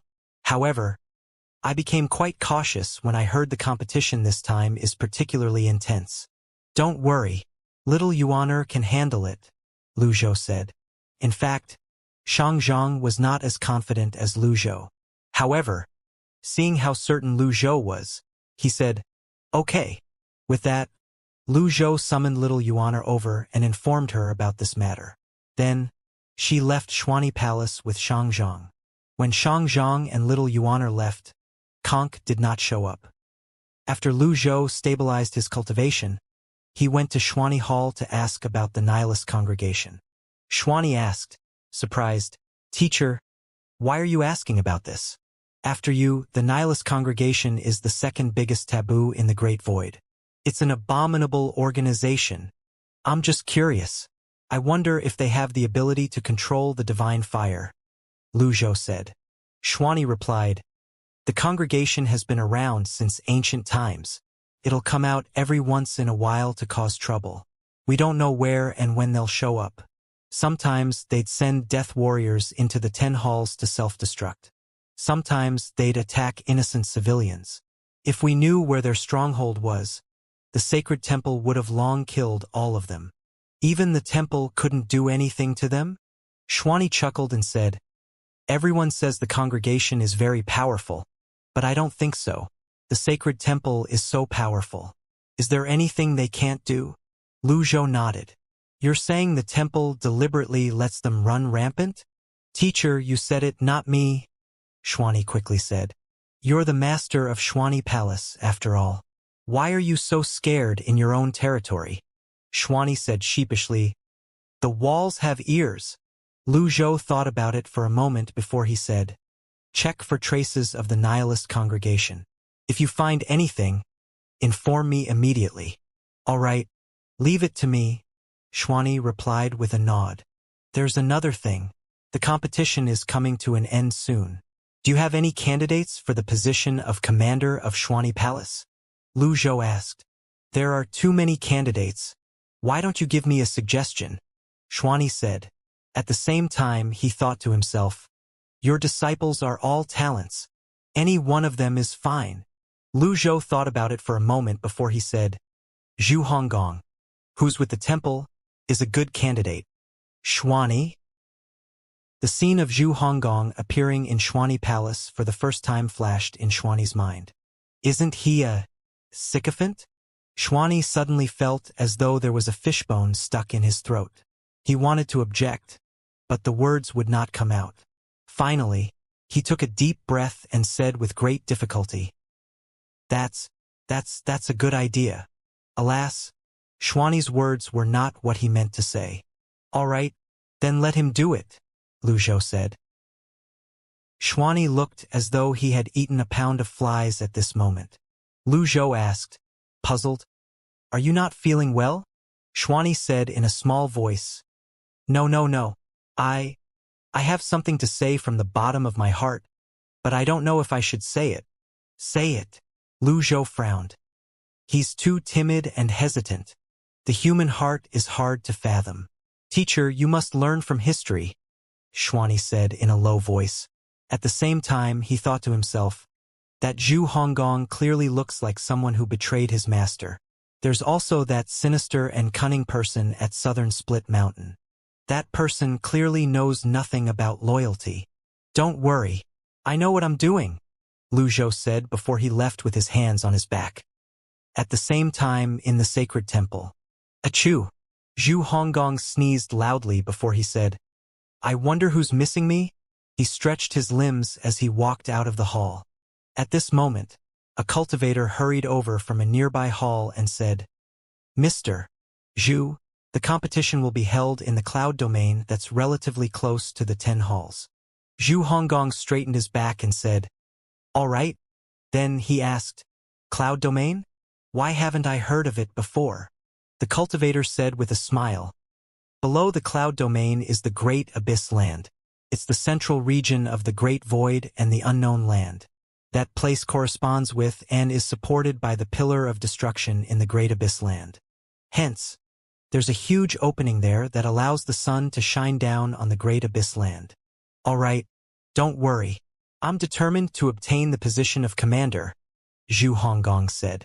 The cultivator continued to say, At that time, the masters and envoys of the 10 halls and the competitors will all be present.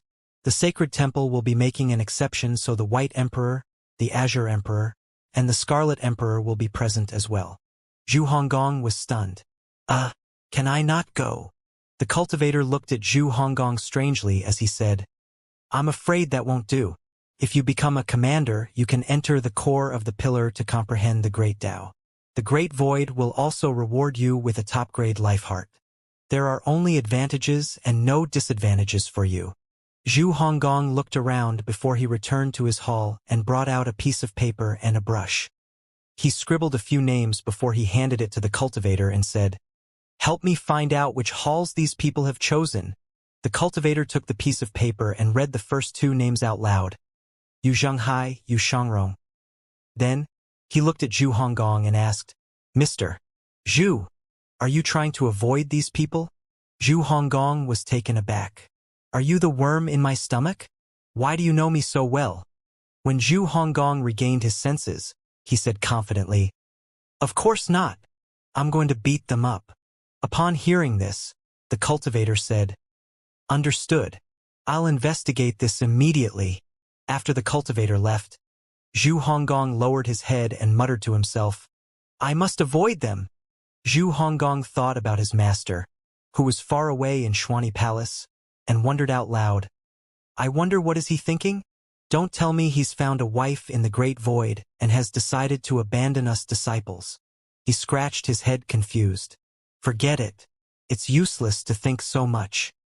3 days passed in just a blink of an eye. Zhu Honggong, along with 2 cultivators, left the sacred temple for the cloud domain.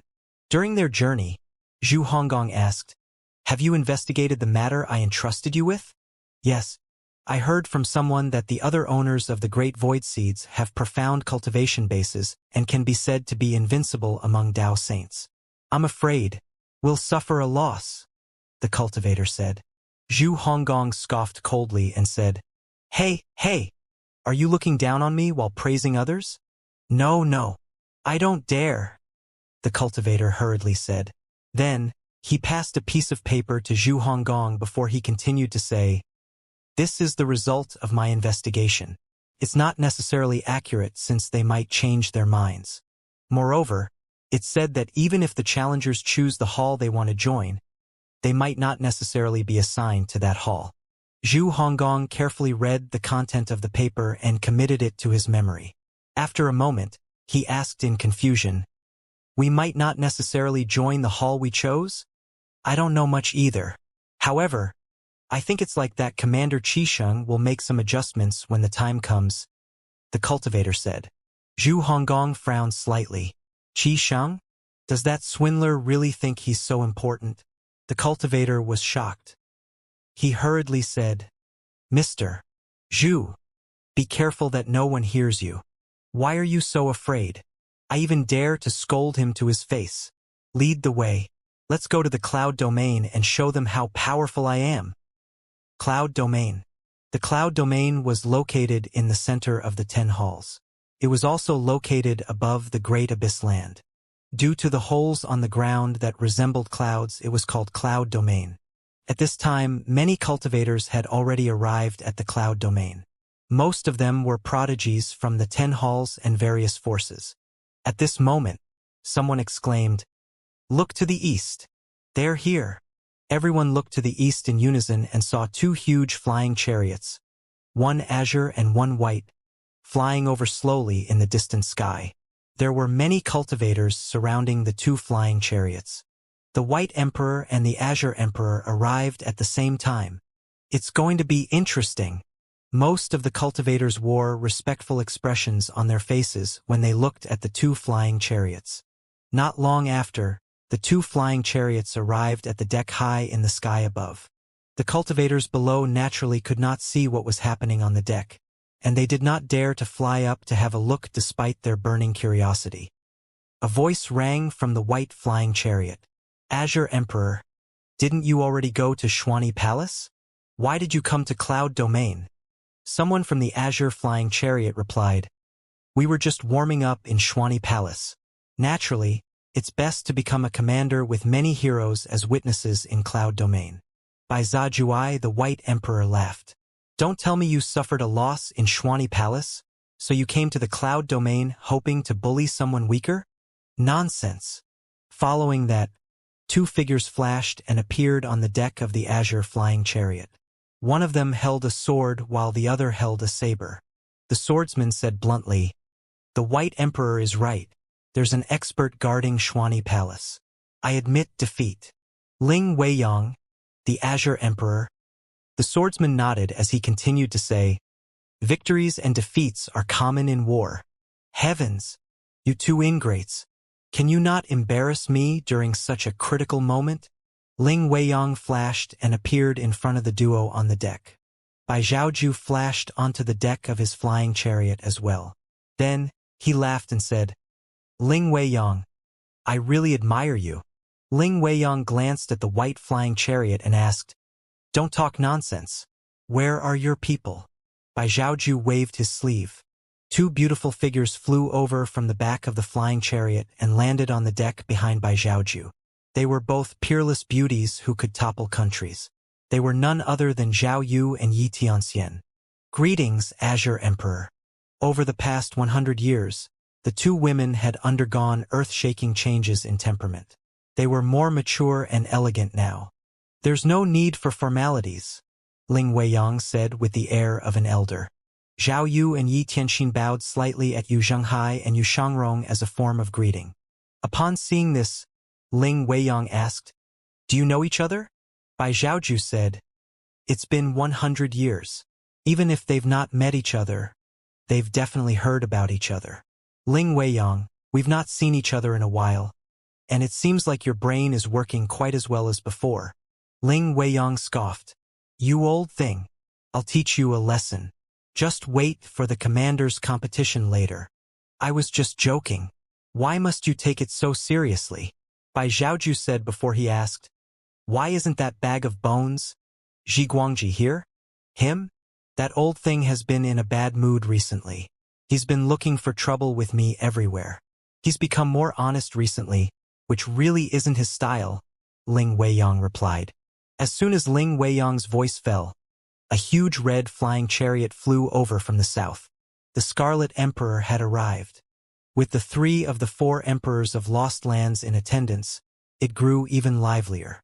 Apart from the Sacred Temple and the 10 halls, the other forces did not expect this at all. Qi Biaonu, the Scarlet Emperor, stood on the deck of the red flying chariot, so he saw Ling Weiyang and Bai Zhaoju immediately. He said, "You arrived so early. It's better to arrive at the right time."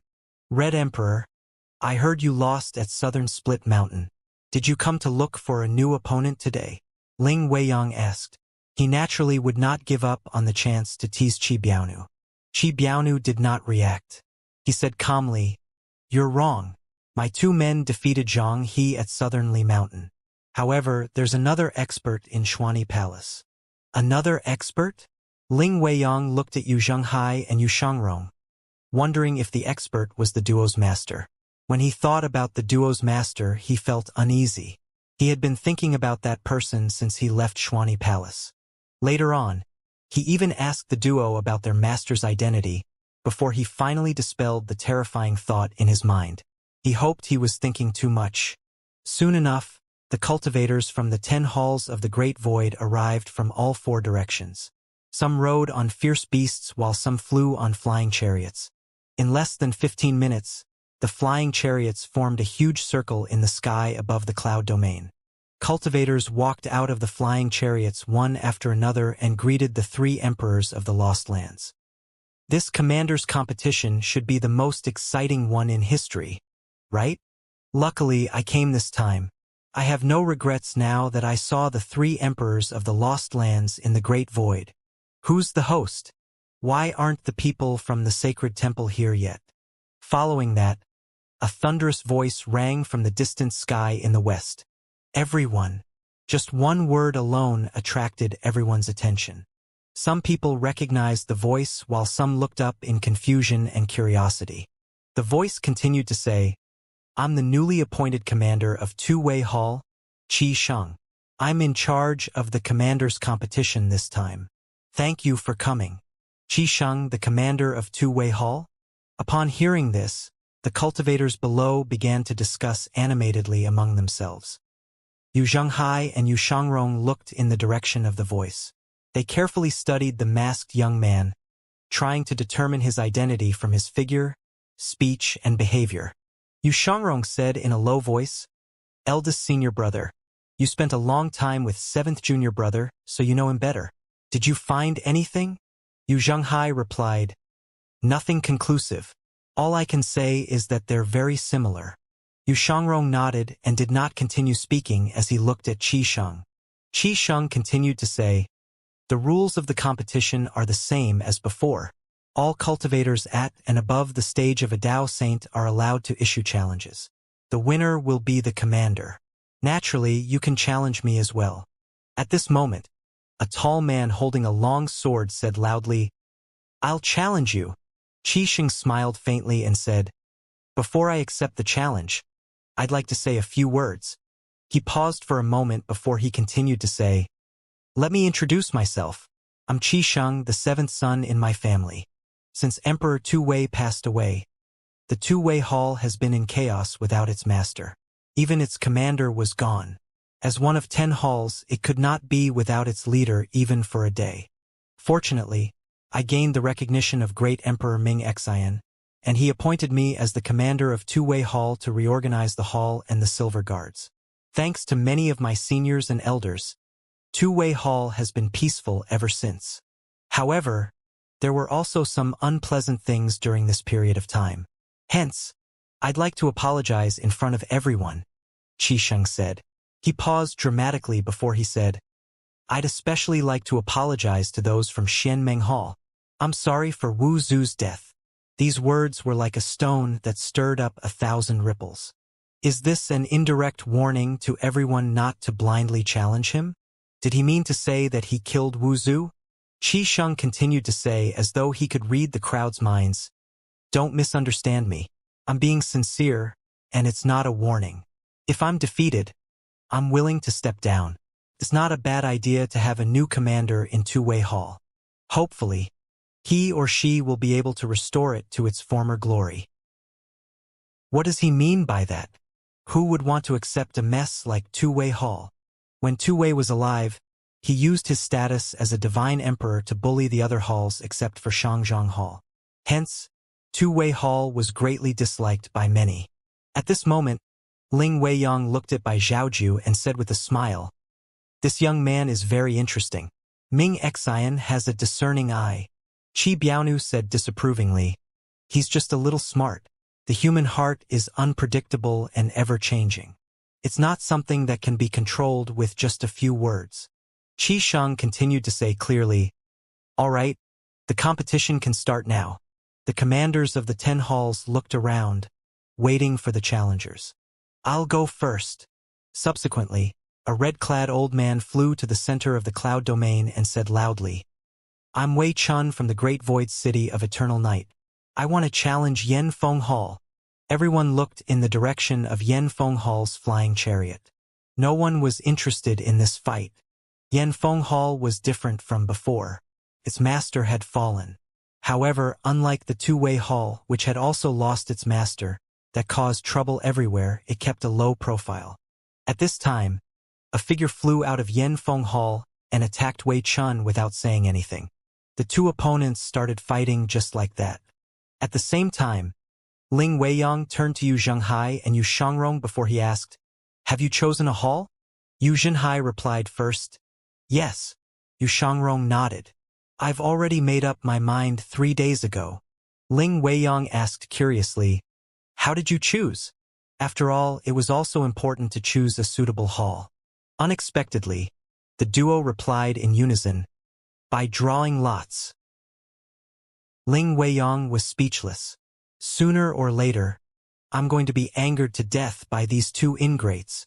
At this time, a silver guard flew over from outside the circular area and said, "Your Majesty, the Green Emperor, Commander Qi Sheng asked me to hand this letter to the two challengers." Ling Weiyang looked at Qi Sheng and muttered, "What kind of tricks is trying to pull this time?" Ling Weiyang did not pay attention to battle in the arena at all. He waved his hand, bringing the letter to him.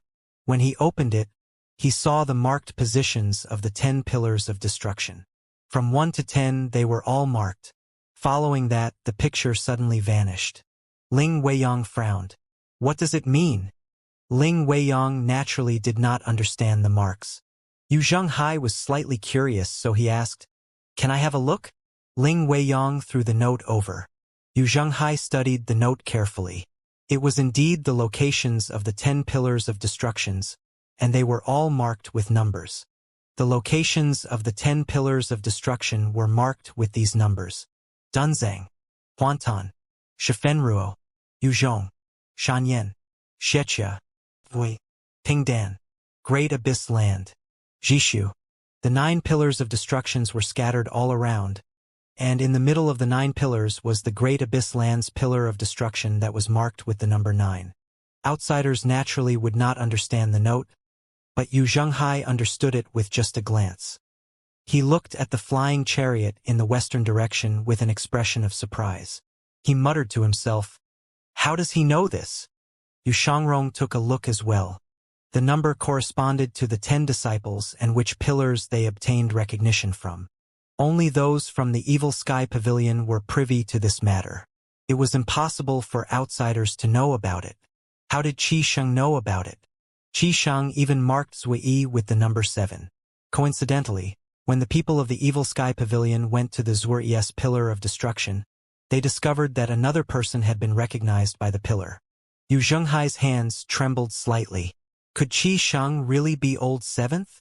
After all, whether it was speech or style of doing things, Qi Sheng really resembled Si Wuya. Whether intentionally or unintentionally, over the past 100 years since they came to the Great Void, they would cross paths with Qi Sheng. Naturally, Yu Zhenghai and Yu Shangrong remained vigilant. However, Yu Zhenghai was truly surprised by the note. At this time, the commander of Yanfeng Hall finally defeated Wei Chun from the City of Eternal Night. The next few challenges were just as boring as the first one.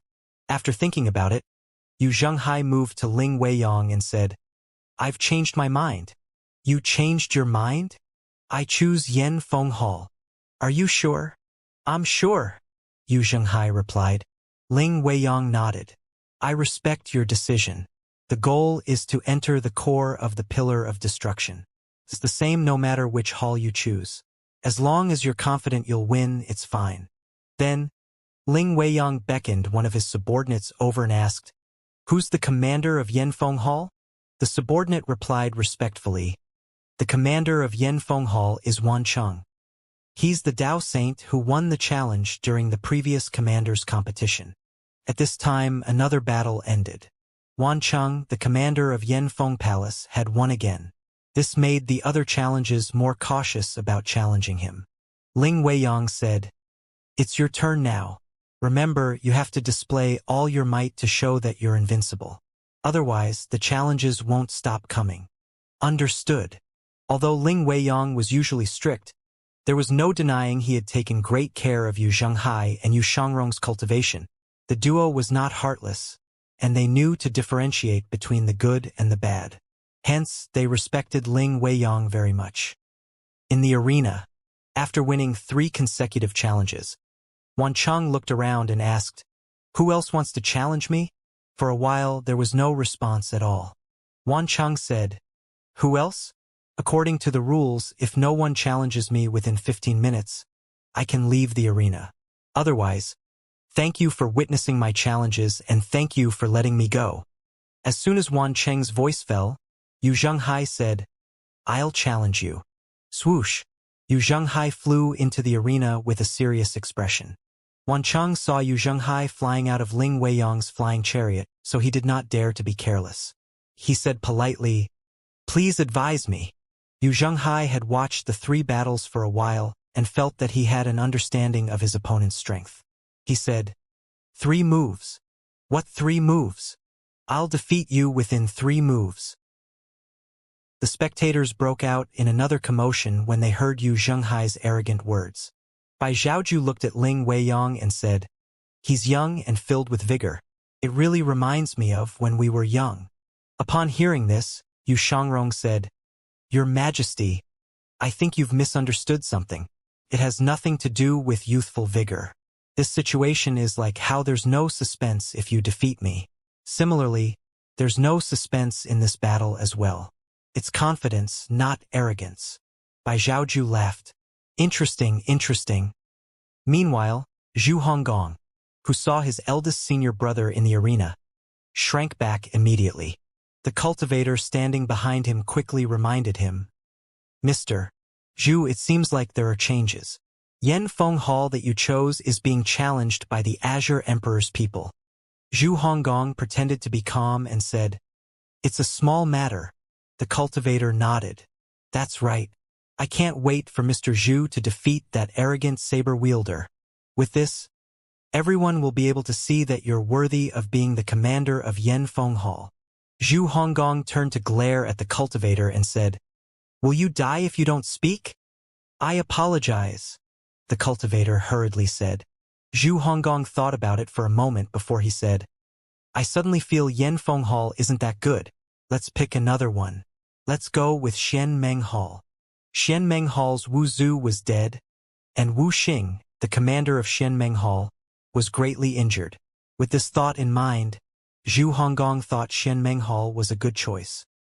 On the other side, when Zhang He, the commander of Xuanyi Palace, saw Yu Zhenghai challenging Wan Cheng, he sighed in relief. "What a fucking relief! Luckily, it wasn't me. I hope the other freaks won't challenge me either." Zhang He only hoped he would not lose too miserably this time. In fact, he thought it was not too bad to quickly give the position of commander away. The longer he sat in this position, the longer his butt would hurt. In the arena, Wan Cheng charged over and attacked first. Yu Zhenghai did not move and only looked at his opponent indifferently. Energy seals swept out at this time. The battle this time was clearly on a higher level than the previous ones. Everyone watched with rapt attention. When Wan Cheng was a foot away from Yu Zhenghai pushed his hand out. First move, the Great Dark Heaven Palm. Boom! The palm seal that was like a mountain blocked the attack. Wan Cheng said in a deep voice, "That's not enough." Primal chi in the surroundings began to gather. Wan Cheng's sword seemed to be sharper than before as space began to distort. Second move, Sovereign Descent. Yu Zhenghai suddenly withdrew his hand and flashed up into the sky.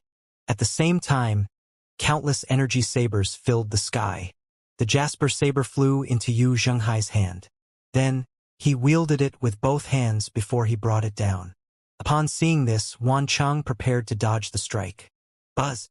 Space seemed to have frozen as the saber fell down. How's this possible? Wan Cheng could not dodge the attack, so he could only raise his hand and launch 2 palm seals consecutively. When the saber struck the palm seals, a soft noise rang in the air before the saber cut through the palm seals like a hot knife through butter. Wan Cheng's protective energy burst forth when he felt the force of the attack, but he was still sent flying. He grunted in pain as his blood and chi surged. At this moment, someone exclaimed, "This weapon, it's at least an infinite-grade weapon." Everyone was amazed. The Azure Emperor has a place to refine and forge weapons. It's not surprising he has such a fine weapon. At this time, Yu Zhenghai flashed and appeared in front of Wan Cheng. A 300-foot-long energy saber shrouded the Jasper saber as he brought it down on and shouted, "Third move, splitting the heavens." Splitting the heavens was a saber technique that Yu Zhenghai created. It contained the laws that he had comprehended. As soon as the saber fell, Wan Cheng's expression changed greatly. When he was locked by the law of space earlier, he knew that Yu Zhenghai's comprehension of the Tao was greater than his. He gritted his teeth and cried out, "Block!" Wan Cheng could only defend himself at this moment. He launched dozens of energy seals and stacked them together. Boom! The saber tore through space and shattered the dozens of energy seals at the same time, causing energy to ripple out into the surroundings. Boom! Wan Cheng was sent flying back. The fierce and overbearing saber technique made people gasp in amazement. They could not help but gulp. With just 3 moves, Wan Cheng was injured. The cultivators from Yanfeng Hall rushed out and supported him after he landed at the edge of the arena of Cloud Domain. Wan Cheng's entire body was numb, and his hands could not stop trembling. He had thought they were at least on par with each other. Who knew it would end up in a one-sided beating? Silence reigned in Cloud Domain. Everyone waited for Wan Cheng to get up and fight again. He would have to withstand more than 3 moves at least. Otherwise, it would be too embarrassing. Wan Cheng shared the same thought. Hence, he inhaled deeply and tried to control his vitality energy. Then, he gritted his teeth and finally rose to his feet, his entire person radiating with pride. Upon seeing this, many cultivators began to cheer. At this moment, Bai Zhaoju smiled and said, "Confidence is a good thing. However, it's not good to underestimate or look down on your opponents." Ling Weiyang felt slightly embarrassed. This Yu Zhenghai, if he can't defeat his opponent with 3 moves, why did he brag? Wan Cheng said in a low voice, "If that's all, I'm afraid you failed to defeat me with 3 moves. Let alone 3 moves, you might not even be able to defeat me with 10 or 100 moves." Wan Cheng's voice was sonorous and powerful, which boosted the people from Yanfeng Hall. Everyone thought this was how the commander of a hall should be like. "Commander!" At this time, Yu Zhenghai suddenly said, "Fall." As soon as the word "fall" rang in Wan Cheng's ears, his body turned numb. Then, his robe split from top to bottom in the center. Then, from his forehead to the bridge of his nose and to his belly button, there was a thin red line of blood. Wan Cheng fell backward immediately. "Commander!" 2 cultivators from Yanfeng Hall flew out and supported Wan Cheng. Bai Zhaoju was puzzled. What technique is this? Ling Weiyang felt refreshed at this moment. He said proudly, "Yu Zhenghai can control the law of space with his saber technique. If he said he can do it with 3 moves, then he can do it with 3 moves. You really don't have a discerning eye at all. How can you not see the situation clearly? Bai Zhaoju, this old fox looks like a villain who's achieved his goal. However, the kid's control over the saber is indeed amazing." Yu Zhenghai cupped his fists together at Wan Cheng and said, "Thank you for letting me win." Fear still lingered in Wan Cheng's heart. He felt as though he had narrowly escaped death. As it turned out, his opponent was a great Tao saint. The crowd was in an uproar. "He's a great Tao saint. This is unfair. I object to this. How can a great Tao saint participate in this competition? Isn't this just an act of bullying?" When Yu Zhenghai heard the crowd's protest, he asked, "Is this against the rule?" Everyone fell silent. The rule stated those at or above the level of a Tao saint could participate in the competition. This meant that great Tao saint and even supreme beings could participate. Xuani Palace's Zhang, he patted his chest and muttered under his breath, "A great Tao saint. I really didn't lose in vain." Yu Zhenghai said in a clear voice, "My cultivation is indeed that of a great Tao saint. Whoever is willing to challenge me, please step forward." Everyone averted their eyes when Yu Zhenghai looked at them. After a moment, Qi Shang said, "Great Tao saints aren't prohibited from participating in the competition. It's in accordance with the rules. If great Tao saints aren't allowed to participate, then may I ask which of you can defeat Chong Guang Hall's holy maiden?" At the mention of Chongguang Hall's holy maiden, everyone began to discuss among themselves again. The holy maiden of Chongguang Hall was the owner of a great void seed from the previous batch. She was also a great Tao saint. At this moment, someone exclaimed in a timely manner, "She's here!" Everyone looked at the horizon and saw a flying chariot flying over. It's Chongguang Hall's flying chariot. Everyone was excited to see the appearance of the holy maiden. When the flying chariot came to a stop, Lan Shiha walked out onto the deck. She was as elegant and calm as she was in the past. She looked at everyone and said, "I'm sorry I'm late." After that, Lan Shiha greeted the 3 emperors of the Lost Lands. Ling Weiyang said praisingly, "It's rumored that Chongguang Hall's Lan Shiha is a new generation expert. You're really famous." Lan Shiha bowed and said, "Thank you for your praise, Azure Emperor." Then, she turned to everyone and said, "Our hall welcomes your challenge." Lan Shiha swept her eyes across the crowd as she stood on the deck of the flying chariot. Most, if not all, cultivators in the Great Void knew Lan Shiha was a great Tao saint. Who would dare to challenge her?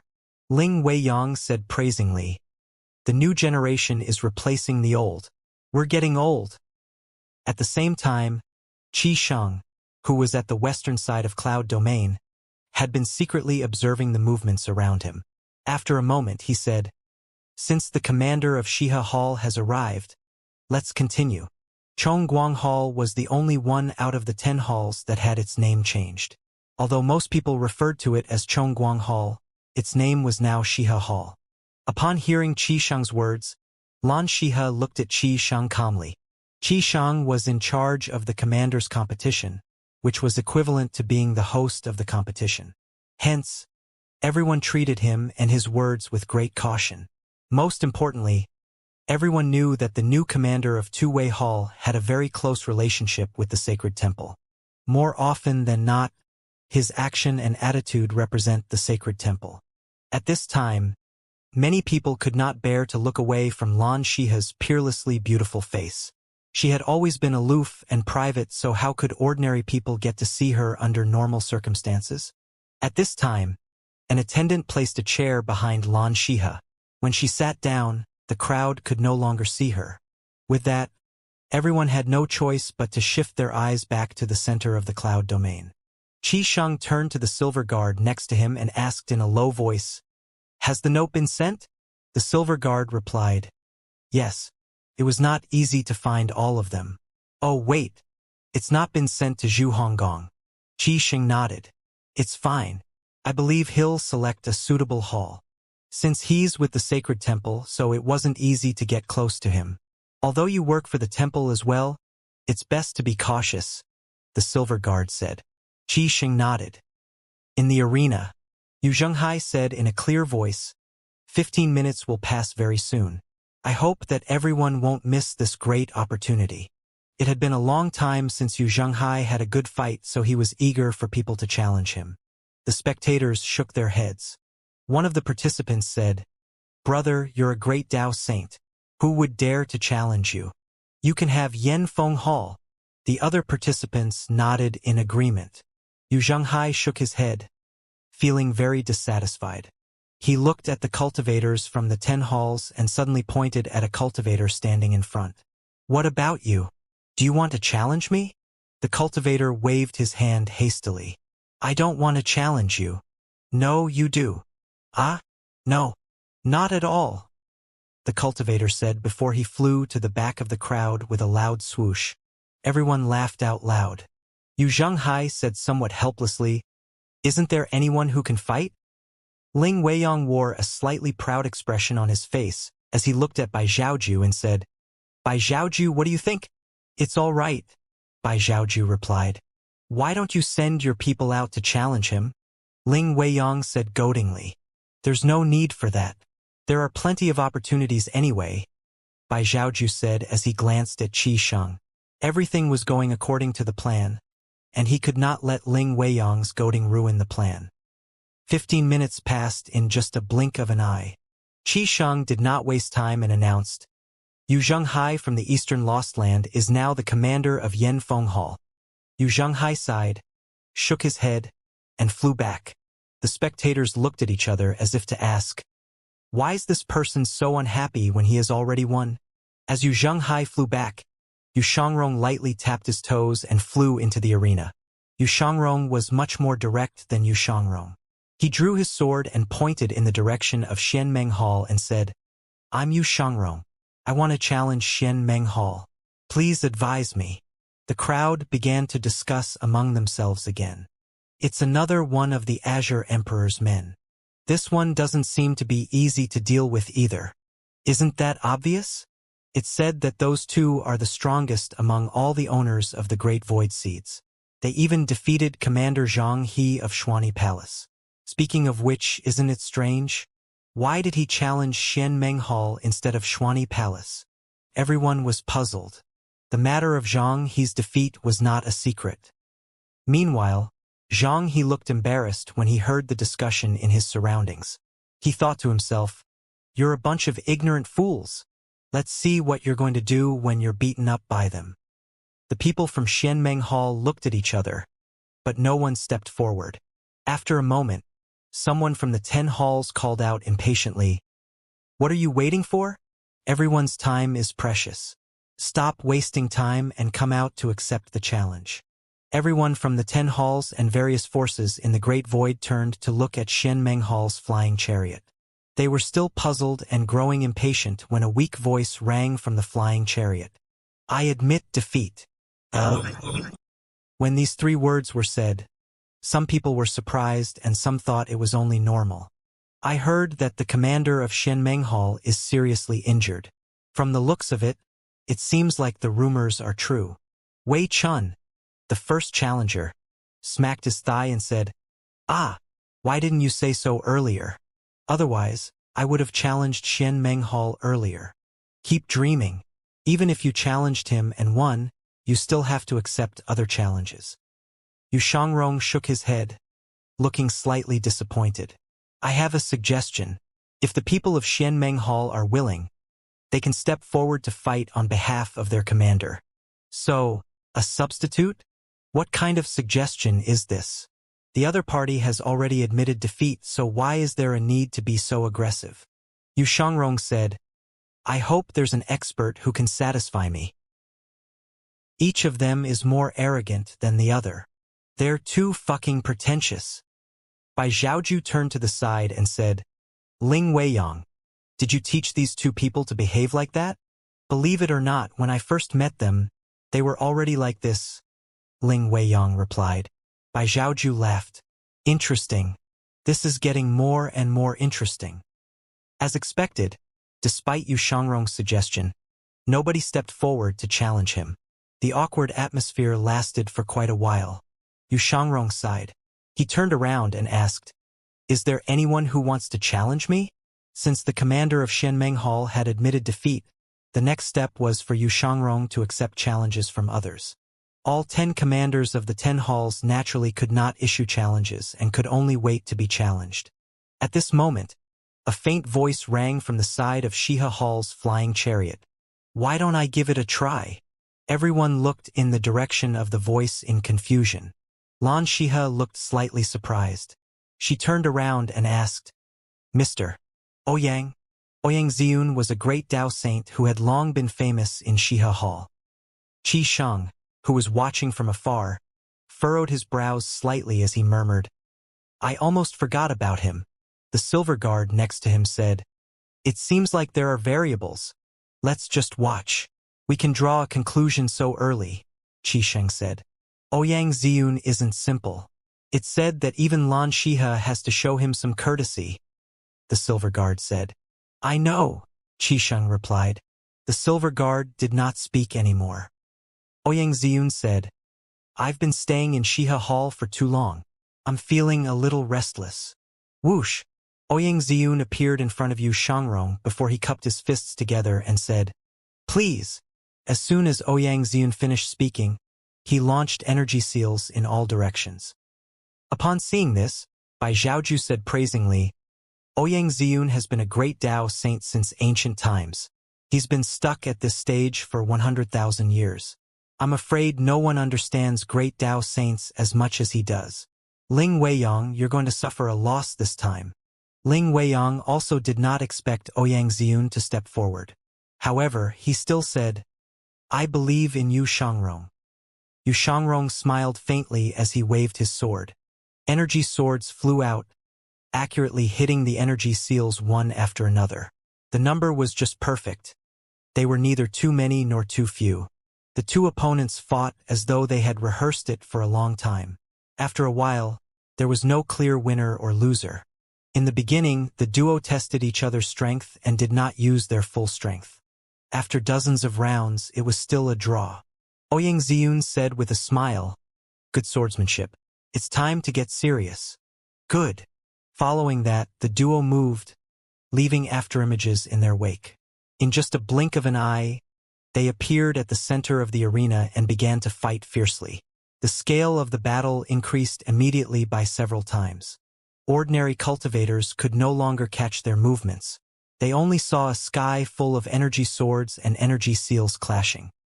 Yu Zhenghai frowned as he said with a hint of displeasure, As expected, I'm quite unlucky. What do you mean? Ling Weiyang asked curiously. Why can't I meet such an opponent? Yu Zhenghai said, dissatisfied. Ling Weiyang. After thinking for a moment, Ling Weiyang thought it was not good to indulge the duo too much, so he said solemnly, If you're itching to fight, then I'll accompany you to spar. Upon hearing this, Yu Zhenghai smiled sheepishly. I was just joking. Please don't take it so seriously. After all, there were several levels between their strength. What was the point of sparring with such an opponent? Boom! Suddenly, energy seals exploded and swept out in all directions. Protective energies appeared around the flying chariots in the air immediately. So strong!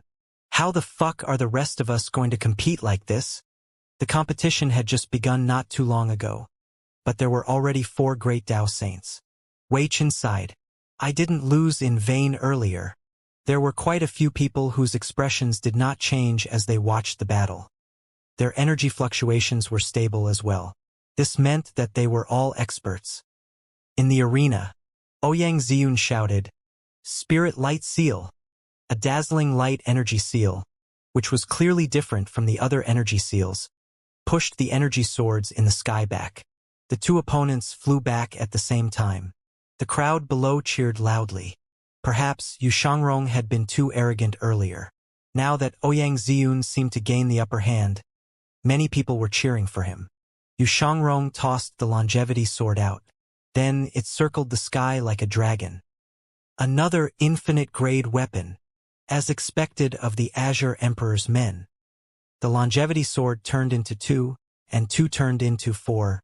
Before long, the sky was covered by energy swords.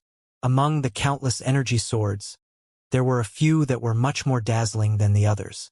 These few energy swords suddenly shot toward Ouyang Ziyun. What a way to control the sword! Ouyang Ziyun said as he spun around and waved his hand. Ouyang Ziyun had experienced many battles in his life, after all. A huge energy seal appeared in front of him at this moment. Then, he raised his hand to the sky before a dazzling energy seal shot up. Break! Boom! When the dazzling energy seal rushed toward the sky full of energy swords, Yu Shangrong flashed forward to face it. He held the longevity sword horizontally in front of him, and it thrummed as it blocked the energy seal. Bzzzt. The longevity sword buzzed as it began to bend. Following that, Yu Shangrong was pushed back by a powerful force. Nonetheless, the countless energy swords were still under Yu Shangrong's control. At this moment, they flew toward Ouyang Ziyun. At this moment, Ouyang Ziyun felt as though even the air was as sharp as swords. He exclaimed in surprise, Your control is really amazing. Ouyang Ziyun could only fly back as he unleashed palm seals after palm seals. The space tore as the attacks collided. Fortunately, space could easily and quickly mend itself. At this moment, someone exclaimed, Wonderful!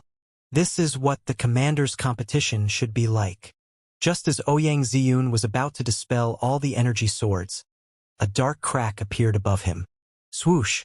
The longevity sword slashed down from the crack before it disappeared in a blink of an eye. Upon seeing this, everyone exclaimed, tearing the space and traveling through cracks in the space. This is the great Tao's law of space. Yu Shangrong emerged from the crack and said tonelessly, "Return and enter 3 souls." Boosted by the great Tao's law of space, the range of return and enter 3 souls covered the entire cloud domain. In just a moment, it seemed as though the entire place was filled with Yu Shangrong's figures. They were difficult to distinguish from his true body. Ouyang Ziyun's eyes widened slightly in surprise. How's this possible?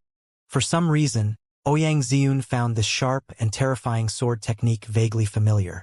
At this time, all figures merged into 3 figures before the 3 figures merged into one as an energy sword tore through space. Ouyang Ziyun stomped his foot, and a lotus bloomed under his feet. He effectively neutralized the law of space and pushed his hand down fiercely. Bang! Ouyang Ziyun's hands tore the fabric space as he accurately clamped down on the longevity sword. Everyone was stunned. Oh! Yu Shangrong frowned slightly. Even eldest senior brother isn't completely confident he'd be able to deal with this move.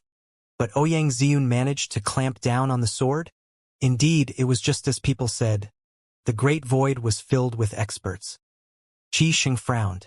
The silver guard asked, "Do you need me to make a trip to Shiha Hall's flying chariot?" "Let's continue watching.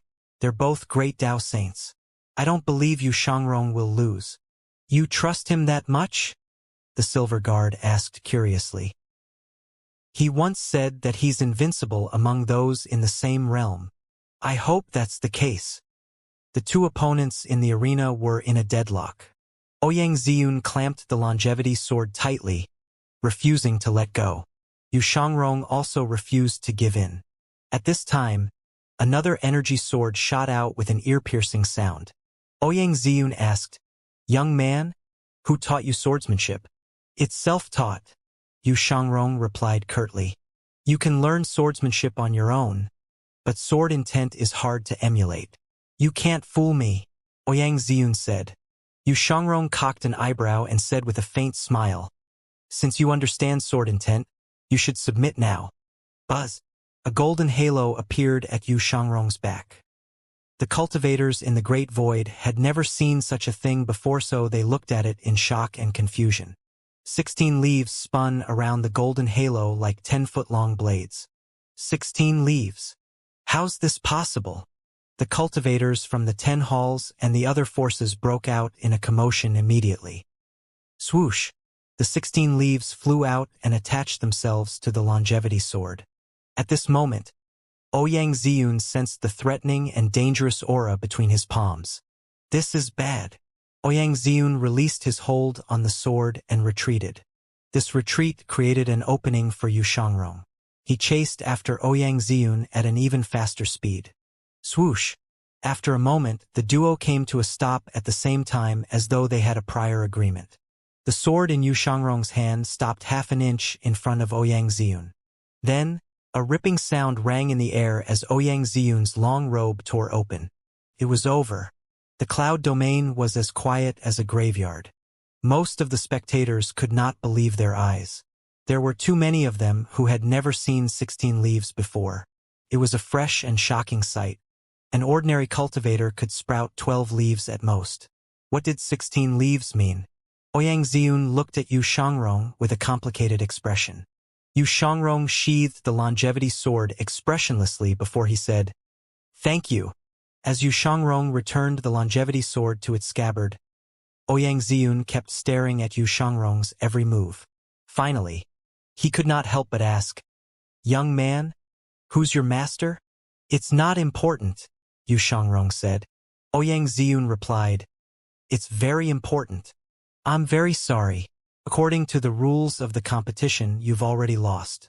You should leave the arena," Yu Shangrong said. Ouyang Ziyun frowned slightly. When Yu Shangrong saw that Ouyang Ziyun did not show any signs of moving, he gestured with his hand and said again, "Time is precious. Please." Ouyang Ziyun said, "If it weren't because of my considerations for your master, I'm afraid you'd have lost." Yu Shangrong did not seem affected by these words. He only said, "I could feel you were holding back, so I only used 50% of my strength." The crowd was in an uproar when they heard Yu Shangrong's words. The fucking space tore so greatly. Fortunately, there aren't any buildings in the cloud domain, and it's far away from the mountains and the rivers. Otherwise, the sky would darken, and the land would shake. However, he said he's only using 50% of his strength. At this moment, Lan Shihe called out, "Mr. Ouyang, come back." With that, Ouyang Xiun returned to Shihe Hall's flying chariot. Yu Shangrong turned to look around as he said calmly, "I think no one else is going to challenge me, right?" One of the flying chariots. The cultivator next to Zhu Honggong reminded Zhu Honggong, "Mr. Zhu, it's your turn now." Zhu Honggong immediately pulled a long face and glared at the cultivator as he said, "Nonsense! What do you mean by it's my turn? But you just said that you want to challenge Xianmeng Hall." The cultivator said with a slightly aggrieved expression. "Did I? Didn't you? Did I?"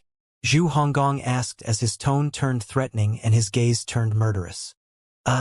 So did you or did you not?" The cultivator looked as though he was going to cry. No matter what, it seemed like whatever he said would be wrong. Zhu Honggong turned back to look at the arena and said, "Let's reassess the situation. There's no rush. Ro Zhao seems quite good as well. What about Zhu Yong? There are also Xuani and Zhao Yang." Just as expected, no one stepped forward to Yu Shangrong.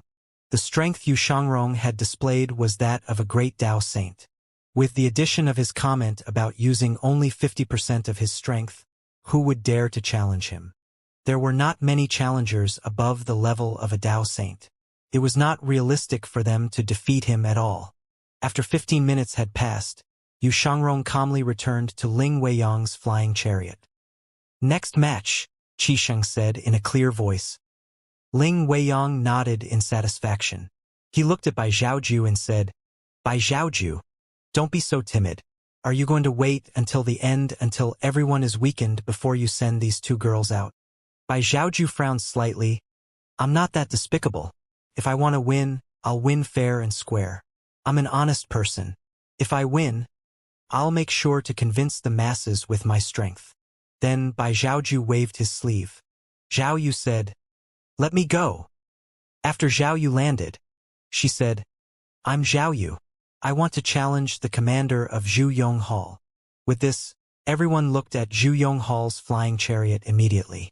When Zhu Yong arrived at the cloud domain, he did not say much. He only perfunctorily greeted a few people. He had a small conflict with Shangzhang due to the struggle to snatch the owners of the Great Void Seeds. Apart from that, he also had a few issues with Qisheng. Li Changhe, the commander of Zhu Yong Hall, bowed at Zhu Yong and said, "Your Majesty, I'll be right back." "Stop," Zhu Yong said. "Huh." Li Changhe was puzzled. Zhu Yong did not bother to explain to Li Changhe. Instead, he said in an unmistakably clear voice, "Li Changhe is willing to admit defeat." The crowd began to discuss among themselves again. What the hell is happening? Why are the high and mighty 10 halls admitting defeat so easily? What's going on? Li Changhe swallowed the words at the tip of his tongue. Upon seeing the reluctant expression on Li Changhe's face, Zhu Yong glared at him and said, "Obey the order." Ling Changhe could only say with an aggrieved expression on his face, "I, Commander Li Changhe of Zhu Yong Hall, admit defeat." Zhao Yu did not expect this at all. Bai Zhaoju laughed out loud. "Qi Biaonu, Ling Weiyang, look carefully. This is called true aura. Look at how the other party willingly surrendered and admitted defeat." Ling Weiyang said mockingly, "What happened to convincing the masses with strength?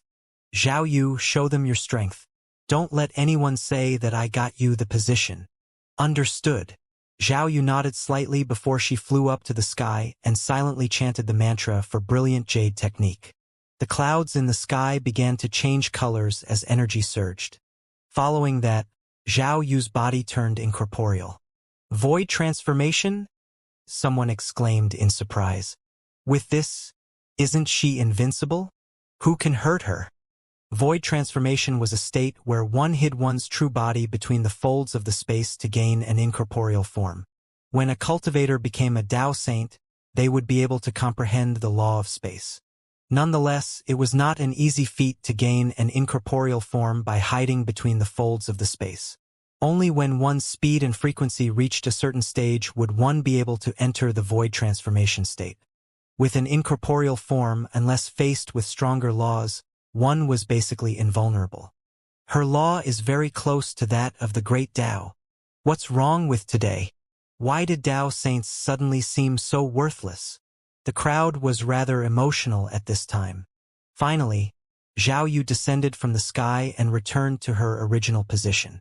When the surging energy in the sky calmed down, she asked loudly, "Is there anyone who wants to challenge me?" In fact, when the cultivators saw the arrival of 3 emperors of the Lost Land, they knew 6 out of the 10 positions of commanders of the 10 halls would be taken. Regardless of the strength of the 3 emperors' subordinates, they still had to show a little deference to them and give way. With the 3 emperors as their support, who would dare to challenge them? Even if the others were strong enough, they would still step back. As expected, no one stepped forward to challenge Zhao Yu. With that, Zhao Yu became the new commander of Zhuyong Hall.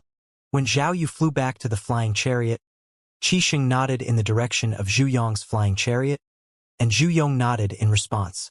Upon seeing this, Li Changhe, who felt very unresigned, asked, "Your Majesty, why?" Zhuyong said through voice transmission, "This time's commander's competition is very dangerous. It's best to stay out of it. Moreover, Qixing isn't simple. Not only does he have a good relationship with Xianxia Hall, but he has a good relationship with the Sacred Temple as well." "But I thought you hated him?" "They're 2 different matters," Zhuyong replied. "I understand." The following battles were within everyone's expectations. Yi Tianqin chose Rozhao Hall, and the commander of Rozhao Hall decisively admitted defeat. Following that, no one stepped forward to challenge her. After all, with the White Emperor's support, who would dare to challenge her? Even the commander of Rozhao Hall had given up. Bai Zhaoju was quite satisfied with this. He said to Qi Biaonu and Ling Weiyang, "Those who subdue others without fighting are true experts." Qi Biaonu scoffed and said, "How dare you intimidate the other participants using your identity as the White Emperor?" Bai Zhaoju shook his head.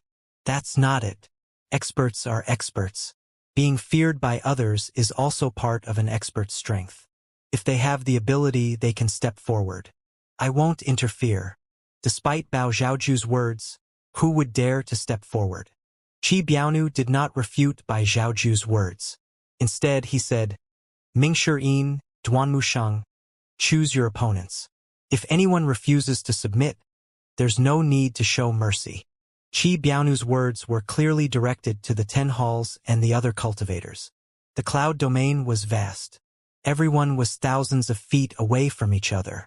Cultivators with low cultivation would not be able to see what was going on in the flying chariots.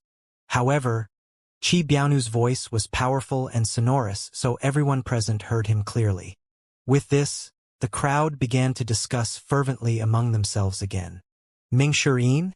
Duanmu Sheng? A friend of mine from southern Split Mountain told me those 2 defeated the commander of Xuani Palace, so why are they here?"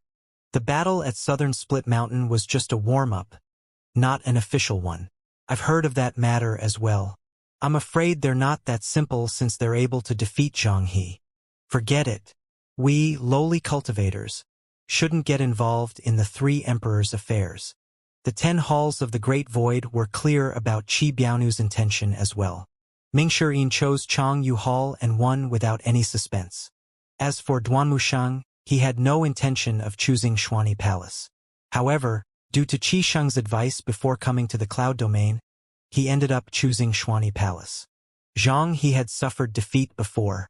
Xuani had already warned him before coming to Cloud Domain that it would not be easy to retain his position as commander of Xuani Palace. After fighting for a few rounds, Zhang He graciously admitted defeat and returned to Xuani Palace's flying chariot. With this, only 4 halls were left: Shangzhang Hall, Shihe Hall, Zhaoyang Hall, and Tuwei Hall. "Mr. Zhu, we have to avoid Qixing. You can choose from Shangzhang Hall, Shihe Hall, and Tuwei Hall. Which one do you plan to choose?" the cultivator asked Zhu Honggong. Zhu Honggong said impatiently. Why do you care so much? I'll choose whatever I want whenever I want. You really talk too much. I'm just worried you'll choose the wrong one. I think Mr. Zhu's strategy of avoiding the strong is correct. Hence, I suggest that you give up on Shihe Hall. Between Shangzhang Hall and Zhaoyang Hall, there should be no one who can compete with you, the cultivator said. Zhu Honggong said with a satisfied expression. You're finally speaking the human language. There's no need to prove our strength. We can't afford to offend Lan Shihe, so let's give up on Shihe Hall. As for Shangzhang Hall and Zhaoyang Hall, before Zhu Honggong could finish his words, a thunderous voice rang in the air. Great Void's Xianxia challenges Commander Qisheng of Two-Way Hall. Swoosh, swoosh, swoosh. A huge beast flapped its wings and flew over slowly. Everyone was shocked. Xianxia? The great Tao Saint who's the best at taming fierce beasts in the Great Void? He's also one of the cultivators who are closest to becoming a supreme being. Why is he here? Why is Xianxia fighting for the position of commander? The beast tamers handle all fierce beasts in the Great Void, and they're under the jurisdiction of the sacred temple. It's strange and puzzling that the temple allows a beast tamer to participate in the competition. The core figures of the 10 halls, the White Emperor, the Azure Emperor, and the Scarlet Emperor looked at the huge beast. Xianxia stood on the huge beast with his hands on his back as he said in a clear voice. Xianxia pays respect to the White Emperor, the Azure Emperor, and the Scarlet Emperor. In terms of status, the 3 emperors of the Lost Lands were much higher than Xianxia. However, Xianxia belonged to the sacred temple. Ling Weiyang said, Xianxia, you're a little late. I'm neither too early nor too late. I have no intention of competing with the 3 senior subordinates. I only came here for Two-Way Hall, Xianxia said. His gaze was piercing as he turned to look at Qisheng, who wore a mask, in the western direction. When the duo's eyes met, the temperature seemed to plummet. While Xianxia greeted the 3 emperors of the Lost Lands, he stared at Qisheng. This made him look hostile and strange. The silver guard next to Qisheng said in a low voice, You really hit the nail on the head. Qisheng remained calm as usual. Bai Zhaoju said curiously, As the lead beast tamer in the Great Void, you have control over all fierce beasts. Isn't that position greater than a commander of a hall? Xianxia replied with a smile. The White Emperor is right. According to the rules, I'm qualified to participate in the competition, but I have no intention of assuming the position of commander. Then why are you here? Qi Biaonu asked impatiently. Qi Biaonu was not as easy to talk to like Bai Zhaoju or Ling Weiyang. His expression was always stern and serious. He was tough and fierce, and he was a man of his word. The way he did things and his temper were also a little fiery. Xianxia still had some fear and respect for Qi Biaonu. Hence, he replied good-naturedly, Your Majesty will know in a moment. You're a beast tamer and a well-known figure in the Great Void. If your reasons are not good enough, I won't let you go, Qi Biaonu said. Xianxia nodded. Then, he leaped off the back of the huge green rock and landed in the center of the arena. He looked at Qisheng and asked, Commander Qi, you won't refuse my challenge, right? Qisheng's eyes curved as he said with a smile, I'm very honored that someone stepped forward to challenge me. Xianxia said, That's good. Let's cut the small talk. Commander Qi, please come down to the arena. Unexpectedly, Qisheng shook his head and said, I'm afraid I can't agree to it. Xianxia seemed to have already expected this. He said with a smile, Are you afraid? Everyone knows you're the owner of a great void seed and that your talent and cultivation are top-notch. Even His Majesty, Great Emperor Ming Xian, took a liking to your talent and appointed you as the commander of Two-Way Hall. You didn't disappoint and led Two-Way Hall to maintain the balance in the Great Void. Don't worry, I only want to spar with you. Even if you lose, I have no intention of becoming the commander of Two-Way Hall. An uproar erupted immediately. If Xianxia did not plan to become the commander of Two-Way Hall, what was his purpose for coming here? Based on his attitude, words, and actions, he came prepared. Moreover, it seems like he did not come with good intentions. Qi Sheng explained patiently. According to the rules of the Great Void, all cultivators at or above the stage of Dao Saint can participate. However, that excludes high-ranking officials from the 10 halls such as commanders and supreme beings. Xianxia nodded. Coincidentally, I'm neither a high-ranking official of the 10 halls nor a supreme being. But you're the leader of the Beast Tamer Hall, Qi Sheng replied. Xianxia laughed. I'm just an interim leader. After Yu Qi's death, there's nothing wrong with me standing in for him, right? Moreover, the Beast Tamer Hall is hardly comparable to the 10 halls. Qi Sheng shook his head and said, I only state the rules. In other words, the rules were the rules. There was no need to say so much. Xianxia was immediately angered by these words.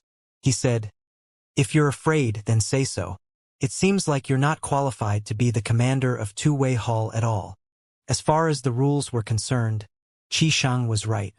However, Xianxia's provocative words were not entirely without sense. As the commander of Two-Way Hall, Qi Sheng was at least a Dao Saint. Xianxia had already said he had no interest in Qi Sheng's position and only wanted to spar. In that case, why was Qi Sheng reluctant? Qi Sheng had already expected this. He raised his voice and said, If you want to spar, I'll grant your wish. Everyone's spirits were lifted by these words immediately. This sparring session felt like it was going to be much more interesting than the previous official battles. Many of them seemed to have forgotten the purpose of this competition at this moment. Their attention was completely focused on Qi Sheng and Xianxia. Xianxia smiled and said, Very good. However, Qi Sheng suddenly said, You don't have the qualifications to challenge me. If you want to challenge me, you'll have to defeat him first. Qi Sheng waved his sleeve. The silver guard next to Qi Sheng nodded slightly before he flashed and appeared not far from Xianxia. Everyone exclaimed in surprise. Clearly, the silver guard was not simple. The 3 emperors of the Lost Lands were not blind. They could not help but frown slightly. How did a mere silver guard have such a cultivation base? Qi Sheng said again, Since you want to disregard the rules, I won't talk about the rules with you for now. I'm giving you a chance now, so you better seize it. Xianxia said menacingly, Silver guard? Very well, I'll flatten you first. Swoosh! Xianxia shot out like a meteor tearing through space. His speed was so fast that it generated an ear-piercing sound that irritated people's ears. The spectators watched in shock. Xianxia was infinitely close to becoming a supreme being. How was the silver guard going to deal with him? Xianxia's eyes burned with hatred. In just a blink of an eye, he arrived in front of the silver guard. He was determined to defeat his opponent with one move. His hand was like the mountain as he pushed it out. Boom! The instant Xianxia struck, the silver guard struck with his hand as well. When the 2 palm seals collided, energy seals exploded and swept out in all directions. The space seemed to shatter, and the air seemed to stagnate before the backlash from the collision swept out like a tsunami. The area north of the cloud domain was precisely above the Great Abyss Land's pillar of destruction. At this moment, Emperor Yu of the Feather Tribe was in closed-door cultivation. When he felt the abnormal movements, he opened his eyes. With just a flash, he appeared at the top of the pillar of destruction. He flapped his wings as he stared at the sky. What are those bastards doing? At this time, an immense beast could be seen circling the sky outside of the Great Abyss Land. After all, only clear skies could be seen within the Great Abyss Land. Emperor Yu looked at the surrounding fog before he said, Monitor the pillar. There must be no mistakes. Understood. Rumble. The huge beast circled in the sky once before it suddenly disappeared into the clouds. Cloud domain. Everyone was shocked by the force of the silver guard's palm seal. The palm seal sent Xianxia flying back without any suspense. His arm seemed like it was broken based on the sharp pain he felt. His clothes were torn, fluttering in the wind. The space in front of him was still mending itself. If it were any closer, his arm would have been devoured by the cracks in the space. After retreating about hundreds of feet, he looked at the silver guard with a mixture of shock and fear. At the same time, the 3 emperors of the Lost Land, the 9 disciples of the Evil Sky Pavilion, and the various cultivators were equally as shocked. The silver guard hovered in the air with one hand on his back. This is the demeanor of a true expert. No one expected a mere silver guard to easily defeat Xianxia the beast tamer, let alone defeat him with just one move. Are all silver guards from Two-Way Hall so abnormal? The silver guard was fully dressed in his silver armor, so his face could not be seen. The three emperors exchanged a look before they continued to watch. After a while, the silver guard finally said, "It's just one move, but it seems like you're already struggling." Xianxia gritted his teeth as anger and hatred flooded his heart. Then he soared into the sky. A huge number of green flying beasts appeared in the sky. Each one of them had a powerful energy seal protecting them. Xianxia raised his hands to the sky, forming a round energy seal above his head. The green flying beast formed a line under Xianxia's control. Then they flew toward the silver guard. The silver guard did not move. He withdrew his hand and placed it on his back. Then, he raised his chin slightly and said with a smile, "You overestimate yourself." Swoosh! Flames burst forth from the silver guard's body in just a blink of an eye. They soared up the heavens domineeringly. Boom! With just a strike, the green flying beasts were dealt with. Then the silver guard flashed. His hand burning with flames was like the hand of death as he pushed it out toward Yang Yuezi's heart in a clawing motion. Xianxia cried out. Fear flooded his heart and body as realization dawned on him. The person in front of him was not a great Tao saint but a supreme being. His mind went blank. Just as the attack was about to land on Xianxia, a red lotus fell from the sky, blocking the attack. Boom! The silver guard calmly withdrew his hand, watching the force of the collision between his strike and lotus ripple out. The red lotus was dazzling. The column at the bottom looked firm, and the triangles on it were very distinct. This lotus was clearly that of a supreme being. Following that, a clear voice rang from the horizon. If you can spare someone, you should spare them. Everyone looked in the direction of the voice and saw a red-clad woman slowly descending from the sky. The light disk on her body flashed and disappeared. The cultivators seated below bowed in unison. "Greetings, Lady Hua," Bai Zhaoju said with a smile. "So it's Hua Zhenghong, one of the four supremes of the sacred temple. Why did you come to the cloud domain instead of staying in the sacred temple?" Bai Zhaohu's words seemed to be directed to Qi Sheng. After Hua Zhenghong landed, she bowed to he three emperors of the Lost Lands. Hua Zhenghong greets the three emperors. "There's no need for formalities," Ling Weiyang said expressionlessly.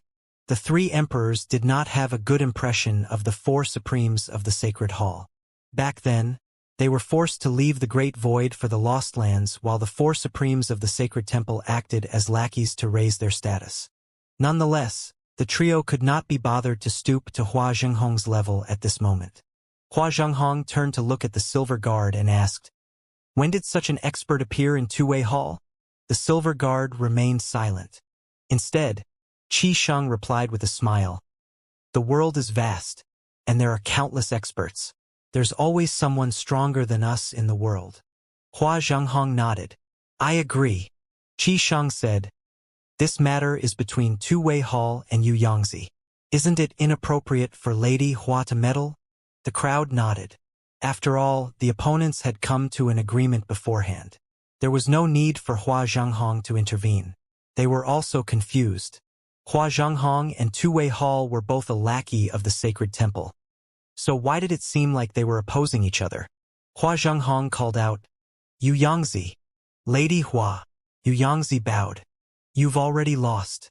Are you convinced?" Hua Zhenghong asked. "I'm convinced." Xianxia lowered his head and admitted defeat decisively. However, he suddenly raised his head. His eyes burned bright as he said, "I admit that you, Qi Sheng, are qualified to be the commander of Two-Way Hall. However, there's another reason why I came today." "Speak," Hua Zhenghong said as she looked at Qi Sheng and the silver guard indifferently. Xianxia's voice was sonorous and powerful as he uttered the following shocking words. "This person, Qi Sheng, is really Wuxia. He's the seventh disciple of the Evil Sky Pavilion. He came to the Great Void to conspire against the Great Void. Almost everyone in the cloud domain was puzzled. They never heard of the Evil Sky Pavilion or Wuxia and did not understand what grand schemes he could come up with. This was the Great Void where the Sacred Temple and the 10 Halls ruled. Not only that, but they also had dominion over the 9 domains and the unknown land. As for the other 9 disciples of the Evil Sky Pavilion, they were shocked by Xianxia's words. Was Qi Shang really Wuxia? Xianxia from the Beast Tamer Hall was a famous figure in the Great Void. How did he know about the Evil Sky Pavilion? Regardless of their shock, the 9 disciples of the Evil Sky Pavilion remained silent. I know you have a lot of questions, so let me explain them to you. It just so happens that the 3 emperors are here, so they can be my witnesses, Xianxia said smugly. Then, he turned to everyone before he continued to say, I'm sure everyone knows that Yu Qi is a member of my clan. Before he died, he was the leader of the Beast Tamer Hall. After his death, I sent people to the 9 domains to investigate the matter. Later on, I personally made a trip there as well. 100 years ago, I followed the clues I found, and they led me to the murderer. Xianxia paused for dramatic effect before he continued to say again.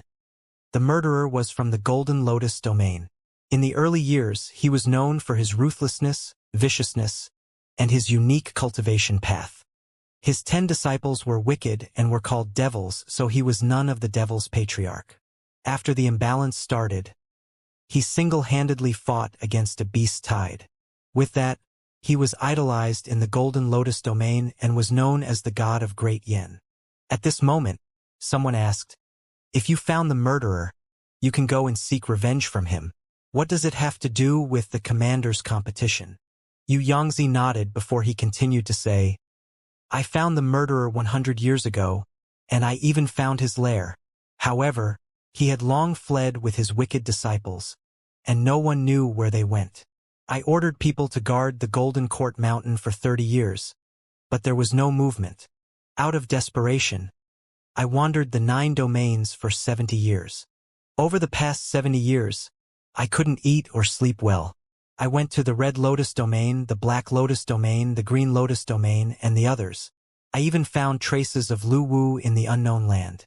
Later, I heard that the Devil's Patriarch had a good relationship with the great saint, Chen Fu, so I investigated further. In the end, I found that those bunch of evildoers had come to the Great Void. An uproar had already erupted among the crowd at this time. They were all discussing fervently among themselves.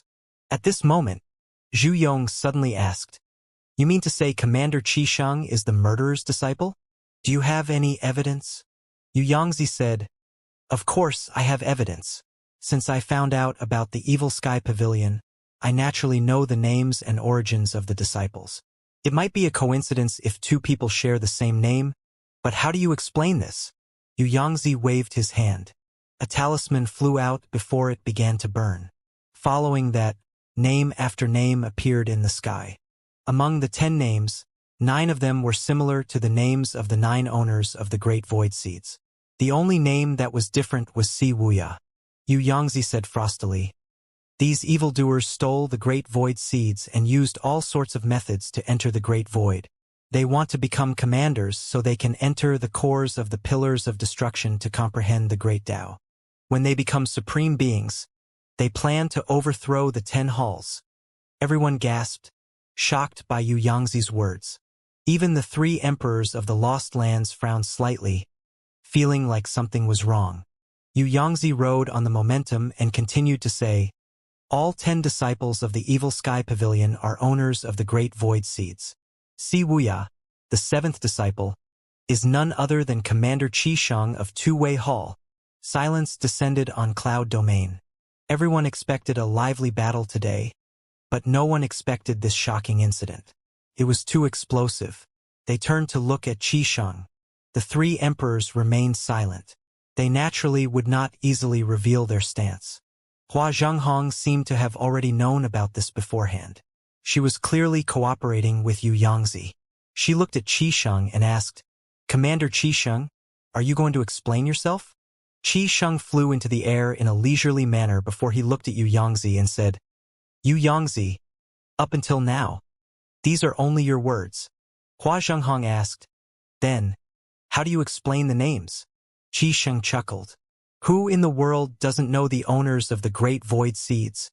Then, Qi Sheng imitated Yu Yangzi's method and wrote 10 names in the air so everyone could see them. Then, he said, is this very difficult to do? Everyone began to discuss among themselves again. After all, Qi Sheng's words made complete sense. Yu Yangzi was furious. You! Qi Sheng ignored Yu Yangzi and continued to say, Second, no one knows who killed Yu Qi. As far as I know, Yu Qi passed away more than 200 years ago. At that time, the only saint in the 9 domains was Chun Fu. This can't be disputed since the sacred temple scales of justice would have detected it if that wasn't the case. The 9 domains' overall cultivation was very weak, so how could anyone there kill Yu Qi? Perhaps you think he spat to death. Everyone burst out laughing. Yu Yangzi burned with anger. He turned around and flicked his sleeve as he said, You! Come out! A person surrounded by energy seals walked over tremblingly. Then, Yu Yangzi said confidently, This person is from the Golden Lotus domain. 200 years ago, he was from one of the top sects in the Golden Lotus domain called the Nether sect. This person was the second in command of the Nether sect's Azure Dragon Hall, and his name is Yu Hong. Yu Hong is very familiar with the 10 disciples of the Evil Sky Pavilion, so he recognizes them. He can easily testify that the owners of the Great Void Seeds are the disciples of the Evil Sky Pavilion. Qi Sheng smiled and asked, Is it very difficult to find someone from the Golden Lotus domain and threaten to falsely testify? Yu Yangzi frowned. This bastard is quite difficult to deal with. Yu Yangzi turned to the 3 emperors of the Lost Lands and said, Your Majesties, think about it. Qi Sheng helped all of you to capture the owners of the Great Void Seeds. How did he know so much? Why does he know the 9 owners of the Great Void Seeds so well? Everyone in the Golden Lotus domain knows that Si Wuya is a cunning and scheming person. His name is Qi Sheng, and he said he's the 7th son in the family. Isn't it too coincidental that Si Wuya is also the 7th disciple of the Evil Sky Pavilion? Bai Zhaoju, Ling Weiyang, and Qi Biaonu thought that Yu Yangzi's words made sense. Even Zhu Yong, who had fought with Shang Zhang for Little Yuaner and Conk, agreed with Yu Yangzi. Yu Yangzi asked, Yu Hong, tell me, is he Si Wuya? Yu Hong stepped forward and looked at Qi Sheng. Just as he was about to speak, he was interrupted by Qi Biaonu. Qi Biaonu said in a deep voice, You better tell the truth. Otherwise, I won't let you go. Yu Hong shivered and looked at Qi Sheng as he said, He's wearing a mask. I can't identify him.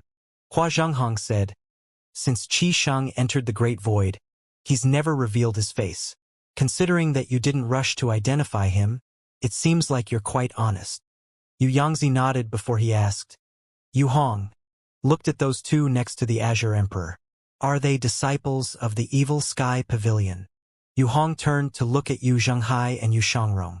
When he saw the former sect master of the Nether sect standing proudly next to the Azure Emperor, he trembled immediately. Sect master is just like before. He didn't change at all. At this time, Yu Hong recalled the sect master of the past who swore to conquer Great Yen. Yu Hong was in a daze. If he answered yes, he would be betraying his sect master. If he lied and said no, the consequences would be unimaginable. Yu Hong was in a dilemma. In the beginning, Yu Hong was unaware of Yu Yangzi's identity. When he was captured, he did not expect to face such a situation. What should I do? Yu Hong remained silent. At this moment, Yu Zhenghai suddenly said, I'm the sect master of the Nether sect, Yu Zhenghai. These words were like a stone that stirred up 1,000 waves. Everyone broke out in an uproar. Did this mean Yu Yangzi was telling the truth? Yu Hong did not expect Yu Zhenghai to admit to it so easily. He fell to his knees immediately. Yu Zhenghai said, A hero's origin isn't important. The Great Void recruits talents all the time. So what if I'm from the Golden Lotus domain, or if I'm the sect master of the Nether sect? Just like before, the crowd discussed animatedly among themselves. Indeed, it did not matter where they came from. The important thing was if they were really involved in a conspiracy to overthrow the 10 halls. Xianxia said, Lady Hua said that since Commander Qi Sheng joined the Great Void, he has never revealed his appearance. I have a way to handle this. Xianxia clapped his hand. A child walked out from the crowd, holding a painting in his hand. This is the portrait I asked someone to draw according to Si Wuya's likeness. I can't make this up. Once Commander Qi Sheng removes his mask, we'll have the answer. Everyone nodded. Swoosh! Xianxia tossed the painting scroll into the air. It spun and glowed. When it unfurled, it revealed the portrait of a scholarly man. He looked refined, confident, and calm. Yu Zhenghai and his fellow disciples looked over. There was no doubt the portrait was of Si Wuya. Xianxia looked at Qi Sheng with a gloating expression and said, Commander Qi Sheng, do you dare to remove your mask? Everyone looked at Qi Sheng in unison. They could only discuss the following issue once the identities are confirmed. Hua Zhenghong said, Commander Qi Sheng, if you're Si Wuya, the 7th disciple of the Evil Sky Pavilion, and you hid behind a mask and collaborated with your fellow disciples to put on a show of being captured to the Great Void, will you admit it? Someone shouted, We'll know once we remove his mask. That's right. Only those who have a guilty conscience don't dare to show their face. Everyone grew very lively. Who knows if he's using a disguise? Hua Zhenghong said, Don't worry. No one will be able to get away with using a disguise in front of me. Commander Qi Sheng, please. Xianxia smiled smugly. Hua Zhenghong was from the sacred temple. Her attitude today also showed that the sacred temple had begun to suspect Qi Sheng. Bai Zhaoju and Qi Sheng had a very good relationship, and he really wanted to help Qi Sheng. However, this was the Great Void, and there were also the other 2 emperors of the Lost Lands. Hence, he had no choice but to hold back for now and attack when necessary. All right, Qi Sheng replied calmly. He flew higher and looked around as he said, Since you want to see my face, I'll grant you your wish. He paused for a moment before he said with a sigh, I only hid my appearance because my face is really too handsome. I really don't want any trouble with women. Swoosh! Qi Sheng casually lifted his hand and removed the mask from his face. Then he faced the crowd with a smile. When Xianxia saw Qi Sheng's face, he frowned and exclaimed, Impossible! Yu Zhenghai was also inwardly shocked. He thought to himself, Zhang Aijian, no matter what kind of guesses the disciples of the Evil Sky Pavilion came up with, none of them had guessed Zhang Aijian. Zhang Aijian had died on Mount Halcyon to save Si Wuya, and Si Wuya had died to save Zhang Aijian. In just a blink of an eye, so many years had passed. Now that Zhang Aijian appeared alive and kicking in front of them, they could not help but wonder where Si Wuya was. If Zhang Aijian was alive, would that not mean that there was hope for Si Wuya? Yu Zhenghai's hands trembled slightly when he thought about these things. He had to suppress the excitement that threatened to show itself on his face. Under such circumstances, it was imperative that he acted as though he did not know anything. He had to suppress his emotions and calmly faced the matter in front of him. Just like Yu Zhenghai, the other disciples of the Evil Sky Pavilion had a tacit understanding. All of them acted as though they did not know what was going on. At this time, the crowd began to speak out one after another. They clearly don't look the same. Great Tao Saint Yu, are you sure you got the right portrait? It's too different. Are you Si Wuya? Anyone who was not blind could easily tell the person in the portrait was different from the Qi Sheng in front of them. Bai Zhaoju, Ling Weiyang, and Qi Biaonu also confirmed the person in front of them was not wearing a disguise. A hint of surprise flitted past Bai Zhaoju's eyes. After he adjusted his expression, he raised his voice and said, Xianxia, Commander Qi Sheng doesn't resemble the person in the portrait. How do you explain this? Since Bai Zhaoju had spoken, everyone looked at Xianxia, waiting for his explanation. Qi Sheng smiled and said, The person in the portrait is far less elegant than me. How can we be the same person? Xianxia and Hua Zhenghong. Some people were disgusted upon hearing these words. It's fine if you want to brag, but is this reason enough for you to wear a mask? Hua Zhenghong frowned slightly as she looked at Qi Sheng. No one knew what she was thinking. Nevertheless, It was clear that Qisheng did not resemble the person in the portrait. Facts spoke louder than words. In the end, she asked, "Yu Yangzi, what the hell is going on?" Yu Yangzi staggered back with an expression of disbelief on his face. When he calmed down, he suddenly shouted, "Even if he's not Si Wuya, what I said is the truth. They came to the Great Void with a huge scheme." Qisheng smiled slightly. "What scheme? Tell me?" "All of you want to enter the cores of the pillars of destruction to comprehend the Great Tao. When you become supreme beings, you want to overthrow the 10 halls. Beast tamer Yu Qi was killed by the evil sky pavilion," Yu Yangzi said. Qisheng spread his arms and looked around before he asked, "Everyone, didn't you come here so you have a chance of entering the core of the pillar?" Someone shouted, "Of course.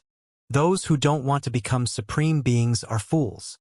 Who doesn't want to enter the core of the pillar?" "I'm not that hypocritical." Everyone expressed their opinions one after another. Qisheng shrugged his shoulders and looked at Yu Yangzi before he asked, "So, does this mean everyone has a scheme?" Yu Yangzi really could not figure out where he went wrong. Qisheng continued to say, "Apart from that, I'm really not from the evil sky pavilion. You can't pin Yu Qi's death on me." Yu Yangzi was briefly stunned. When he recovered, he pointed at Yu Zhenghai and said, "He's the first disciple of the evil sky pavilion, so he should know what's going on." Yu Zhenghai replied in a clear voice, "You're wrong. I don't know what's going on. And Yu Qi's death has nothing to do with me." "Oh, just because you say you have nothing to do with it, then I guess you really have nothing to do with it," Yu Yangzi said sarcastically. Qisheng shook his head and said, "I suspect you don't have an asshole." Yu Yangzi said indignantly, "Are you scolding me? What's wrong? I said you don't have an asshole. Since I said it, then that must be the case, right?" Qisheng said with feigned innocence. Everyone burst out laughing. In any case, the meaning was clear. Everyone could say whatever they wanted since there was no evidence. Qisheng said in a clear voice, "Just because you said there's a scheme, there's a scheme? What do you take the sacred temple and the 10 halls for? In any case, I, Qisheng, have done my best when dealing with matters regarding the Great Void. I've never done anything to let down the Great Void. Many years ago, the Temple Master came to the Endless Ocean thrice to meet the White Emperor. At that time, he expressed his desire to recruit talents. In hindsight, maybe I should have just stayed at the Lost Lands instead of coming to the Great Void to be humiliated." Following that, Bai Zhaoju chimed in a timely manner, "Qisheng, if you want to return, the door to the Lost Island will always be open to you." Yu Yangzi, Qisheng, and Bai Zhaoju's words were very impactful. Everyone, including those from the 10 halls, began to feel that Yu Yangzi was a treacherous person. Qisheng was not done.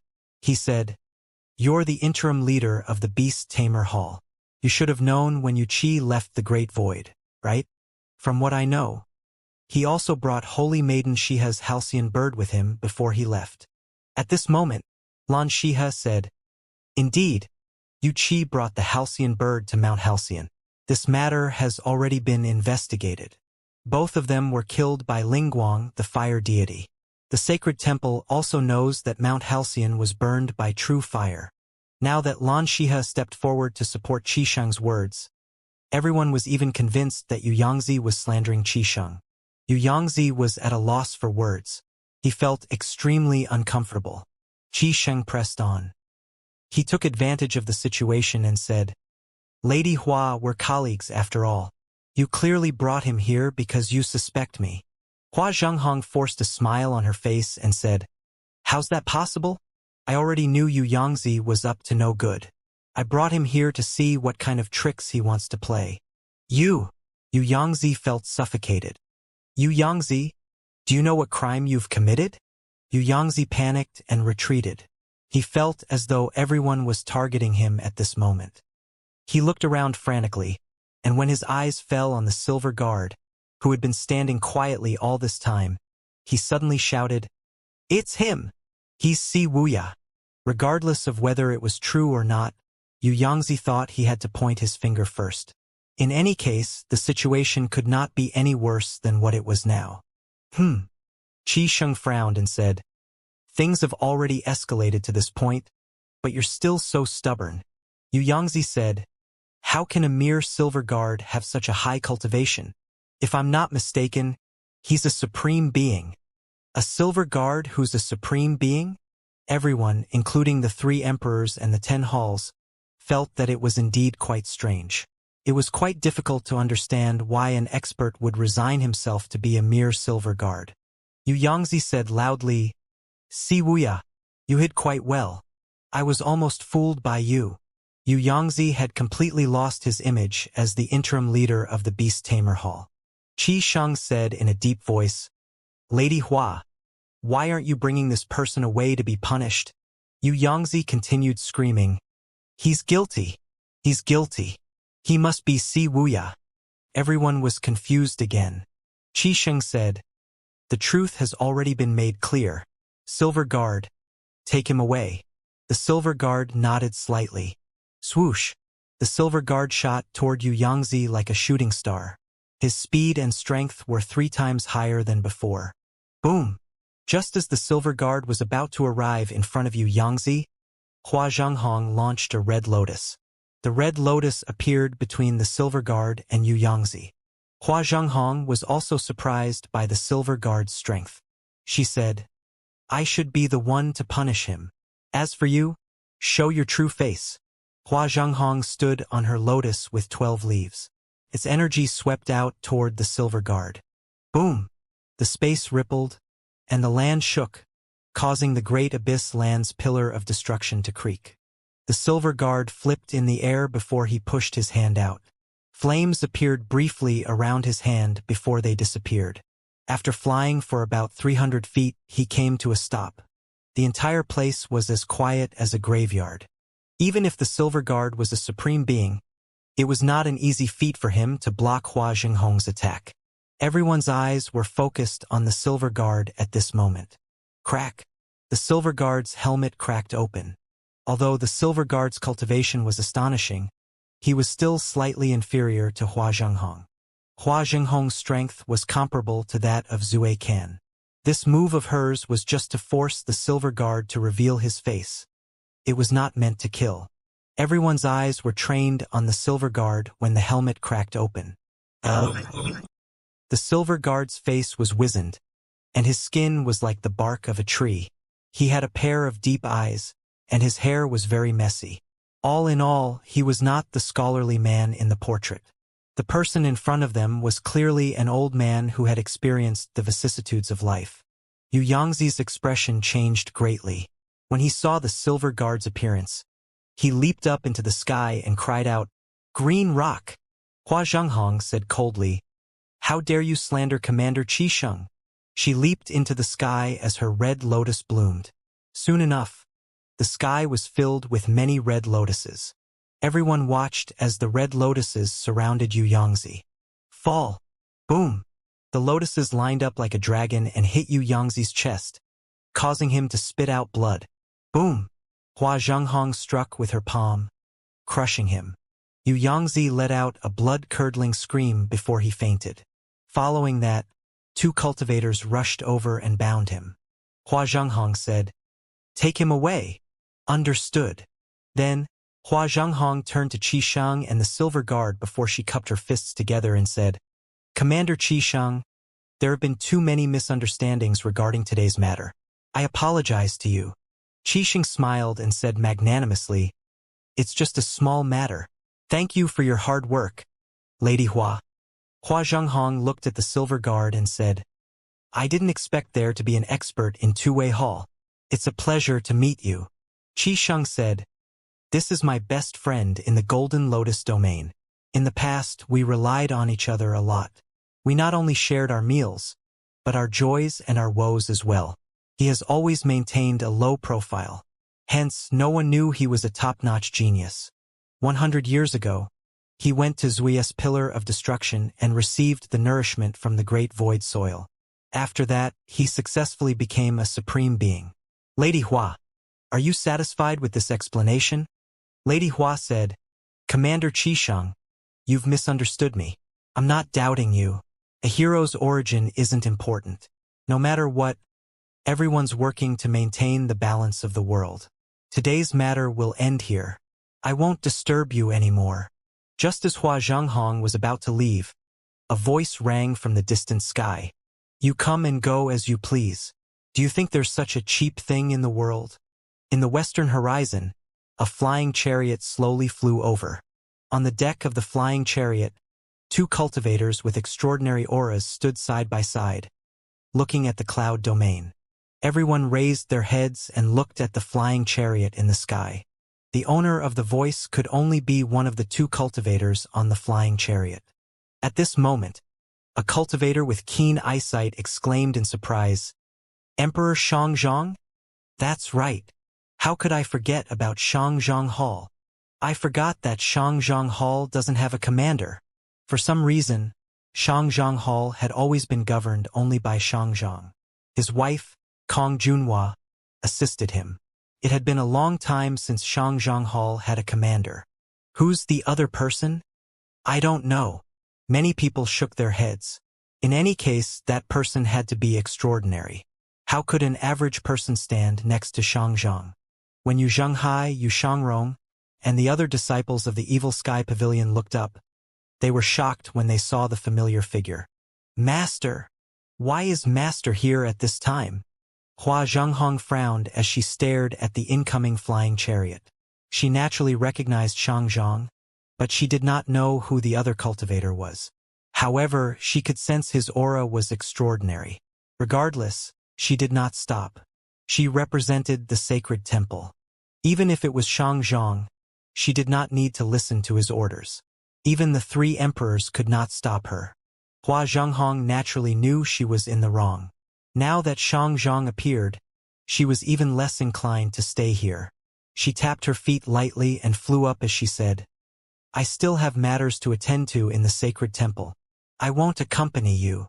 Just as Hua Zhenghong flew up, a light disk descended from the sky. The person who attacked was not Xianxia, but the cultivator next to him. His hands grew brightly as though he was holding the sun and the moon. The sun disk shone down on the land, pressing down on Hua Zhenghong with incredible force. Boom! Hua Zhenghong's expression changed slightly as she launched a palm seal. When the two forces collided, energy rippled out for 100 miles. Hua Zhenghong flashed away and lowered her altitude. She looked at the flying chariot and asked, Emperor Xianxia, what's the meaning of this? The flying chariot continued flying. Then, a thunderous voice rang from the flying chariot. Do you treat my words as a joke? Previously, after leaving Xuanyi Palace, Xianxia returned to Xianxia Hall with Little Yuaner. According to Lu Zhou's wish, Little Yuaner would be the commander of Xianxia Hall. Since Conk was going to participate in the commander's competition as well, Lu Zhou planned to let Conk come to the cloud domain with Xuanyi and Zhang He first. However, the plan changed due to the matter regarding the nihilist congregation, causing him to be late. In the end, he, along with his two disciples, came with Xianxia.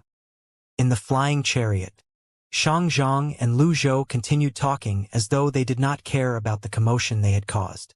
Xianxia said, The nihilist congregation has appeared. Lu Zhou nodded. Where are they? The Great Void is too vast, so it's difficult to pinpoint their whereabouts. I heard they're active in the sacred region. Sacred region?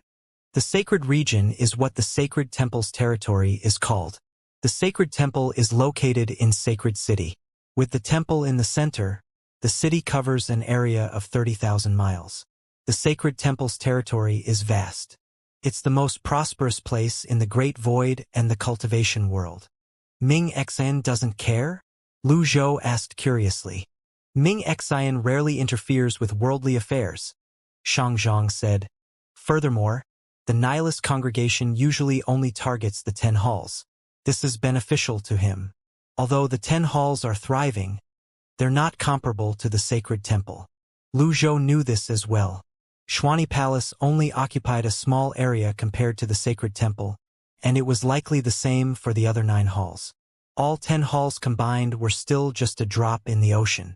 At this time, Xianxia said, We've arrived.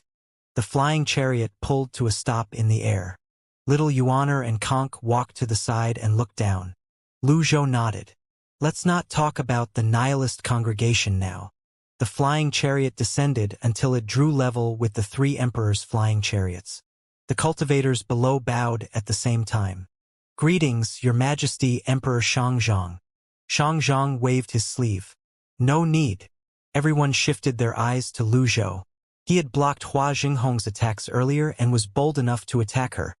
He naturally attracted everyone's attention. Since they did not know him, it was not appropriate for them to greet him. Qi Biaonu, the Scarlet Emperor, spoke first.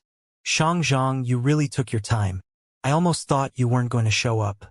Are you afraid your people will lose? Xianxia said. I was delayed by some trivial matters. How can I not show up for the commander's competition? Ling Weiyang, the Azure Emperor, looked at Lu Zhou with a hint of admiration. He said, since you're able to hold your ground against Lady Hua, why don't you introduce yourself? Lu Zhou did not reply. Instead, he flashed out into the sky and looked down at Hua Zhenghong before he said, I'm the master of the Evil Sky Pavilion. Everyone was shocked, especially Yu Yangzi, who had been slandering the Evil Sky Pavilion earlier. He had been looking for Yu Qi's murderer for so long, and he did not expect the murderer would show up today. Hua Zhenghong frowned. Her expression was solemn. The earlier exchange naturally displeased her. So he's the master of the Evil Sky Pavilion? I didn't expect his cultivation to be so high. The commander's competition this time is really exciting. Hua Zhenghong asked, why did you stop me? Lu Zhou was expressionless as he swept his eyes across Yu Yangzi, Ling Weiyang, Qi Biaonu, and Bai Zhaoju. After a moment, he said, you and Yu Yangzi slandered my Evil Sky Pavilion. Don't tell me I'm not allowed to defend myself. Hua Zhenghong said, that's Yu Yangzi's mistake, not mine. Moreover, the misunderstanding has been resolved. Just because you said it's resolved, doesn't mean it's resolved, Lu Zhou said. Hua Zhenghong did not know why the other party was so hostile toward her. Even if she had gone a little overboard with Yu Yangzi, she was one of the four supremes of the sacred temple. Even the three emperors did not rebuke her earlier, and yet, this unknown person spoke to her in such a manner. Lu Zhou continued to say, you're one of the four supremes of the sacred temple. You should set an example for the cultivators of the world. Since the Evil Sky Pavilion is innocent, you and Yu Yangzi should be rightly punished. Ha! Hua Zhenghong was genuinely shocked and confused that the other party dared to say such words. For a moment, she looked at Lu Zhou in a trance. Lu Zhou raised his voice as he said, are you going to use your status as one of the four supremes of the sacred temple to get away from your punishment? The cultivators below were in an uproar. Most of them nodded, agreeing with Lu Zhou. Due to their low status, they truly hated the way Hua Zhenghong did things. No one dared to criticize her if they were alone, but they had numbers on their side now. Moreover, someone had taken the lead to speak up first. With that, criticism began to pour out. That's right. Great Emperor Ming Xian once said that even supreme beings who break the laws have to be punished like the commoners. This is a rule of the Great Void. Yes, if everyone acts lawlessly like you, then everyone can go around bullying the weak. At this moment, Bai Zhaoju chimed in, Lady Hua, I think he has a point. You're one of the four supremes of the sacred temple. If you make a mistake, you should bear the consequences. You should lead by example. Otherwise, how do you think the world is going to view the sacred temple? Naturally, there were unspoken rules. However, like its name, it could only remain unspoken and would not be able to stand the scrutiny of the public. All of the old foxes present knew that those in high positions controlled the lives of those beneath them. It was just that one had to act according to the right situation and the timing. The situation right now was obviously not right. Hua Zhenghong was angry, but she could only suppress her anger. She cupped her fists together and said, Yu Yangzi and I are willing to apologize to the Evil Sky Pavilion. If apologies are useful, why do we need powerful forces to govern the masses? Then what do you suggest? Hua Zhenghong asked. Lu Zhou said in a deep voice, We'll consider this matter over after you receive 3 of my palm strikes. Everyone looked at Lu Zhou in surprise. Although they were complaining here, they did not expect Lu Zhou to really insist on punishing one of the 4 supremes of the Great Void. After all, for 100,000 years, those who dared to challenge the sacred temple all had miserable outcomes. They all shared one thought at this moment. Where did this person's confidence come from? All right. Hua Zhenghong nodded. With so many seniors present, Hua Zhenghong had no choice but to abide by the rules of the Great Void. Since she was wrong, she would naturally have to be punished. It was not too late to seek revenge later. Those who achieved great things knew when to bend and yield. Lu Zhou swept his gaze across the surroundings and saw the 3 flying chariots that were clearly different from the others. He naturally knew they belonged to the 3 emperors of the Lost Lands. With the trio around, he felt much more at ease. From a certain perspective, the emperors were also victims like the Unholy One in the ancient times. Although their views were not the same as the Unholy One, they still did not have a place in the Great Void for 100,000 years. To enter and return to the Great Void, the 3 emperors needed permission from the sacred temple. Based on this, one could see how strong Ming Xian's methods were. Hua Zhenghong returned to the center of the arena. Please. Lu Zhou was not in a hurry to act. Instead, he looked around before he said, "Before I strike, I'd like to get the ugly words out of the way first." "Please speak," Hua Zhenghong said. "In this world, no one who fights with me has had a good ending before. After the 3 palm strikes, I'm afraid your life and death would be unknown," Lu Zhou said. There were many big shots present in the cloud domain today. To be able to say such words, one had to be arrogant beyond imagination. To the others, it seemed like Lu Zhou did not even think much about the 3 emperors. Ling Weiyang, who heard Lu Zhou's words, could not help but shake his head. He turned to the side and asked in a low voice, "Has your master always been like this?" Yu Zhenghai and Yu Shangrong could not help but feel emotional when they saw their master again. However, due to the gravity of the situation, they could only suppress their joy and excitement. Yu Zhenghai replied in a low voice, "Yes." Ling Weiyang laughed. "Then, he's really lucky that he hasn't been beaten down." This, Yu Zhenghai felt slightly awkward and embarrassed, but he still said seriously, "What my master said is true. No one who fought him had a good outcome." Yu Shangrong did not forget to chime in. "Many pretentious powerhouses were killed by my master with just 1 palm strike." Ling Weiyang did not easily trust others, but he had grown to trust Yu Zhenghai and Yu Shangrong. Moreover, when he thought back about his previous fight, his heart skipped a beat. He wondered why such a figure only appeared in the Great Void now. Hua Zhenghong smiled and did not take Lu Zhou's words to heart. She was one of the 4 supremes of the sacred temple. Even if it was a divine emperor, she was still confident she could defend herself for a while. Furthermore, the person in front of her did not look like a divine emperor. Finally, she said, "If you're really so capable, I'd like to experience it myself. No matter what the outcome is, I'll be responsible for it." "All right." Lu Zhou's eyes burned with soul-stirring power at this moment. Swoosh! Lu Zhou suddenly flew into the air. As he looked down from above, he raised his hand. Following that, a large amount of primal chi began to converge. Everyone could feel how powerful the palm strike was going to be even before Lu Zhou struck. "Retreat," someone said. "Retreat again." The cultivators retreated about 3,000 feet back to prevent being accidentally injured.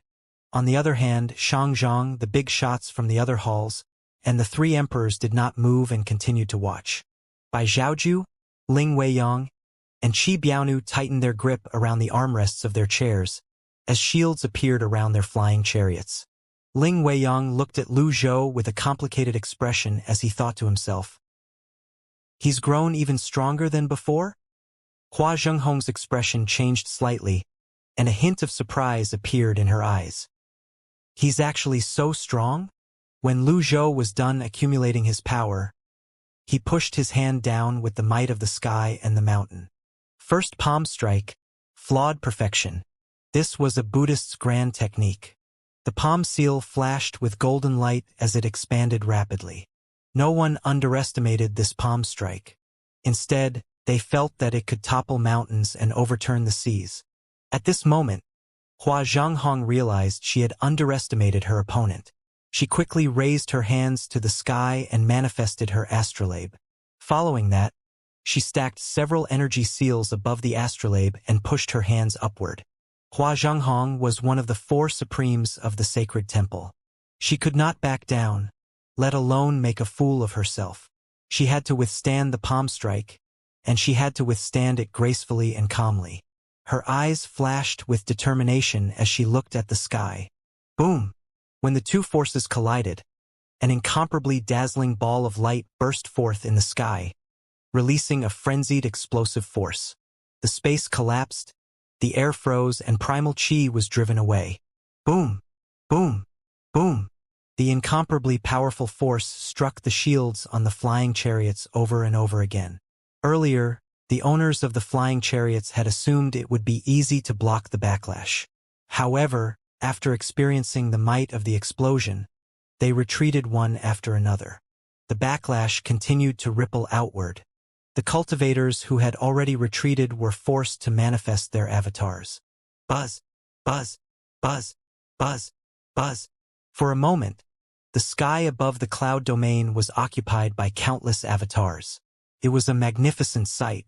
The ball of light stayed in the sky for a long time before it finally dissipated. The cultivators from the 10 halls resisted much of the shockwaves generated by the collision. When everything finally calmed down, "Where's Lady Hua?" Hua Zhanghong seemed to have disappeared. Everyone looked at each other with bewildered and shocked expressions on their faces. The eyes of the 3 emperors of the Lost Lands flashed as they searched their surroundings. Even Xianxia, who had seen Lu Zhou in action, did not expect the palm strike to be so powerful. Lu Zhou stood in the air and looked down with a calm expression on his face. Only he alone knew Hua Zhanghong had fallen. She had fallen down to the great abyss land. While everyone was still searching for Hua Zhanghong, a figure shot up into the cloud domain from down below. Then, someone pointed at the figure and shouted, "Lady Hua! Lady Hua! What happened?" Everyone looked closely. Hua Zhanghong's clothes were slightly tattered, and her hair was disheveled. At this moment, she could not even conceal the shock she felt. As she flew back to the center of Cloud Domain's arena, her body trembled slightly. She stabilized herself. After all, this was just the first palm strike. She stared at Lu Zhou unblinkingly. After a long while, she finally said, You are the master of the Evil Sky Pavilion." This question was to confirm and to remember the person in front of her. Lu Zhou looked down at Hua Zhanghong and said, "Yes." Hua Zhanghong nodded. "I'll remember you. I was careless earlier and let you get the upper hand. Please continue with your second palm strike." Everyone discussed animatedly among themselves. They did not know if Hua Zhanghong was telling the truth. All they knew was the palm strike was so powerful, and it was amazing that she was brave enough to face the second palm strike. Lu Zhou nodded slightly. The palm strike earlier contained a large amount of divine power and a little bit of the divine Tao power. He was rather satisfied with its power. This time, Lu Zhou pushed his hand down. Space and time seemed to glitch as a vortex formed in his hand. This time, the palm strike contained all of Lu Zhou's divine Tao power. The divine Tao power was the great Tao, and the great Tao and its laws were absolute. Being able to control the laws meant that one could control life and death. The vortex seemed to be pulling the powers of the laws in the surroundings into it. The energy it generated was not as violent as before, and the space only rippled. "Retreat!" Bai Zhaoju pushed his hand out. A halo appeared, and his flying chariot flew 300 feet back. Ling Weiyang and Qi Biaonu, who were startled by this, reacted quickly and retreated as well. Shang Zhang followed suit. One by one, the other 9 halls retreated as well. The cultivators from the various forces could sense something was amiss based on the big shot's reactions, so they quickly called out, "Retreat! Retreat! Retreat a little further." Even if they were just watching the battle, they had to be careful. At this time, Someone complained, "I came to watch the commander's competition, not to watch supreme beings fight. Isn't it good to watch supreme beings fight? Do you know how rare this is? I'd rather not watch if it means I'd lose my life." At this moment, Hua Zhenghong could no longer control her expression. It changed drastically. This is bad. She could sense that all of the powerful laws she could recognize had been absorbed by the palm strike. Red lotuses bloomed beneath her feet.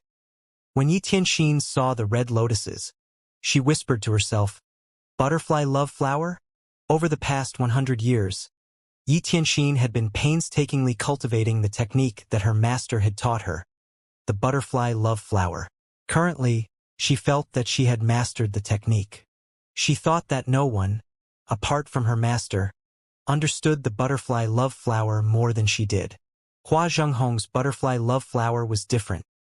It seemed a little more messy and fierce, but she still recognized it. The lotuses fluttered in the sky like butterflies in all directions, mending the shattered space. "Laws? Your palm strike is useless against me." Hua Zhenghong mobilized almost all of her strength and imbued them into the lotuses. Second palm strike, the Taoist's 9 cuts hand seals. The 9 cuts hand seals, imbued with the laws, fell down consecutively. When the 9 seals drew close to Hua Zhenghong, she suddenly realized that something was very wrong. Then, she discovered that time seemed to be flowing backward. Then, she felt her lotuses wilting and her strength decreasing. How's this possible? If the opponent's comprehension of the laws were deeper than hers, she would lose. Hua Zhenghong struggled to break free. She knew for sure she would not be able to withstand this palm strike. She roared inwardly, "Move! Hurry up and move!" When time recovered, the 9 cuts hand seals had already arrived in front of Hua Zhenghong. Boom! Boom! Boom! Boom! The first 4 seals destroyed the lotuses that were half wilted. Boom! Boom! Boom! Boom! Boom! Then, the following 5 seals landed on Hua Zhenghong's chest one after another. Blood splattered in the sky. Under the sun, the droplets of blood looked like dazzling red beads. Swoosh! Divine soul pearl! Hua Zhenghong's divine soul pearl flew and circled her. A buzzing noise rang out as her astrolabe appeared. Swoosh! A translucent figure shot out of Hua Zhenghong's body. Its face was filled with wrinkles, and as soon as it appeared it let out a low and mournful scream. Then, its chest was pierced by the powerful force of the laws before it dissipated. Puppet slave technique? Hua Zhenghong, one of the 4 supremes of the sacred temple, actually uses a puppet? Unbelievable! A shadow appeared from Hua Zhenghong's body. The shadow's face was full of wrinkles, and it let out a low and mournful scream. Then, it was pierced through the chest by the powerful law energy and disappeared into the world. A puppet slave? Hua Zhenghong, one of the 4 paragons of the sacred palace, actually knows how to use a puppet slave? Unbelievable! If it weren't for this puppet, that palm strike would have destroyed her light disc. A light disc contains 300,000 years of life. Isn't that palm strike too powerful? He's too strong. His cultivation is much higher than the 4 supremes of the sacred temple. The 3 emperors and Xianxia's expressions were solemn. The palm strike contained the power of a divine emperor. As everyone was immersed in watching the fight, Xianxia suddenly flew toward the green rock with a loud whoosh. At this time, there was only one thought in Xianxia's mind: run. Who could withstand that palm strike? Moreover, there were 3 of them. Xianxia leaped onto the green rock's back and shouted, "Go! Go! Go!" Lu Zhou said tonelessly, "We already have an agreement. I'm afraid I can't let you break it." Buzz! Lu Zhou flipped his hand, and unnamed in the form of a bow appeared. Void grade. It's actually a void grade weapon. I haven't seen an expert of this level for a long time. I really didn't come here in vain. Lu Zhou pulled the bowstring back as an energy arrow appeared. The energy arrow was imbued with a large amount of divine power. the blue avatar in Lu Zhou's Dantian Sea of Qi spun, pushing out divine power.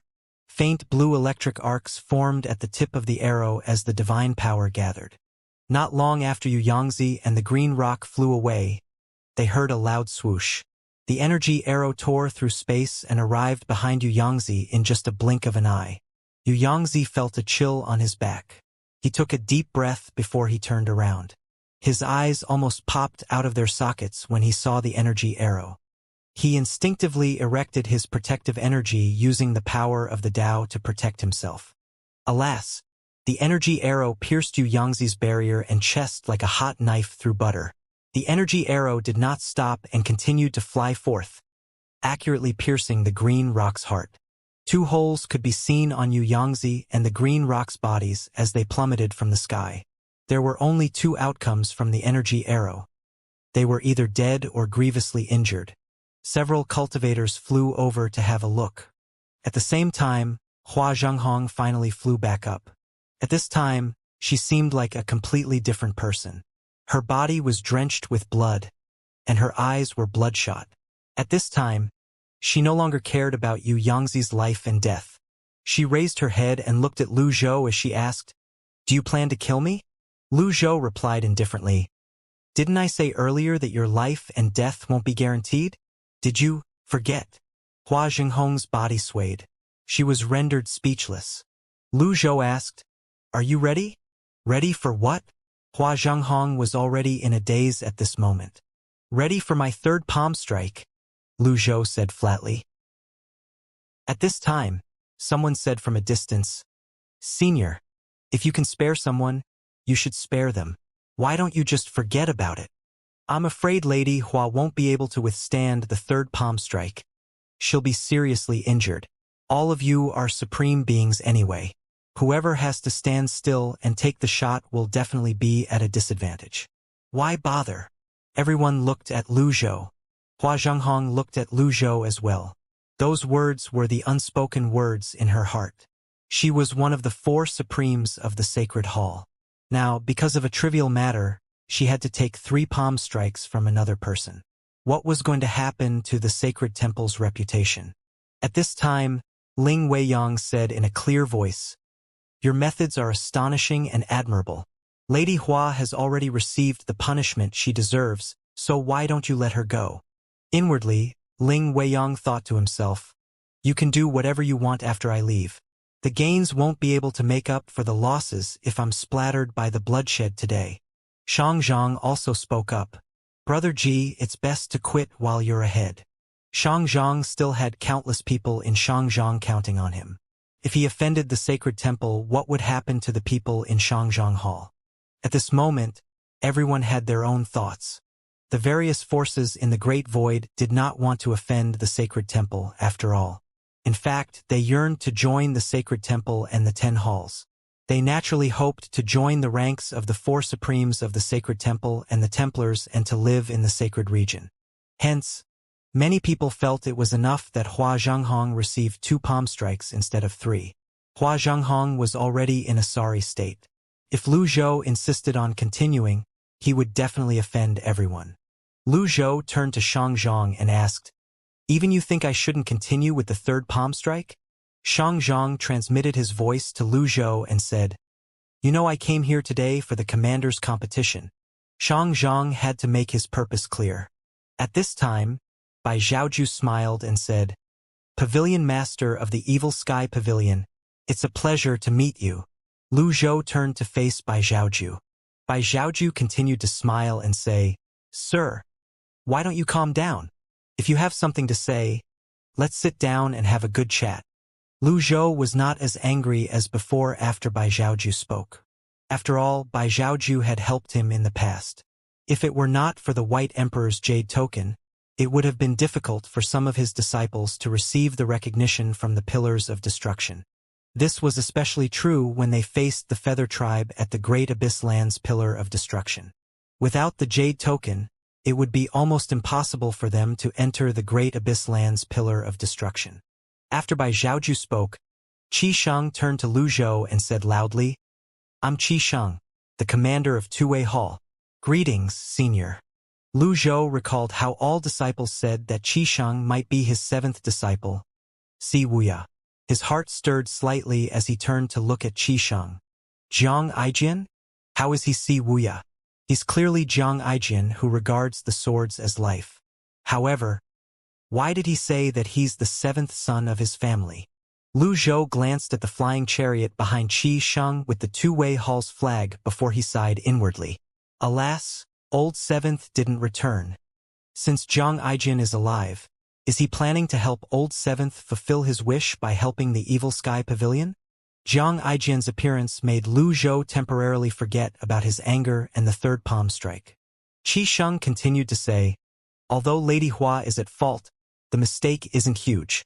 The Great Void is in need of talents, and Lady Hua is also the talent that Great Emperor Ming Xian values most. I hope old sir will forget about this matter for my sake. For your sake. Lu Zhou raised an eyebrow. Qisheng nodded. He continued to say with a smile, after all, I'm now the commander of Two-Way Hall. In terms of ability, talent, and appearance, I'm top-notch. The Great Emperor trusts me a lot. I promise there'll be no trouble after today's incident. Then, he immediately turned to Hua Zhenghong and asked, Lady Hua, you won't be so petty as to seek revenge over such a trivial matter, right? Hua Zhenghong could barely control her expression. She thought that Qisheng was really strange. He was sometimes serious and sometimes rebellious. She really did not understand how such a person could gain the trust of Ming Xian and Bai Zhaoju. After a brief moment, Hua Zhenghong scoffed and said, I'm not a petty or vengeful person. Qisheng nodded with a satisfied expression and asked Lu Zhou, what do you think, old sir? Everyone's eyes were trained on Lu Zhou. Now that the three emperors, Shangzhong and Qisheng took turns to plead for Hua Zhenghong, they were looking forward to Lu Zhou's response. Lu Zhou flew back to his original position and looked down at Hua Zhenghong before he asked in a deep voice, Hua Zhenghong, are you ready? Hua Zhenghong's heart trembled, and she instinctively took a step back. Her puppet had already been destroyed by that terrifying force earlier. If she had to take another palm strike, the consequences would be unimaginable. Everyone was shocked. They did not expect Lu Zhou would do this. Ling Weiyang, Bai Zhaoju, and Shangzhong shook their heads helplessly. Lu Zhou glanced at the trio. These old geezers didn't want to get involved in the matters of the Great Void 100,000 years ago. Now, they still refuse to get involved. How can I let them have such an easy time? If there's a burden, everyone should shoulder it together. How can I let go of such a good opportunity to drag them through muddy waters? Qisheng opened his mouth to persuade Lu Zhou again. However, the silver guard flashed to his side and shook his head slightly before he said in a low voice, it's useless. Respect his decision. Okay. Then the duo returned to their flying chariot. The silver guard said, stand behind me. Qisheng said, you really look down on me. Are you afraid my handsome face will cover up your brilliance? At this time, Lu Zhou had already raised his hand. He said clearly, I've always done what I said I'd do. Those who dare to stop me will be my enemies. An item card appeared in Lu Zhou's hand. This was the precious Deadly Strike card he had obtained after killing Zue Kan and the ancient Frost Dragon. It was equivalent to a powerful strike from the Unholy One. Hua Zhenghong's expression was a mixture of shock and anger. She gritted her teeth and said, I'll receive your third palm strike. Then, Hua Zhenghong brought her lotus out. She did not hesitate when she slashed the artery on her wrist, dripping the blood on her lotus seat. When Ling Weiyang saw this, he shook his head and said, why bother? Bai Zhaoju sighed. Blood sacrifice to the red lotus. It'll take her 3 to 5 years to recover after using this move. Qi Biaonu looked at Lu Zhou and said, I really didn't expect there to be an expert like him outside of the Great Void. How rare. Ling Weiyang turned to look at Qi Biaonu. In order to avoid being overheard, he asked through voice transmission, don't tell me you don't find him familiar? HM? Familiar. Qi Biaonu did not understand Ling Weiyang's words. Ling Weiyang replied, well, I'm not sure either. Just watch carefully. Regardless, I don't think the three of us will be able to wash away this muddy water. When the fresh blood dropped on the red lotus, a bright red light illuminated the entire cloud domain immediately.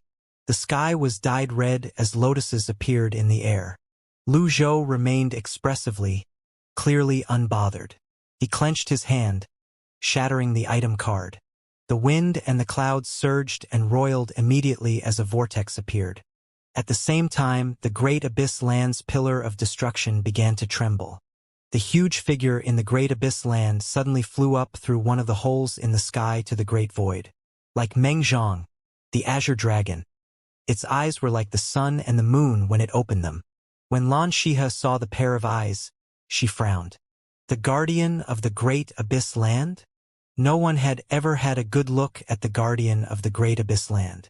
They only knew it was one of the most powerful fierce beasts in the world today. At its peak, it was not any weaker than the four divinities of heaven. It was comparable to an ancient creature. Lu Zhou looked up at the thing circling the sky expressionlessly and said, "This isn't a place for you. Before I change my mind, you better get lost." Lu Zhou could use the deadly strike card on the gigantic beast, but he had a better use for it. Moreover, it was not necessary. The gigantic beast let out a low whimper in the sky. It circled the sky a few times before it returned to where it came from. It was not a fool after all. It was better to avoid trouble in the great void. Before long, it vanished from everyone's sight. The three emperors were surprised. Who was the person in front of them that he could easily get the gigantic beast to leave with just a few words? Hua Zhenghong was determined to block the third palm strike. She mobilized all her energy and used everything she had learned in her life. The vortex in the sky churned with unprecedented power. When the power reached its peak, forming a palm seal, Lu Zhou said, "Third palm strike." The Confucian's expansive heavenly energy. Vitality energy from the expansive heavenly energy permeated the air in the cloud domain as it shot out and tore through space. Vitality surged violently in the air. The 10 halls and the other cultivators did not let down their guards and raised their defenses immediately. At the same time, the 3 emperors' flying chariots retreated again. Boom!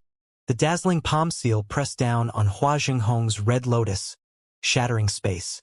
The wind and the vitality grew even more violent as they swept through the entire place.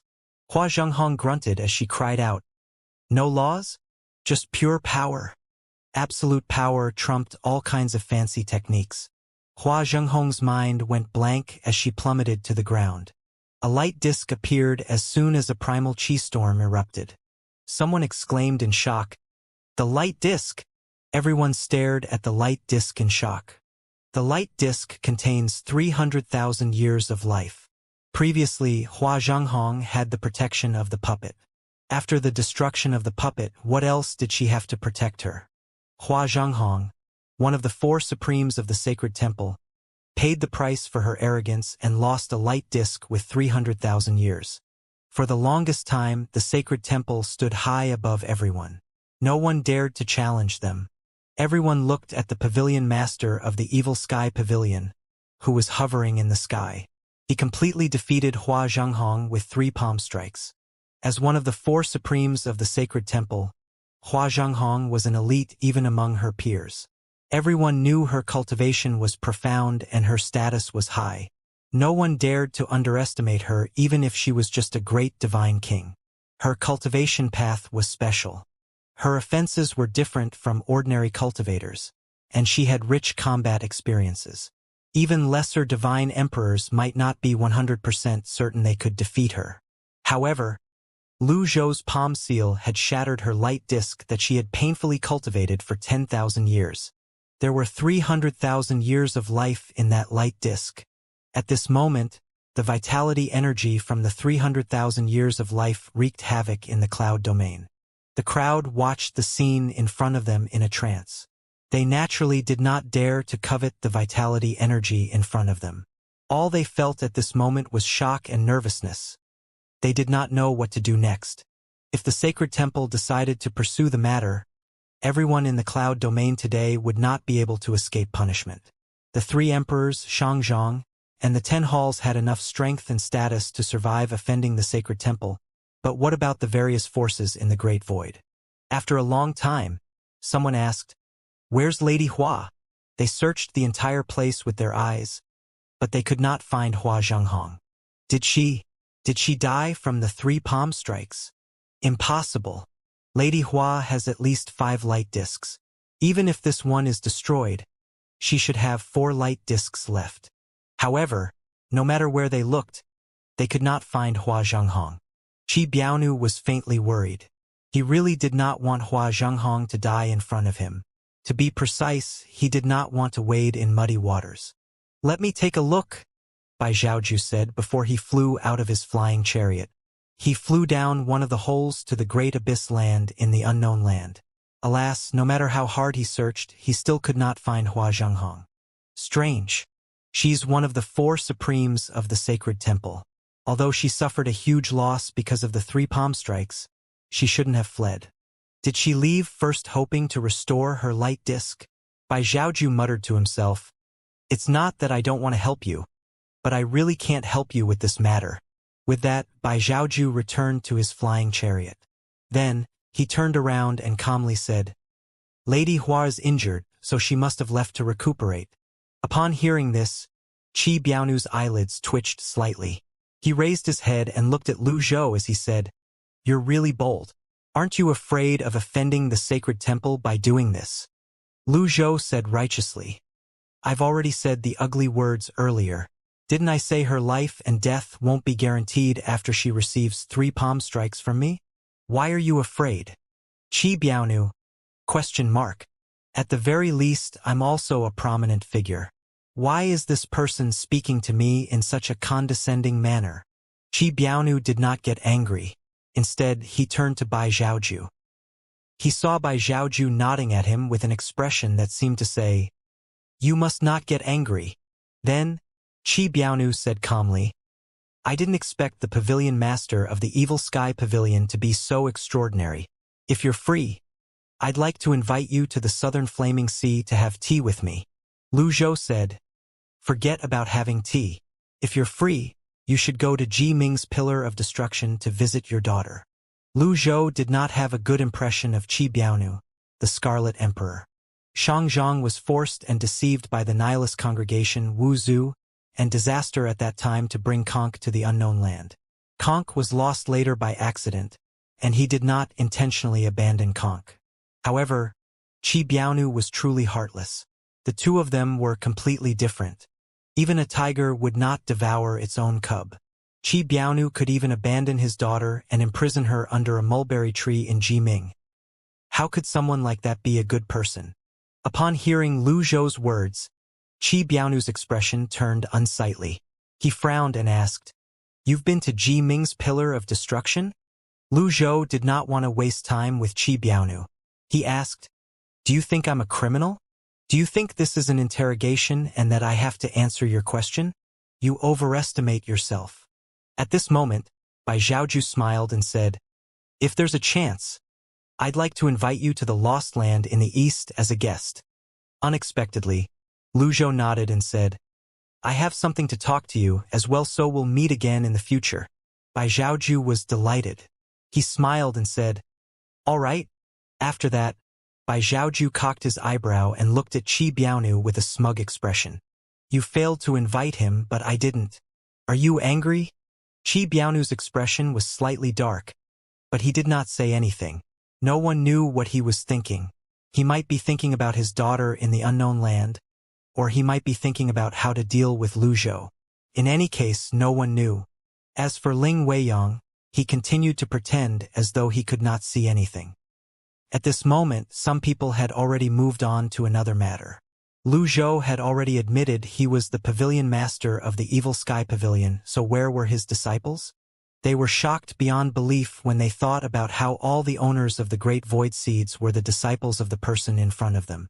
However, the majority of the cultivators were still in a daze, wondering where Hua Zhenghong had gone.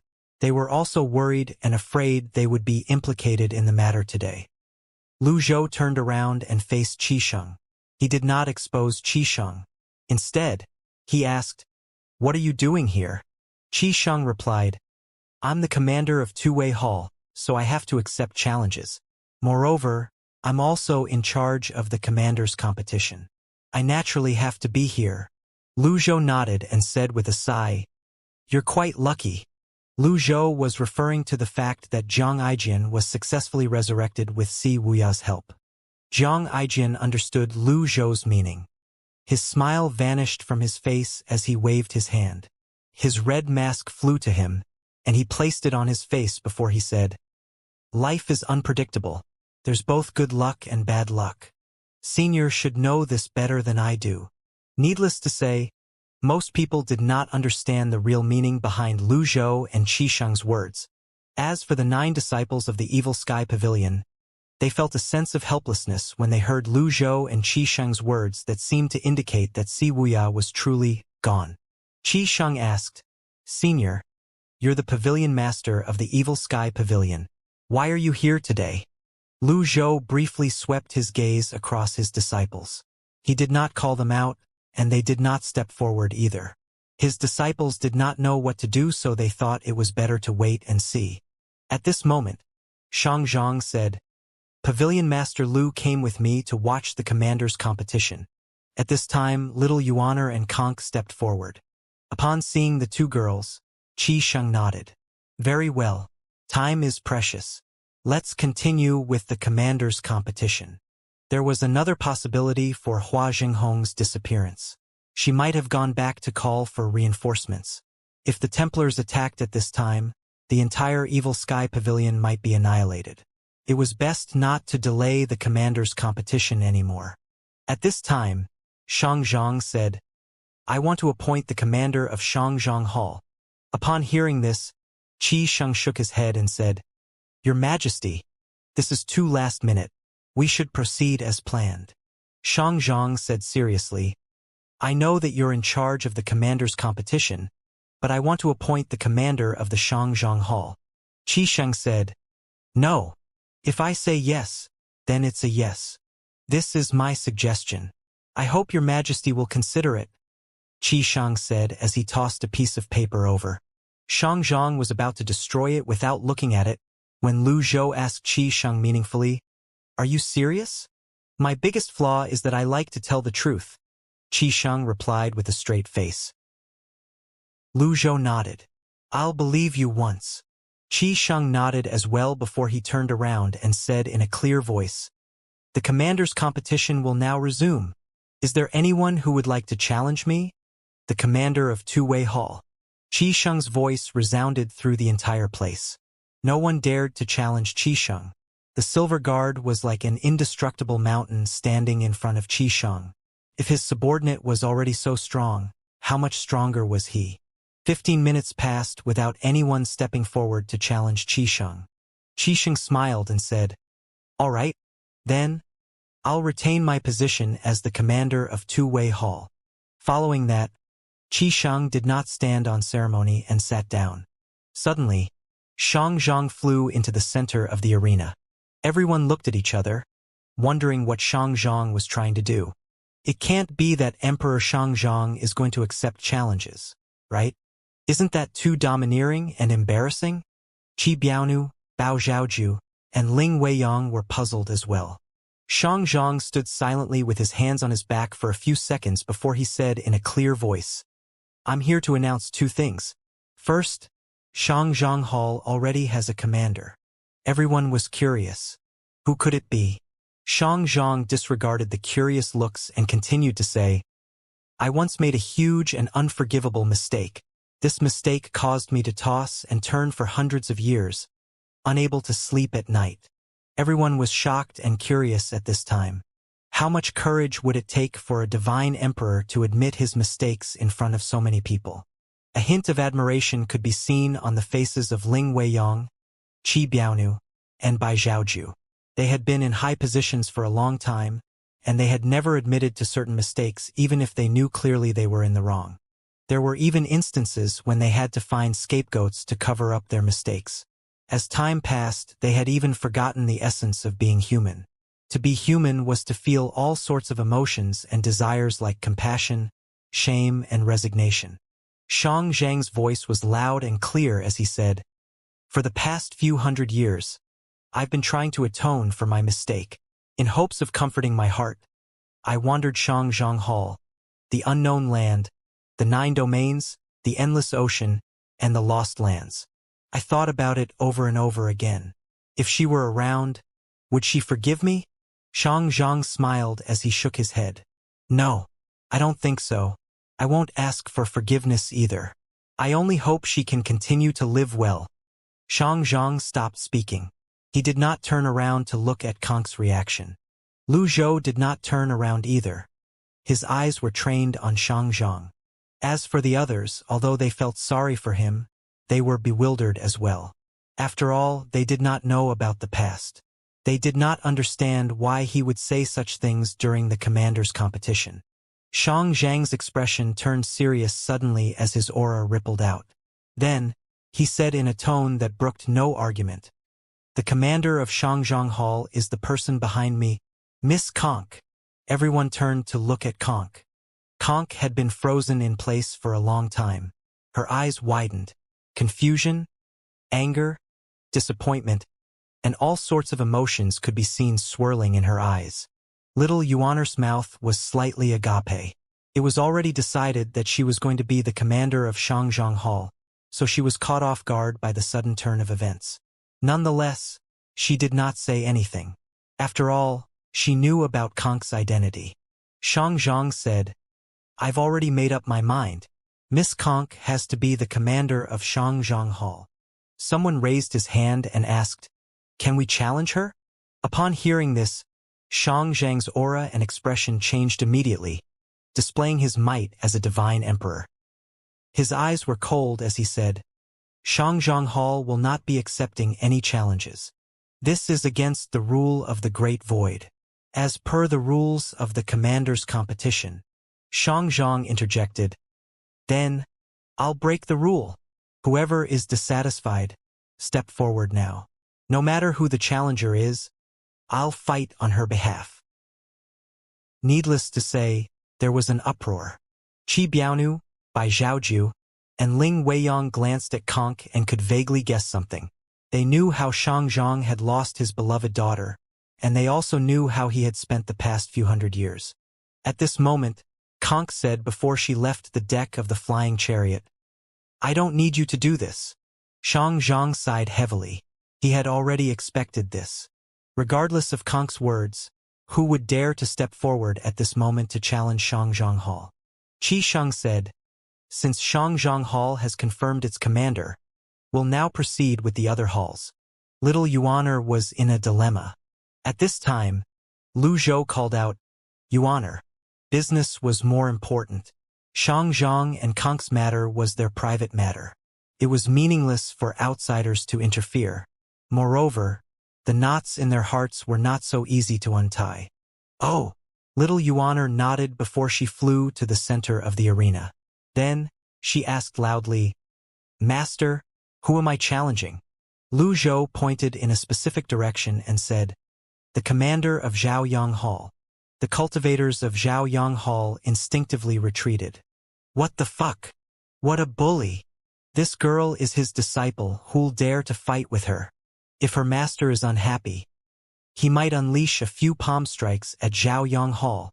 What should we do?" The commander of Zhaoyang Hall felt like crying at this moment. We can only blame this on our bad luck. There's no justice at all. If we think about it from a different perspective, it's not a bad thing that the disciple of such an expert is the commander of our Zhaoyang Hall." Upon hearing this, the eyes of the commander of Zhaoyang Hall lit up immediately. Then he said decisively, "I admit defeat. Zhaoyang Hall acknowledges her as its new commander." Everyone, the crowd did not know how to react for a moment. This year's commander's competition was different and filled with excitement, but the battles for the competition itself made them feel hopeless, helpless, and bored. These people were undoubtedly powerful, but could they not at least pretend to go through the proper process? Why are they choosing someone so directly? What was the point of the commander's competition then? "Very good." Lu Zhou nodded. Qi Shang said, "Continue." At this time, Ming Shirin smiled and said, I want to challenge Changyu Hall. Following that, Duanmu Shang said, I choose Xuanyi Palace. The people from Changyu Hall shook their heads helplessly when they saw the challenger was the Scarlet Emperor's subordinate. How's this still a challenge? You might as well say you want to rob the position. At the same time, Zhu Honggong thought to himself that things were not looking good. The cultivator next to him said, Mr. Zhu, at this point only Shihe Hall is left. You need to challenge Shihe Hall's Holy Maiden. Originally it was called Chongguang Hall. Emperor Chongguang fell 100,000 years ago and has been without a master since. Since before, the Holy Maiden has been regarded as Emperor Chongguang's successor. If you defeat her, you'll essentially be the master of Chongguang. Zhu Honggong's expression was very unsightly at this moment. He said in a low voice, So much nonsense. Can I withdraw from the competition? Ah? Withdraw from the competition. I don't want to be a commander anymore, Zhu Honggong said. Although this year's commander's competition was very exciting, there was no suspense and it was boring. Everyone could already guess most of the results. They shook their heads and sighed helplessly. People fantasized about climbing up from the bottom, passing certain tests, and entering the world of the elite to live a better life. However, in the end, they discovered that the rules were just games to those in high positions. There was no chance for anyone to compete for the positions of commander. Just Shang Zhang, Qi Biaonu, Bai Zhaoju, and Ling Weiyang had taken up 8 places. Then, both Qi Shang and Lan Shihe continued to maintain their positions. With these, there was no place left for the others. Zhu Honggong kept shaking his head. No matter what, I don't want to be a commander. Whoever wants to be a commander can go ahead and issue a challenge, but I definitely won't issue a challenge. I'm afraid that won't do. The Temple Master has already requested you to take the position of commander. If you don't go, I won't be able to explain it to the Temple Master. The Temple Master has said repeatedly that you must take the position of commander, the cultivator said. Zhu Honggong scratched his head. Does the Temple Master think so highly of me? Well, in the entire Great Void, there are very few people the Temple Master thinks highly of, and you're one of them. Moreover, you're also handsome and elegant. Such an important task can only be entrusted to you, the cultivator said. Zhu Honggong could not help the proud expression that appeared on his face. He laughed until his eyes could not be seen. Finally, he said, Your words are truly pleasant to the ears. Although they're just words of flattery, they sound very sincere. You have a bright future ahead of you. Humans were all the same. They like listening to good words. Contrary to the cultivator's expression, Zhu Honggong's smile suddenly vanished from his face. His gaze changed as he said, Although you're very sincere, I'm not a fucking fool. Goodbye. After saying that, Zhu Honggong turned around to fly away. At the same time, Stop. Zhu Honggong's body stiffened immediately as he thought to himself in despair. This is bad. It's over. Although I'm standing in such a hidden place, I was still seen. At the same time, everyone was confused and turned to look at Lu Zhou, who had just said, Stop. Zhu Honggong turned around with a fake smile on his face, as he said awkwardly, Master. As long as they were not fools, everyone could already guess that the owners of the Great Void Seeds were Lu Zhou's disciples. Qi Biaonu and Ling Weiyang seemed to have figured out a lot of things as well. They turned to look at the owners of the Great Void Seeds behind them with inscrutable expressions on their faces. Qi Biaonu and Ling Weiyang remembered the huge incident when the last batch of Great Void Seeds was lost. At that time, they had already left the Great Void, so they did not know much about the situation. However, they knew it was not an easy feat to steal all 10 Great Void Seeds under the noses of the Sacred Temple and the 10 Halls. After the Great Void Seeds were lost, the 10 Halls dispatched their respective experts to search the 9 domains for the Great Void Seeds, but they did not find anything. In the end, they could only wait passively for them to reappear. Who knew if it was a coincidence or not, but the 10 Great Void Seeds were all in place now. Ling Weiyang said to Qi Biaonu and Bai Zhaoju through voice transmission, I have a feeling that something is amiss. You don't have to say it. I've already sensed it, Qi Biaonu replied. Ling Weiyang said, if all of this is intentionally arranged by the sacred temple, I'm afraid we've all become pawns. Qi Biaonu scoffed coldly and said, from the very beginning, I've already sensed something was amiss. The sacred temple is too indulgent with the 10 halls. Although the pillars of destruction at Dunzang and Shifenruo have collapsed, the sacred temple that always prioritized the balance doesn't seem to care at all. Moreover, after the great void seeds reappeared, the temple doesn't seem to care as well. In any case, they're wrong if they think they can turn me into their pawn. Ling Weiyang smiled. I remember you weren't like that when you left the great void 100,000 years ago. By Zhaoju's side, we've already come this far. We can only take things one step at a time now. Put aside everything else. I believe in them. Them? Qi Biaonu asked. Bai Zhaoju casually pointed and said, don't you think they're all very special? As soon as Bai Zhaoju's voice fell, Zhu Honggong laughed sheepishly and said, I don't want to be a commander. I don't think I'm cut out for it. I should give the position to someone else who's more talented. Holy Maiden Shiha is very capable. In my opinion, she should continue being the commander of Shiha Hall. Ling Weiyang and Qi Biaonu looked at Bai Zhaoju in unison. I don't know about the others, but this one is really special. How did he get the great void seed? Are the heavens blind? At this time, Lan Shiha rose to her feet. She looked at the sky and said, Pavilion Master Lu, we haven't seen each other for many years. You're much stronger than before. An uproar broke out following Lan Shiha's words. They know each other? Lu Zhou looked at Lan Shiha. He could sense that her aura was much stronger than before, so he said, likewise. Lan Shiha flew out to the center of the arena and said, ever since I joined Chongguang Hall, I've encountered many disasters and hardships. My cultivation path is also bumpy. Thanks to the care of the 10 halls and the sacred temple, Chongguang Hall's name has been changed to Shiha Hall. In everyone's eyes, I'm Emperor Chongguang's successor, and I'll definitely become the master of Shiha Hall. Everyone nodded as they listened. After all, she was stating facts. Nonetheless, I'll abide by the rules of the Great Void and accept challenges, Lan Shiha said. Upon hearing this, Qi Shang said loudly, the positions in the other 9 halls have been taken. This is your last chance. Don't miss it. No one moved. Look at this brat trying to fool us. The various forces were in awe of the Holy Maiden. Challenging her was tantamount to committing suicide. The cultivators of the 10 halls knew how powerful Lan Shiha was, so they naturally did not dare to step forward. Time passed by slowly, and no one stepped forward. Finally, Qi Sheng turned around and asked Zhu Honggong, what are you waiting for? Zhu Honggong. Qi Sheng continued to say, stop looking around.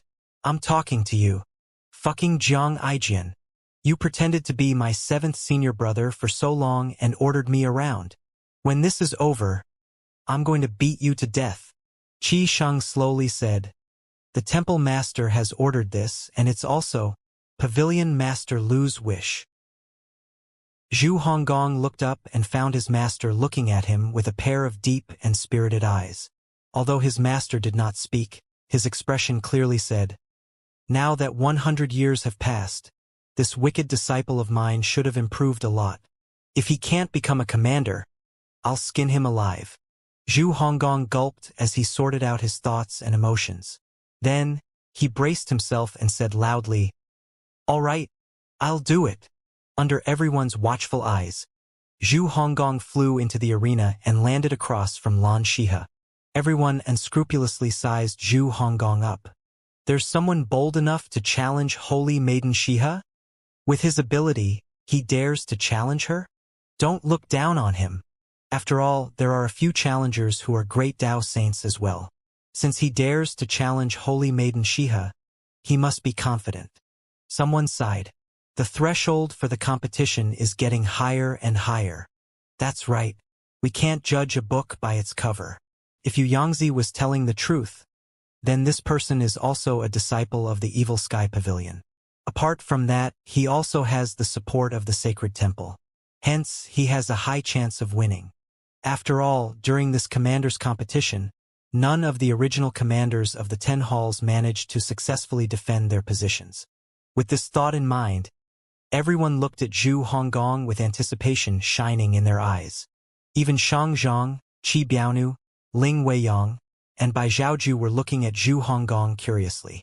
Finally, Zhu Honggong straightened his back. His aura seemed to have changed completely as he said, "Holy Maiden Shiha, I challenge you." Lan Shiha nodded with an expression of approval and said, "It's my honor."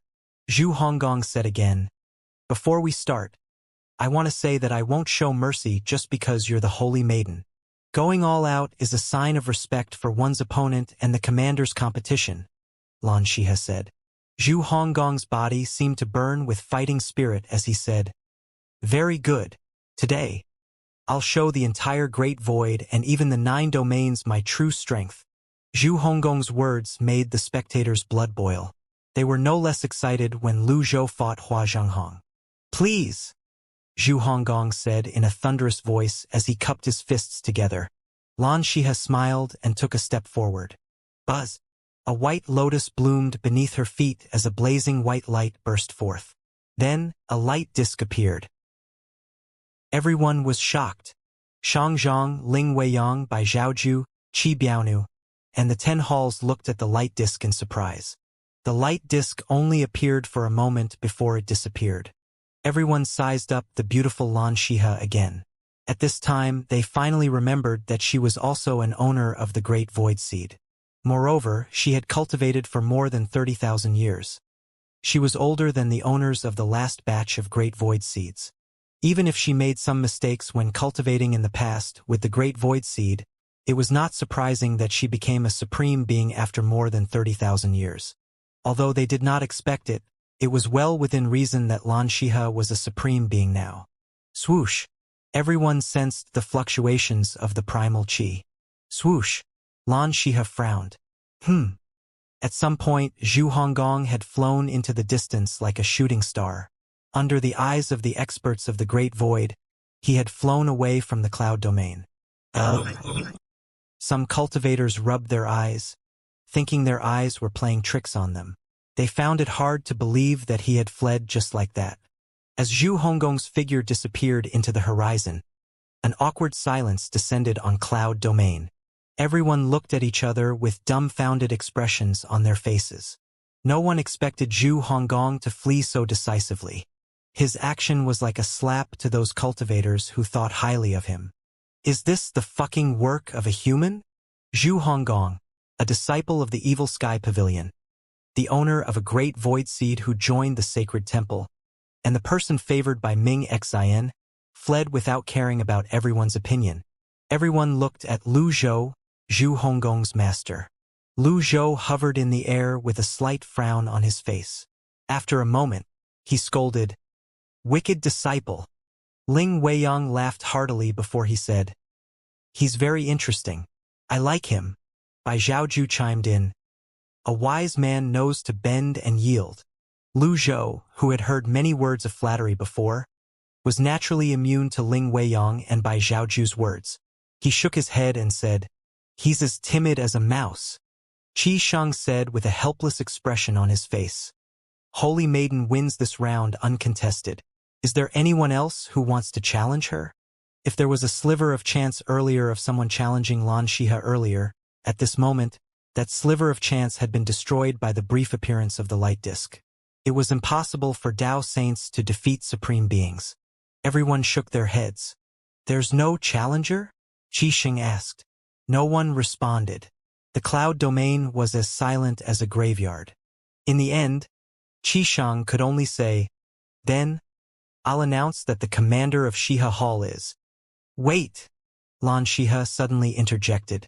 Qi Shing asked, puzzled, "What's wrong?"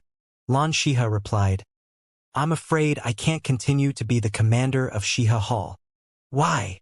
Qi Shang was even more puzzled. Everyone discussed animatedly among themselves as well when they heard Lan Shiha's words. "According to the rules, with my strength and ability, I'm qualified to be the hall master of Shiha Hall, Lan Shiha said calmly. Qi Sheng frowned. You want to be the hall master? Do you think I'm not qualified? Lan Shiha asked in return. No, Qi Sheng said with a smile.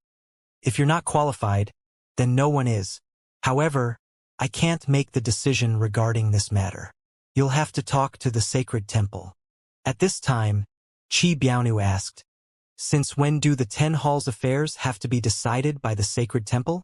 Since the 3 emperors did not live in the Great Void, in their opinions, the affairs of the 10 halls should be decided by the 10 halls themselves. Qi Sheng said helplessly, this is how it's always been. The sacred temple was above the 10 halls, after all. Who would dare to say anything? Lan Shiha said, I'll explain this matter to the sacred temple. Then, she turned to look at the cultivators of Shiha Hall, including Ouyang Ziyun. Ouyang Ziyun had been in a trance since earlier. He had been paying attention to Lu Zhou's every move. He was shocked by Lu Zhou's speed of progress, and when he recalled Jie Jinin's words, his mood became even more complicated. Finally, Lan Shiha asked, what do you think? Ouyang Ziyun regained his senses. He was the first to bow and said, from now, Holy Maiden Shiha is the Hall Master of Shiha Hall. Greetings, Hall Master. Greetings, Hall Master. The other cultivators from Shiha Hall echoed and fell to their knees in unison. In fact, Lan Shiha had long been regarded as the Hall Master of Shiha Hall. It was just that previously her cultivation base was lacking, so she could not legitimize her position. Now that her cultivation was sufficient and the time was right, if she did not act now, when should she act?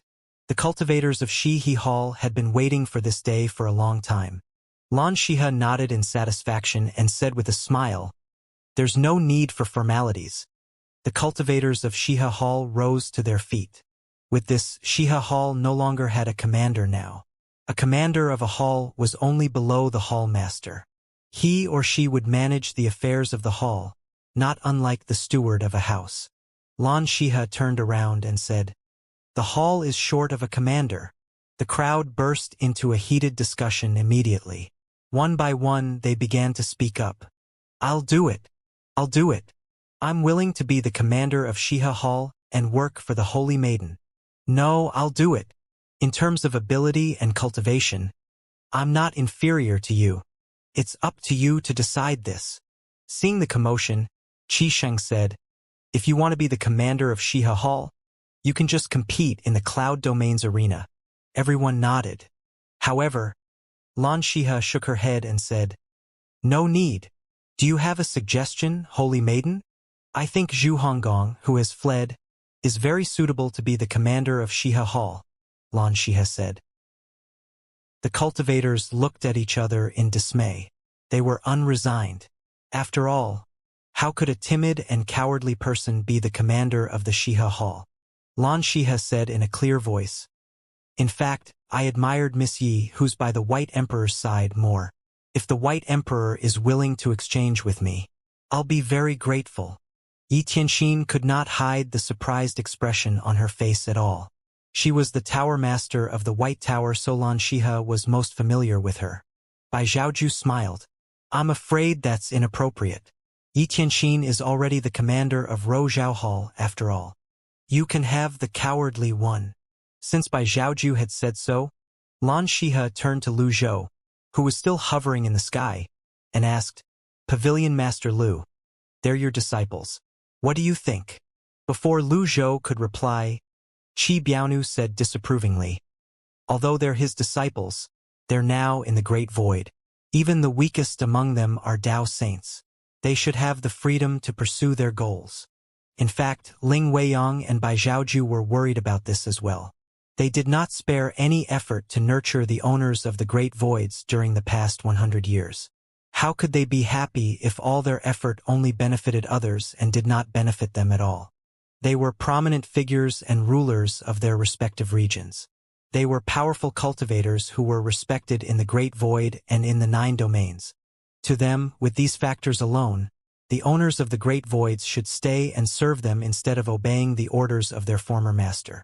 Lu Zhou scoffed and said, Qi Biaonu, You're shameless enough to talk about freedom. You imprisoned Princess Mulberry at Shifenruo. And now that the pillar there has collapsed, you don't even care about her life and death. Shifenruo was the ancient name for Ji Ming. Although Qi Biaonu was an ancient cultivator who had sailed down the long river of time, his expression still changed slightly upon hearing Lu Zhou's words. Was it not akin to slapping his face now that Lu Zhou mentioned his daughter twice? It was only natural that he was angry. He said unhappily, "Old sir, you're being too controlling. If it weren't for their sake, I wouldn't even bother to talk to you," Lu Zhou said. It was impossible to fight now, but Qi Biaonu could not lose his imposing air. He turned to look at Mingshi Yin and Duanmu Shang and said, "Since you're the disciples of the Evil Sky Pavilion, I'll give you a chance now. You can either stay in the Flaming Sea or leave." Mingshi Yin and Duanmu Shang. These two old men are quarreling, but we're suffering the consequences. This is unfair. This, Mingshi Yin hemmed and hawed. Qi Biaonu said, "Why are you hesitating? It's not like I'm threatening you." With this, Mingshi Yin, "Since that's the case, I choose my master." Qi Biaonu felt suffocated. This ingrate.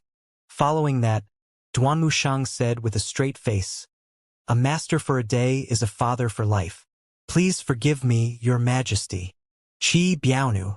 Ling Weiyang laughed out loud before he said, "Qi Biaonu, why are you looking for trouble? He's been taking care of his disciples for hundreds of years.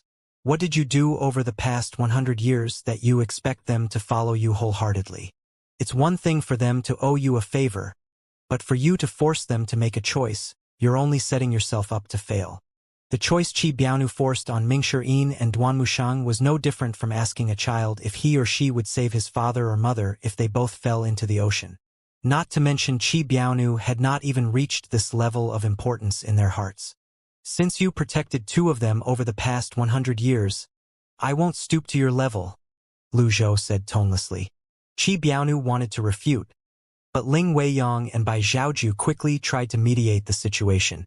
Even Shang Zhang tried to persuade him. In the end, he finally gave in. After all, if continued to be stubborn, he knew it would not end well for him.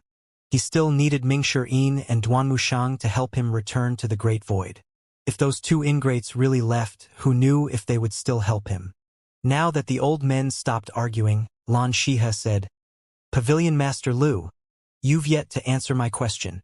Lu Zhou nodded. "If you want to appoint Old 8 as the commander of Shihe Hall, I naturally have no objections." Upon hearing this, Qi Xing smiled and looked at everyone as he said, "I think no one will object to this." Everyone remained silent, but their expressions clearly showed their dissatisfaction. Finally, someone said, "How could we dare to object?" One could clearly hear the dissatisfaction in his voice. Qi Shang shook his head and said, "I was there when he joined the sacred temple. To be honest, his cultivation isn't inferior to mine. If you're dissatisfied, you can step forward and challenge him in the future. This is my promise to you. I'll be struck to death by lightning if I lie." Everyone was stunned by Qi Shang's words. He did not seem like he was lying or joking. With this, the matter came to an end. As long as one was not foolish, one would not challenge Zhu Honggong. There were several big shots protecting Zhu Honggong after all. On the surface, Qi Shang's words sounded very fair, but no matter how they looked at it, it was clear that Qi Shang was not helping them. Alas, there was nothing they could do. After all, they could not afford to offend these people. In the end, everyone bowed and said, "Congratulations, holy maiden." Lan Shihe nodded. Then, she looked at Lu Zhou and said, "Pavilion Master Lu, it's been a long time since we parted ways in the unknown land. 100 years ago, I heard that you were at Jishu's Pillar of Destruction. I waited for 3 days, but unfortunately, I didn't get to meet you. If you're free, can you come to Shihe Hall for a chat?" Mingshi Yin nudged Duanmu Shang with his elbow, but Duanmu Shang did not seem to understand what he meant. Hence, he nudged Duanmu Shang a few more times before he said in a hushed voice, "There's something fishy going on." Lu Zhou nodded. "All right." Lan Shihe smiled and made an inviting gesture. "Please." With that, Lu Zhou flew toward Shiha Hall's flying chariot. Everyone looked surprised, jealous, and envious. At this time, Qi Shang said loudly, "With this, the commander's competition has come to an end. Thank you for your support and your cooperation." Following that, everyone began to leave. Qi Biaonu wanted to stay in the Great Void, but when he saw Shang Zhang, he could not help but think about Princess Mulberry. Hence, he said, "Go to Ji Ming." Understood. Then, Qi Biaonu looked at Ming Yin and Duan Mushang and said, "Are you coming with me, or are you staying?" Ming Yin said with a smile, "Of course, I'll come with you. My master taught me to repay kindness. Otherwise, we're no different from animals." Qi Biaonu frowned. Why did it seem like Ming Yin was mocking him? After Ming Yin and Duan Mushang followed Qi Biaonu to the unknown land, Bai Zhaoju and Ling Weiyang looked at each other and smiled. Bai Zhaoju asked, "Shall we look for a place to talk?" "Good idea," Ling Weiyang replied. With that, the two emperors' flying chariots flew away. Tu Wei Hall's flying chariot was the last to leave the cloud domain. When Qi Shang and the Silver Guard entered the cabin, the Silver Guard said, "It's not done well enough. Don't be so obsessed over small details," Jiang Aijin said. "You know how important it was for Old Eighth to become the commander of Chongguang Hall," the Silver Guard said solemnly. All right, you win. At least it's done, right?" "I'm not in peak condition today," Jiang Aijin said. "Let's return to Tu Wei Hall," the Silver Guard said. Qi Sheng nodded. Then the Silver Guard said, "Also, you shouldn't have removed your mask." Jiang Aijin said helplessly, "I had no choice at that time. With me around, no one would have been able to remove your mask," the Silver Guard said. "It doesn't make any difference now that I put it back on, right?" Jiang Aijin said. "Stupid. You're calling me stupid?" Jiang Aijin wanted to argue back. However, when he sensed the Silver Guard's aura that seemed to have intensified, he smiled sheepishly and said, "I'm just a little stupid. Now that you expose your face, you've lost the ambiguity from when people suspected you were Si Wuya. I'm afraid that with this, there'll be some changes," the Silver Guard said. "Really? We have to be careful. Our plan has to be flawless. Have you ever wondered if Ming Xian has already known everything?" the Silver Guard asked. Jiang Aijin was shocked. He had never considered this possibility. Their plan had been flawless thus far. The cultivators of the 10 halls believed them without a doubt, and Ming Xian even entrusted them with important tasks. However, now that he thought about it, things had gone abnormally smoothly. He said with a hint of dismay, "It's over. What should we do now?" The Silver Guard said, "Wait." After a moment he added, "Wait for him to wake up." Jiang Aijin scratched his head and said, "I really don't know what old Si was thinking. He knows I'm stupid, and yet he still asks me to do this." The Sacred Temple. At this time, Hua Zhenghong was kneeling in the hall and reporting everything that had transpired. Ming Xian flashed and appeared in front of Hua Zhenghong before he asked, "He defeated you with 3 palm strikes? I didn't expect his cultivation to be so high and his methods to be so fierce. In the beginning, I'd sensed his cultivation was only ordinary. I was careless and fell into his trap. Fortunately, the commander's competition went smoothly." Ming Xian said expressionlessly, "I'm afraid things aren't that simple." Hua Zhenghong did not say anything, no matter what she had lost. After a moment, she said, "I just didn't expect that. Qi Shang isn't Si Wuya." Ming Xian frowned as surprise flashed in his eyes for a moment. Then, he asked, "Where's Xianxia?" "He and the Green Rock are injured," Hua Zhenghong said. Ming Xian called out. When reaching Guanzhou, 2 figures appeared in the hall immediately and bowed. "Your orders, Your Majesty?" "Execute Xianxia," Ming Xian said. "Understood." After the 2 figures flashed away, Ming Xian looked at Hua Zhenghong again and asked, "In your opinion, who is the pavilion master of the Evil Sky Pavilion?" Hua Zhenghong lowered her head and said reluctantly, "I think he's likely an unknown expert from one of the Lost Lands. In fact, Hua Zhenghong had another guess in her heart, but she did not dare to give voice to it. Those 3 palm strikes ferocity and tyranny were quite familiar. Unknown expert? Ming's Xian frowned. Hua Zhenghong raised her head and said, Your Majesty, please seek justice for me. A light disk with 300,000 years. I. Ming Xian shook his head and sighed. If you dare to gamble, then you'll have to prepare to lose as well. You're no longer a child. Hua Zhenghong kowtowed.